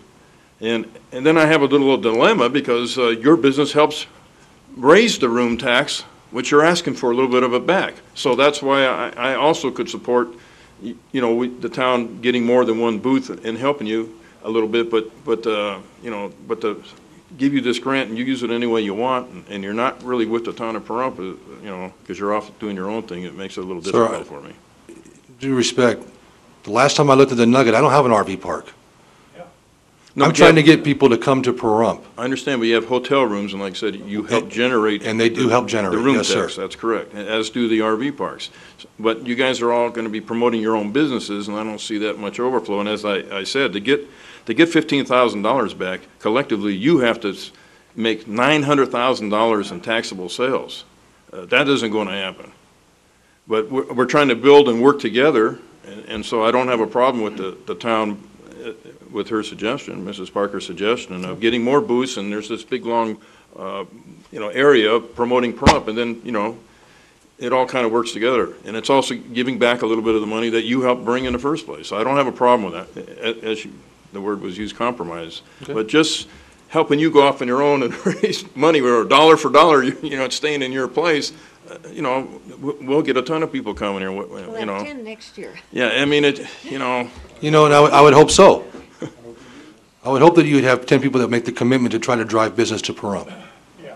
But right now, you don't have that. But understand that when I gave you the numbers, like I said, for each $5,000 that you get, you've got to generate $300,000 for us to break even in the ideal world, and I think we're only getting probably half of the tax Pahrump generates, because when you look at roughly like Tonopah and Beatty and so on, believe it or not, per year they get half as much sales tax as what we get from the state.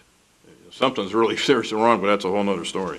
But anyway, so I think a compromise is fair, and then you know, it's open to anybody. So, you know, you drive your own whatever down there, and you know, and the town would, if it's okay with the board, the town would furnish a place for you to promote your business, as well as you're also helping promote Pahrump. But yeah, so that's where I'm at. Ms. Endersby?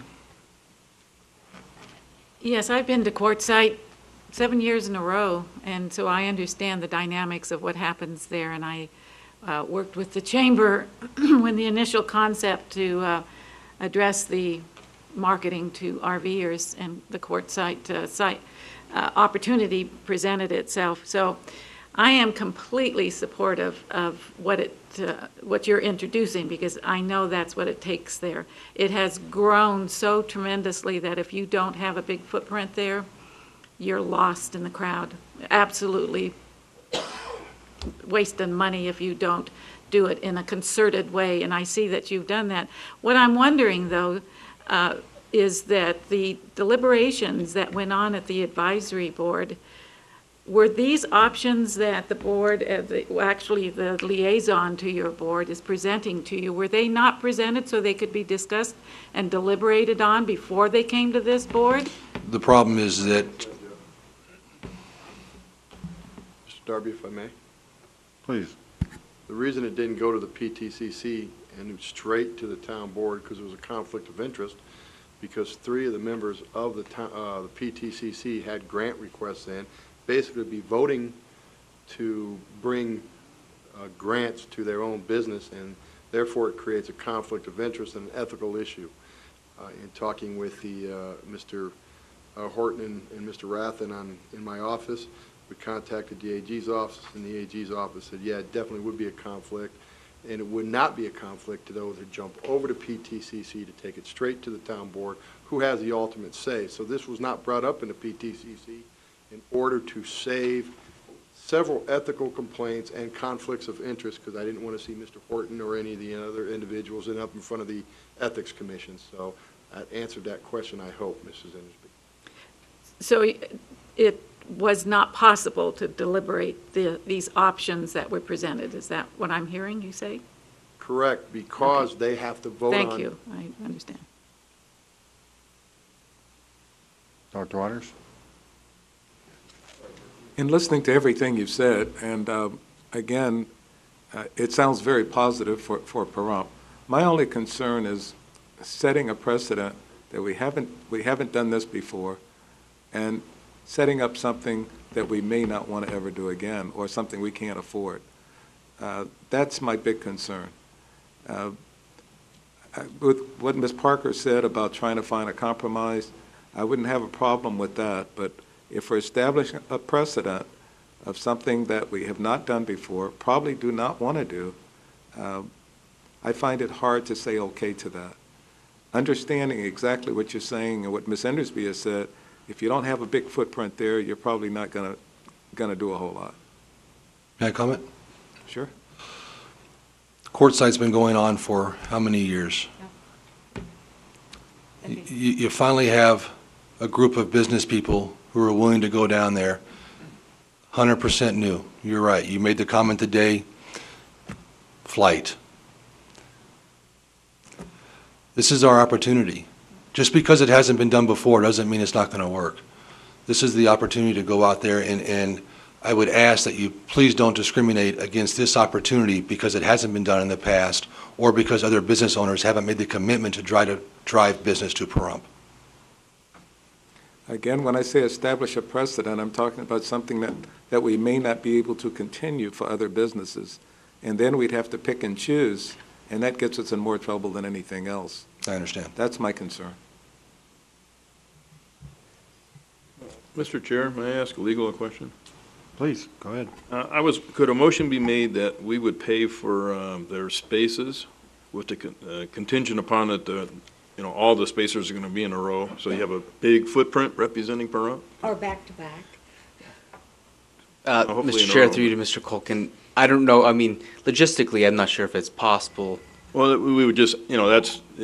Could we bring it back at the next meeting to fund 4 booths? And that would be the preferred option. I was trying to find a way maybe to stretch the open meeting law to do it, and I would prefer not to have to try to make that legal argument. Come back and purchase 4 booths. If, Ms. Parker, if you intend to move a motion such in a similar way that what you described earlier, then I'd prefer that we re-agendize this and bring it back. In the interim time, maybe Mr. Kohlbarger could contact Courtside and ask if possibly reserve or whatever 4 booths in a row, just to see if it's available. Mr. Darby, if I may? Go ahead. Thank you.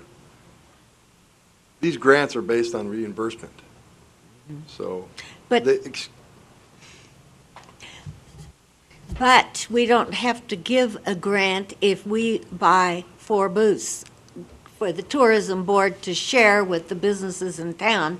Then there's no grant.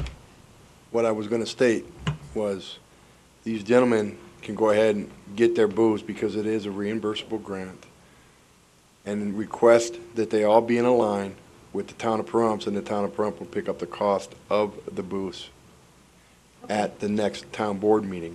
It would not slow them up in any process, and they can make that request at Courtside, because again, this is a reimbursable grant.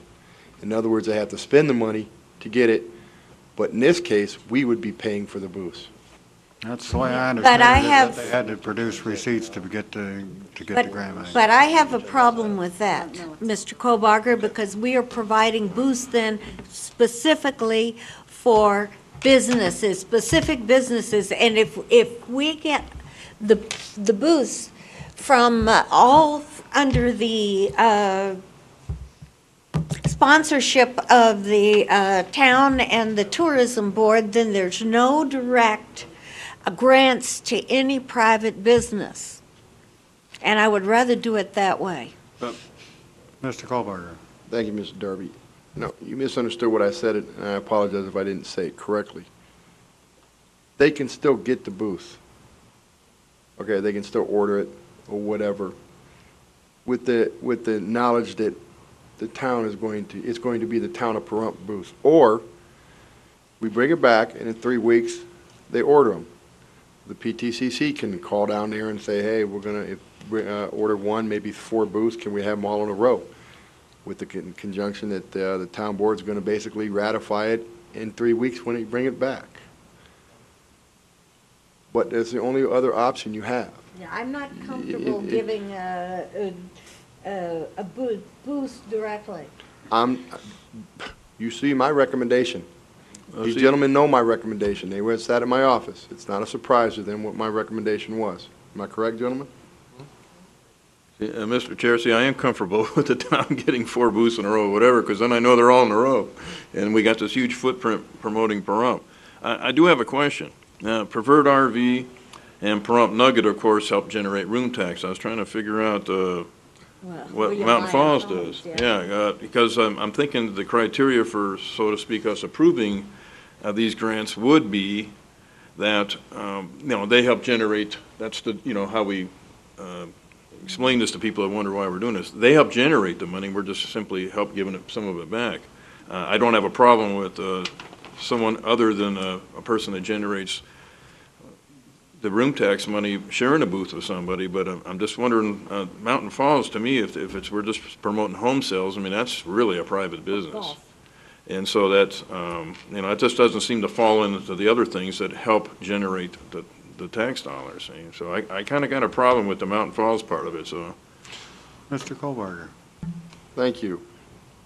It doesn't matter if the town board approves 4 booths for any Pahrump business to be involved in it, no matter if they're RV related, room tax related, pizza related, golf related. So therefore, what I think would be the best thing to do, deny these 3 grants, direct staff to bring it back, if that's what the board wants to do, bring it back, put it on the next agenda to order 1, 2, or 3 more booths, and move on. Yeah, thank you. That's mine. See, Mr. Chair, in that way, if the town gets the boost, then the town has the prerogative to say who's in it and how it gets used. Whereas if they pay for it and we simply reimburse them, it's their booth. If they don't want to let no one else in it, that's their business. So the town does have to be the one getting the booths and paying for them and so on. So the 4th booth could be open to anybody in Pahrump that wants to promote their own business. Would anybody care to make a motion? Can I make a comment? Yes. Question. If the town is wanting to do that, is there a way to because the vote was earlier for the PTCC to get 1 booth, to change that to 4 booths now so we can move forward and secure that? No, because it wasn't agendized. All right. And then if you're talking about the town being the ones that are purchasing those, is the town going to help supply the labor and materials and all that stuff to man those booths, sir? Well, to answer your question, as I said, you get dollar for dollar when it goes into that nugget, and you're promoting your business. And I don't get dollar for dollar. Well, you have overhead, but you get to use it for your, whatever you designate it to. All we get's $1.75 out of it. It wasn't what I was asking. Well, it's any business. I own a business. I have to invest in my business to make money. You have to spend money. And so am I, sir. This is not a free ride. Well, we're putting in the same amount of money to go through this. It's not a free ride for us at all. I appreciate what you're saying, but as I also said, you have to bring in $300,000 for us to get our $5,000 back. So I feel it's a fair compromise. Can I interject here? Please. As chair, I'd like, so let me see if I understand your statement. If the town purchases the booths, then you want us to man a booth and promote the nugget. That's not what I was saying, sir. Well, it sounds like you're refusing to go down and help out if we supply the booth space for you. That's incorrect. The question was, are we going to supply the manpower and labor? Well, he's asking me, or maybe I misunderstood, is that thinking that it's not going to be any expense for our properties to go down there and support and promote Pahrump. There's a large expense with the labor, collateral, and everything else that goes along with it. This is not just us asking for a free ride here, because it's not we're asking for support. Nobody said a free ride. What we're saying, what I understood you to say is that if we purchase the booths as the town, it now becomes the town's property, those booths, that you want us to supply the labor to help promote Preferred RV and the Nugget. That is not what I understood, and maybe I misunderstood, was that he said, it's our booths, we'll say who's going to be in there, promoting what. That's what he said, and that's why I asked, is he the one providing the labor for it? Okay. Are we having? Can I make one quick comment, please, on a the timing issue, and if the board does approve or does decide to go with the compromise that Ms. Parker has brought up, please bear in mind that we've been advised by the show's promoter that booth assignments are done in early October. If the booths aren't purchased or reserved by that time, whether it's through grant money, our property, the town, or whatever, then the chances of getting that collective group of booths all in a row, which I think is the plan that everybody agrees is a good one, is going to get slimmer and slimmer by the day. Thank you. Thank you. Yeah, I understand that, but there's no way under all the rules with agendas that we could approve it tonight. I would really love to entertain a motion. I'll make a motion to table this and bring it back at the next meeting that the town of Pahrump would purchase 4 booths.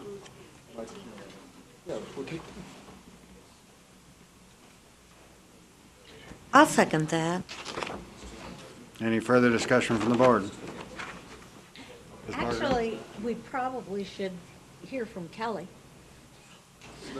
Tabled. Tabled item. Table? Too late, huh? All those in favor of tabling this to the next town board meeting for the town to purchase 4 booths, signify by saying aye. Aye. Aye. Aye.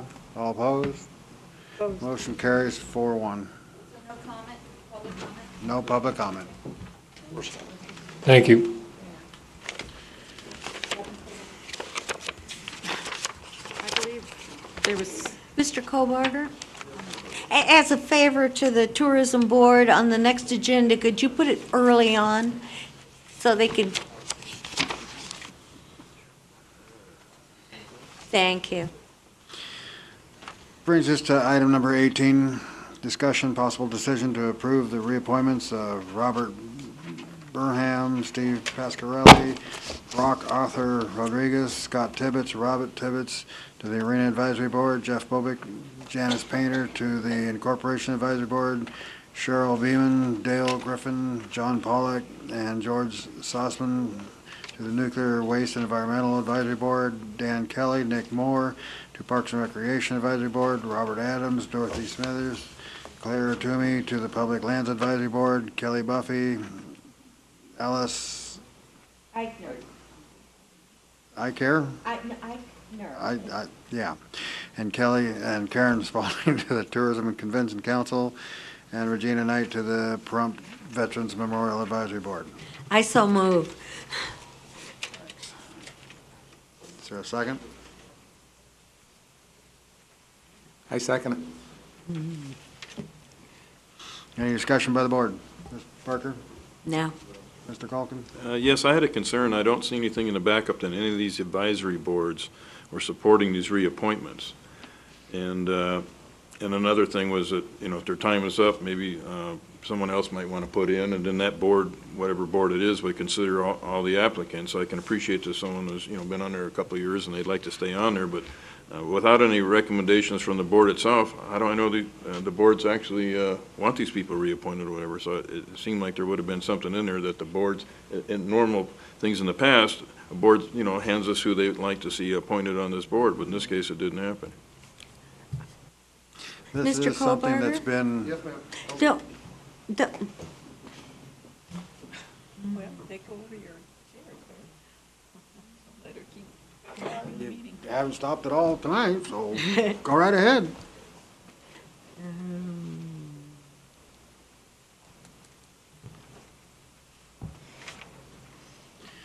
I think they have to reapply for those boards. That's what I was going to ask you.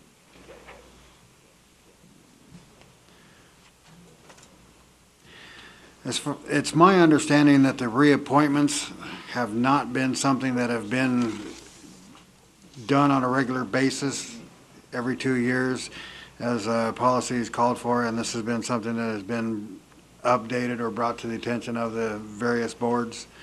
So basically, this is almost something new, even though it's old and has not been followed by.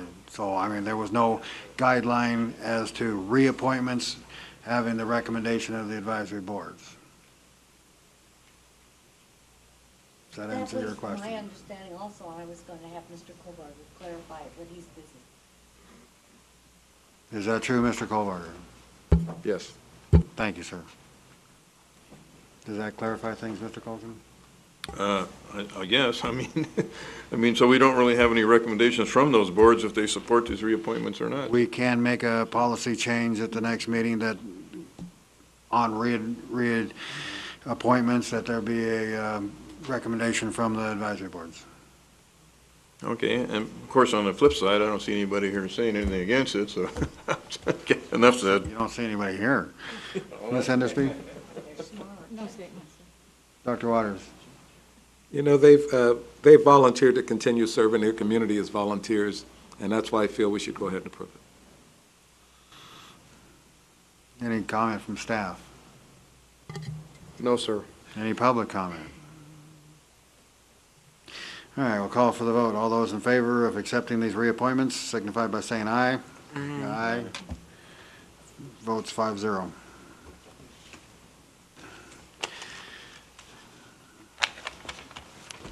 I want to save you for last.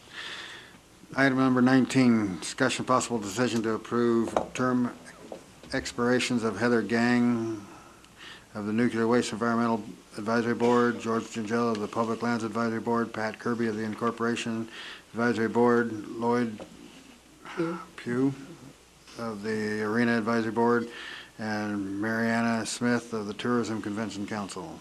I so move, and I'd like to personally thank all of them for serving.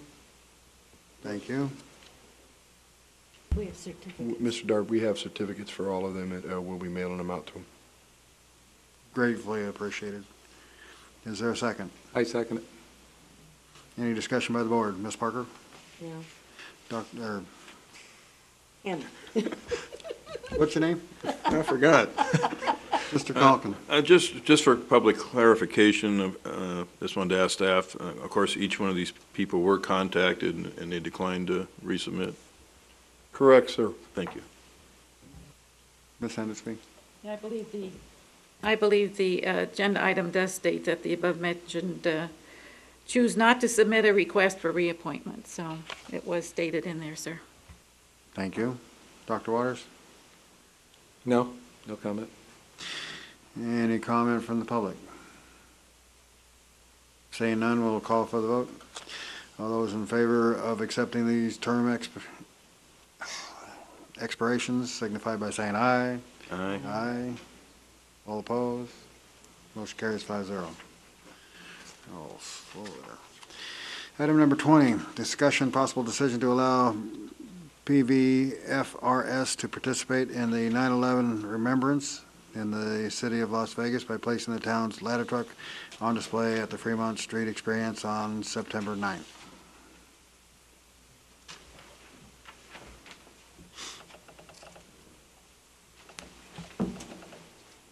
Good evening, Scott Lewis, Fire Chief. Recently, we were approached by the group that's serving as the 911 Remembrance Committee out of Las Vegas. This is not a Las Vegas-related incident alone. This is a simulcast throughout the United States, including Washington, D.C., New York, and Pennsylvania, where the disasters actually occurred.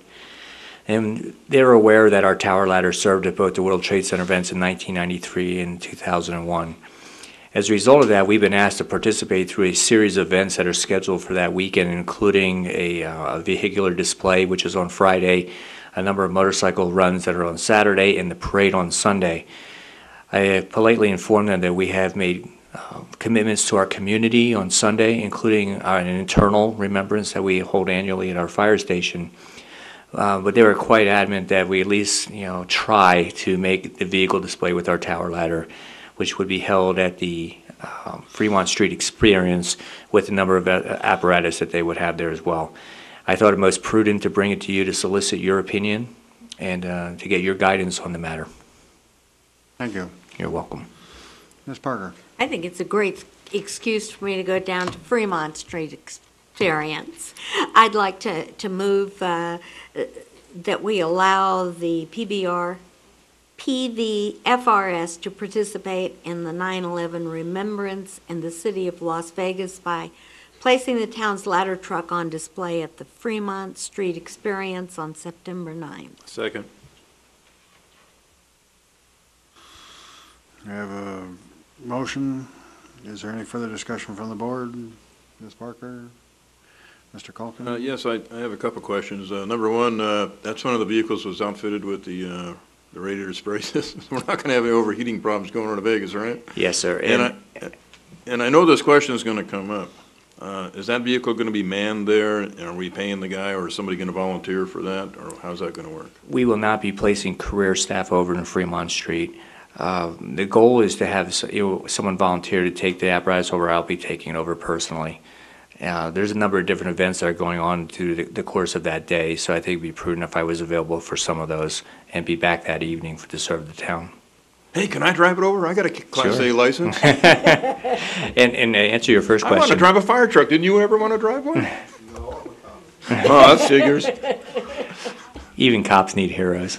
But anyway, to answer your question, though, Mr. Culkin, is that the ladder truck was equipped with a Mister system, and that task of equipping those two-stroke engines has been completed, and I have forwarded an email to the town manager. Yes, I received a copy, and then thank you for thank the volunteer that's going to go over there.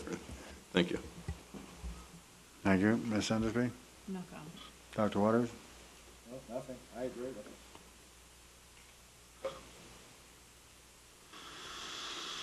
All right, we have a motion and a second. Let's open it up to public comment.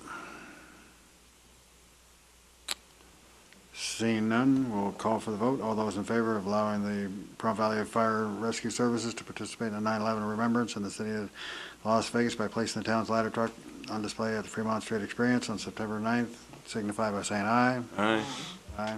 Motion carries 5-0. Thank you, Chief Lewis. Thank you very, very much. Item 21, discussion possible decision on approval to transfer ambulance fund delinquent accounts for May through June 2011 for further collection and related accounting adjustments. Again, it's, you look at the numbers and people are paying less than half, but this is merely a accounting transfer, standard accounting. So I'll move that we approve to transfer ambulance fund delinquent accounts for May through June 2011 for further collection and related accounting adjustments. I second the motion. We have a motion and a second. Any further discussion by the board? Mr. Park, or Ms. No. Mr. Culkin. Just my normal thing. I don't think people that are definitely can't afford to pay should be hounded. Thank you. Ms. Endersby?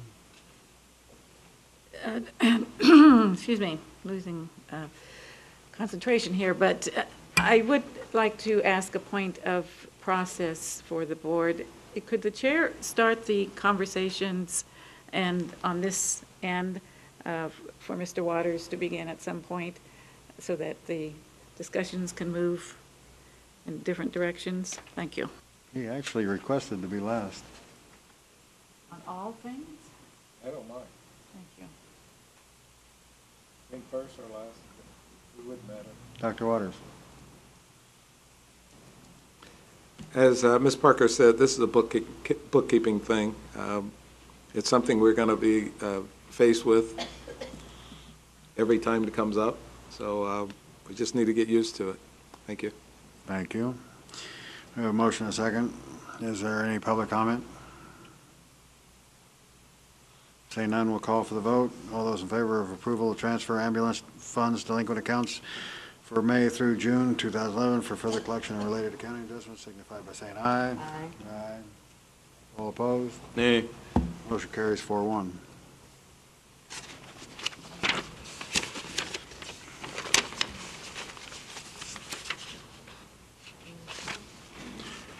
Discussion possible decision consent agenda items A and B. I move that we approve consent agenda items A and B. A second. Any discussion? Ms. Parker? Mr. Culkin? No. Ms. Endersby? No, sir. Dr. Waters?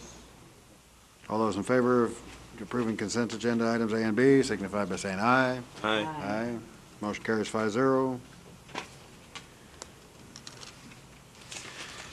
Well, I guess I gotta come back to you. That brings us back to item 9, discussion possible decision on creating the 2011-2012 town board goals and performance objectives.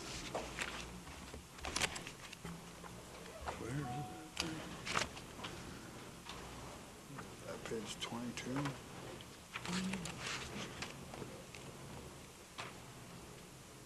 I'd like to move that we table this till the next meeting since it's drawing close to midnight, and I don't think we should be in attendance past a certain hour. I second.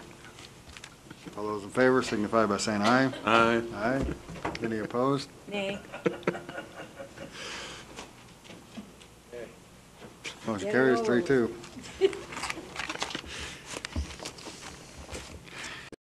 The town manager evaluation form and process. I also move that we table this to the next meeting so that we can conclude our meeting in a timely fashion. I'd like to request you table it for 2 meetings because if Mr. Darby, if I may. Please, go ahead. The Pool and Pact is currently working on a town manager, city manager, county manager evaluation form due to the fact that I actually called them and asked them if they had a standard one. So the boss of the Pool Pact HR thought it was a great idea, so she assigned one of her staff to call this week every entity in the state and get it, put it together, compare it, and come up with one solid form, and should be done within the next 2 to 3 weeks. So if you delay it 2 meetings, I might be able to bring you actually what the Pool and Pacts put together as a manager evaluation form. I like that. Would you care to amend your motion? I amend to a table for 2 meetings. I second. All those in favor signify by saying aye. Aye. Aye. Aye. Motion carries 5-0. I think 23, future meetings, workshops, dates, times, locations. Does anybody have any future meetings? Does anybody remember anything? Anything from staff? What's listed? No. Okay, we'll move on to item 24, staff comments. We'll table it to the next meeting. No, I'm kidding. Okay. I'm kidding. I'm kidding. Any questions on the town manager's report, which is now going to be under staff's comments because staff's comments is going to stay on the agenda. So I'm just going to put the town manager's report on under staff's comment if that's okay. So any questions on the town manager's report that's listed in staff's comments? Dr. Waters. Yes, I do. On the town manager report, item 3B, I wrote down more because is there anything else you can add to that to clarify exactly what you're saying?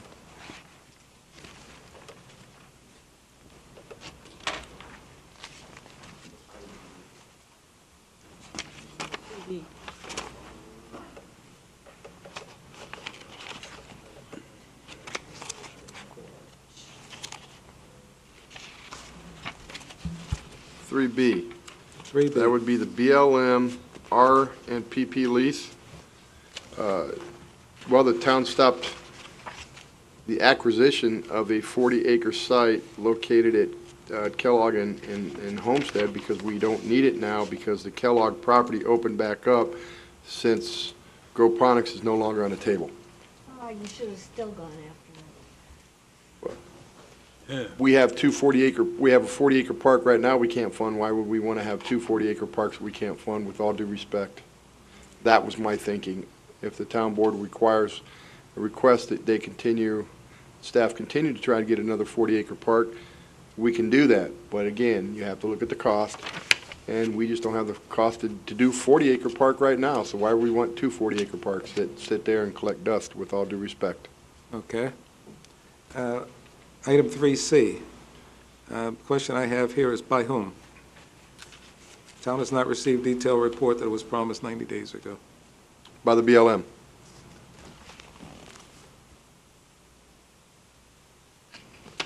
And then if we can go to the fire chief's report. Chief Lewis, do you mind coming down, please? He's gone. Oh, he left. Building. Bless him. Go ahead and I'll make sure he gets to answer tomorrow morning, sir. Okay. On the fire chief's report, on both reports, it talks about false alarms or false calls. Alarms and intentional and special incidents. Just like to know what those are, and what do you consider false calls? I will get you that answer and, tomorrow morning, have Mr. Chief Lewis address that in an email, and I'll forward it out to everybody. It's the only questions I have. Thank you. Ms. Endersby? Yes, I could not locate in any of my backup or anywhere the town manager calendar for June and July and town manager report for July. Could you supply those, please? You want the calendars for June and July, or you want the town manager report Both. for July? Didn't do a town manager report for July. I gave a verbal at the meeting, and I discussed that it wasn't done and written, and I just gave a verbal. I can get you the copy of the calendars for those 2 months. Okay, thank you. That's it? Mr. Falcon? Ms. Parker? Oh, yeah, I do. I do have something. No.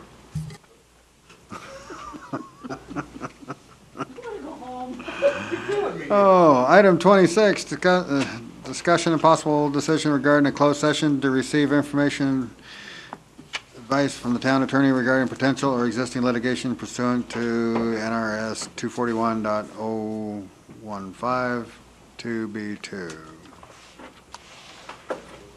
That's still prevalent? Yes, sir, it is. I don't need a motion, I just go. No, you need a motion to go into closed session, sir. I'll move that we go into closed session to receive information, advice from the town attorney regarding potential or existing litigation pursuant to NRS 241.015, subsection 2B2 for possible action. Second. All those in favor signify by saying aye. Aye. Any opposed? Would it help? Will be closed. Item number 28, discussion possible decision on potential. Did I turn that off? I'm sorry. Item number 28, discussion possible decision on potential or existing litigation presented in the closed session regarding issues addressed in closed session. Mr. Chairman, I'd like to make a motion to direct staff and legal under a separate retainer to move forward with a declaratory relief action. Second. We have a motion and a second. There's no discussion by the board? No discussion on this. All those in favor signify by saying aye. Aye. Aye. Motion carries 5-0. Mr. Chair, would you call for public comment if you don't mind? I know there's no one here, but for formality's sake. Is there any public comment? There's one, get him. Yeah, there's a public. Okay. And with that, we'll move to item 29. This meeting's adjourned.